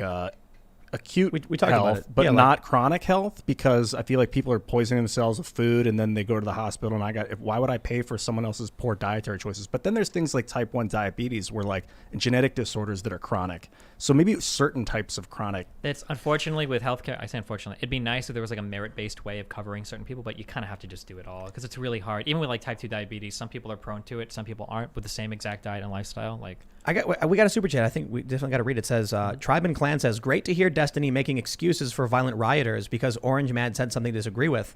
No humanity with this guy. Trump derangement at its finest. I thought that was interesting because you got booted from the partner program on Twitch for defending Kyle I've Rittenhouse. taken heat from both ends of this. So my stance is so incredibly clear on this, and I will repeat it one more time. If you want to riot, I support your ability to riot to the ends of the earth. If it's against public institutions, rioting against private individuals, that's just larceny and burglary and theft and vandalism. I don't ever support that. 1,000,000%. But people on the right tell me that I'm pro rioting against everybody. People on the left tell me I'm pro hit squads destroying. I know, but That's my an interesting position. viewpoint, I think it's super easy. I've always had the same position on self-defense. If you want to defend your property, that is your right. Like, it's one of the most important things. It's one of the most fundamental things of property rights and the ability to defend the stuff that you own, that you train hours of your life. You trade hours of your life to acquire the stuff. You can defend that. But, if you want to go rioting against like a police station, these are public institutions funded by public money. They represent the government. It's a way more powerful message than just like blowing up a car dealership. I don't like the rioting. I think protest, whatever. The problem I have is just like violence against other people. Yeah. It's a challenge though, because at a certain point, like when I had Vosh on, he mentioned, is political violence ever acceptable? Like, what about the Jews rising up against the Nazis? I'm like, for sure. I get it. You know what I mean? Like, yes, there is a point at which you have to fight back and defend yourself. There's also, though, we also have to acknowledge that political violence has to be a last option or near the lesser, because otherwise you get into very weird areas very quickly. Like, could I be violent against Republicans for like immigration policy if you are somebody that's impacted? Like, there's like a lot of stuff, and I think you can justify some of these, but it gets really weird if you start saying everyone should act on it, because then we're basically all killing each other all the time for everything. Mitch Stu says, everyone drink when Destiny says he's the commander in chief. A deflection from Trump being one man facing American bureaucracy. That one man is the head of our military, aka the commander in chief. So, well, I'll drink to that. Check it out. Happy Little Tree says, as a fan of Tim Pool and of Destiny since the Root days, this might have been one of the best podcasts in a while. Thanks, both of you, for doing this. Cool. Gotta make sure I read the What's the Root days? positive ones, huh? it's a StarCraft 2 team I was on. Ooh. Oh, wow. What's your race? I'd say like half Cuban, half European. No, your I used StarCraft to play race. Zerg. Yeah, sorry. Oh, you're Zerg. Yeah. Vanessa Stoller says, I want this elite shill to go to Flint and tell them that trade agreements are good for them. Tell them their poverty is good so other countries can come out of poverty. What does it say? First, 1 CE, he said this. It was obvious. Well, once he said this, it was obvious he is a CNN shill.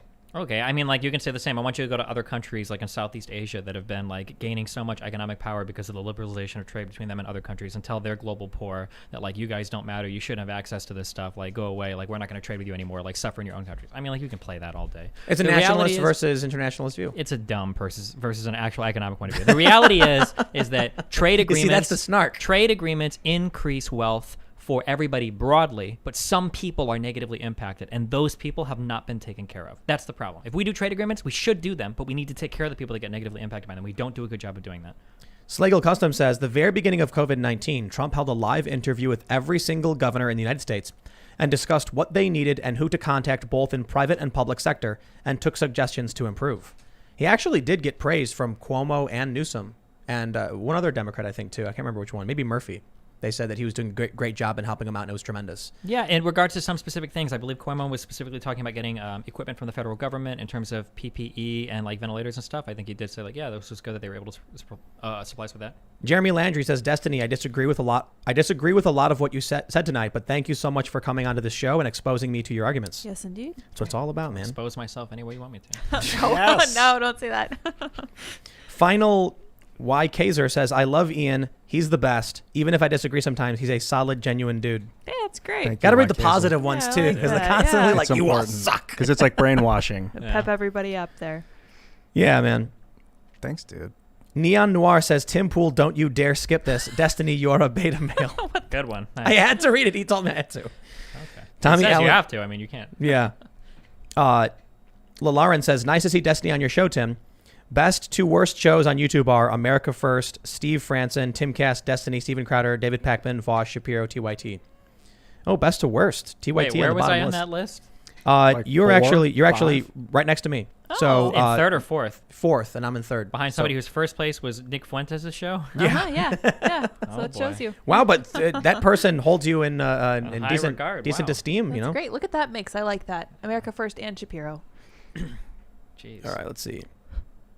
What a broad media consumption. That's- pattern. I You like kind of that. look like I actually like Seamus that. Coughlin. Do you know he does Freedom Tunes? I I don't know, not You really. kind of look like Seamus. Okay. Tommy Allen says, you want a USSF officer to come on and chat about anything, not against the UCMJ, especially conspiracies. I'd wreck Ian.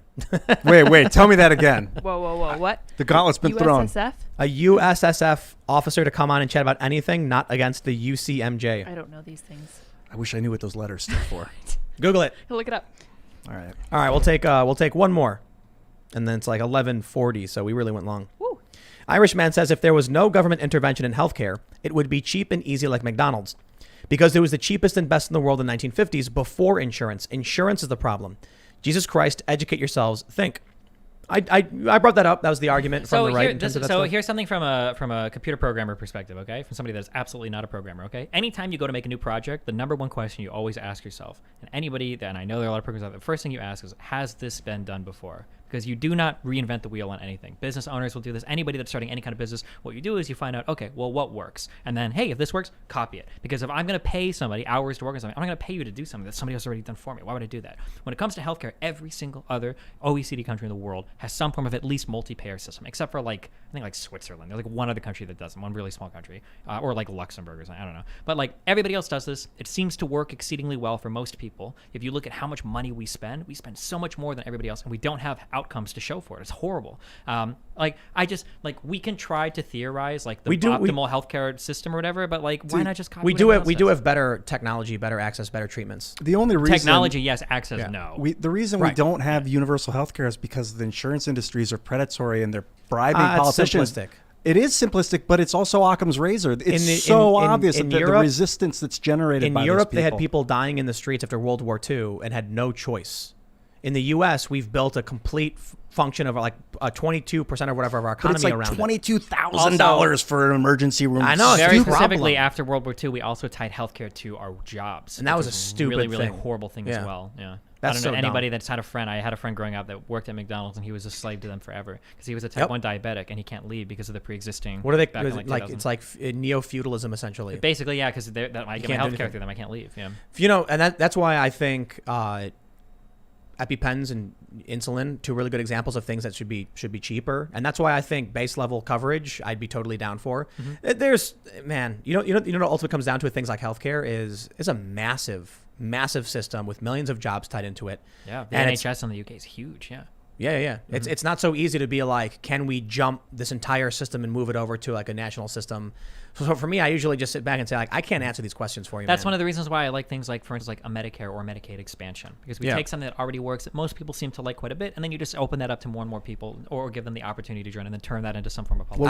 I don't like the progressives abolishing private healthcare. No, that's the dumbest thing in the world. But they lost on that hard. Yeah. They fought for that during the primary season, and they lost hard, even though they're all crying about it on Twitter saying... Because nobody does that. Okay, let me be very, very, very, very, very clear. The medical, the health insurance program that Bernie Sanders was suggesting would have been the most extreme healthcare plan in any country in the world. It was not what Europe does. It wasn't what Canada does. It was the barring of private insurance, even from things like dental and medical. Jeez. Nobody in the world does that. It would have been the most left-leaning plan possible. Yeah. Those crazy far leftists, huh? Yeah. Anyway, crazy Bernie. He did the big ask so that he could get a little less. Sure he did. Well, and then maybe he lost the election. So yeah, good job there. Destiny, thanks for coming on and hanging out. This has been fun. Yeah, we always go extra long when there's like more, I guess adversarial elements to an extent. Not like I think we're screaming at each other or anything like that. But thanks for hanging out. Do you want to mention your now partner, your band Twitch channel? You can follow my channel on twitch.tv/Destiny, or I am youtube.com/Destiny. Pretty easy to find. Wow, you have youtube.com/Destiny? Yeah, and I have instagram.com/Destiny. Wow, I'm sure the Destiny video game's probably shaking their fist at you. Oh, right? snap. It was easier for them to just call themselves Destiny, the game on everything. Yeah. Every now and then somebody will stumble into because I have also the subreddit, reddit.com/r/Destiny. People will come in and be like, hey, I need help getting through like the Hunter's Crucible. Pretty sure it's you've had it for a while, right? Like 9 years or something. So I'm pretty sure that's how I found out about you in the first place, because I was playing Destiny. And so I was like, How and I'm like, funny. what is this guy? What is? I'm trying to figure out how to beat, You want to know a quick horrible story? On my website, if you go to Destiny.gg, you can subscribe directly to me because that's the way the future is. What is it? Destiny.gg? Destiny.gg. Yes. I woke up one day and I went downstairs and I had like 20 people had messaged me and they were like, dude, you need to help this guy. Like he's in huge trouble. I was like, what's going on? And I go into my chat and some guy is throwing a temperature. He's got a purple name, meaning he did the max level subscription. It's like $40 a month. And what had happened was this guy came into my chat and he was asking questions like, how do I get through this like dungeon or raid? And everybody in the chat started telling me, if you want official tips from Bungie, you have to do the maximum level subscription. And he did it. My And everyone in gosh. chat was making fun of him for it because this guy just paid like $40 or whatever. Yeah, that's funny. That's But terrible. Oh man. Yeah. Friends, we will be back tomorrow at 8 p.m. and I don't normally announce a guest, but it's going to be Luke again, and we're going to have a good time. Just because I know he's here, he's not going Get him anywhere. on lock. So make sure to follow me on Twitter, Instagram, Parler at Timcast. Check out my other channels, youtube.com/Timcast and youtube.com/TimcastNews. We do the show live Monday through Friday at 8 p.m. We're also on all the different podcast platforms, so check us out on iTunes, Spotify, etc. And don't forget to follow the other people who are in the room. We got Ian. Yes, follow me. Follow me everywhere. Let's to the ends of the earth. At That's Ian a Crossland, world of yes? that's a Warcraft 3 Arthas said that to Mal'Ganis. Oh, that's sad. Yeah, you can follow me anywhere and everywhere to the ends of the earth at Ian Crossland. And of course, you can follow at Sour Patch Lids. You can if you want to. Sour Pitch Lids, LYDS. And we will be back tomorrow night. Thanks for hanging out, and we will see you all then. Bye, guys.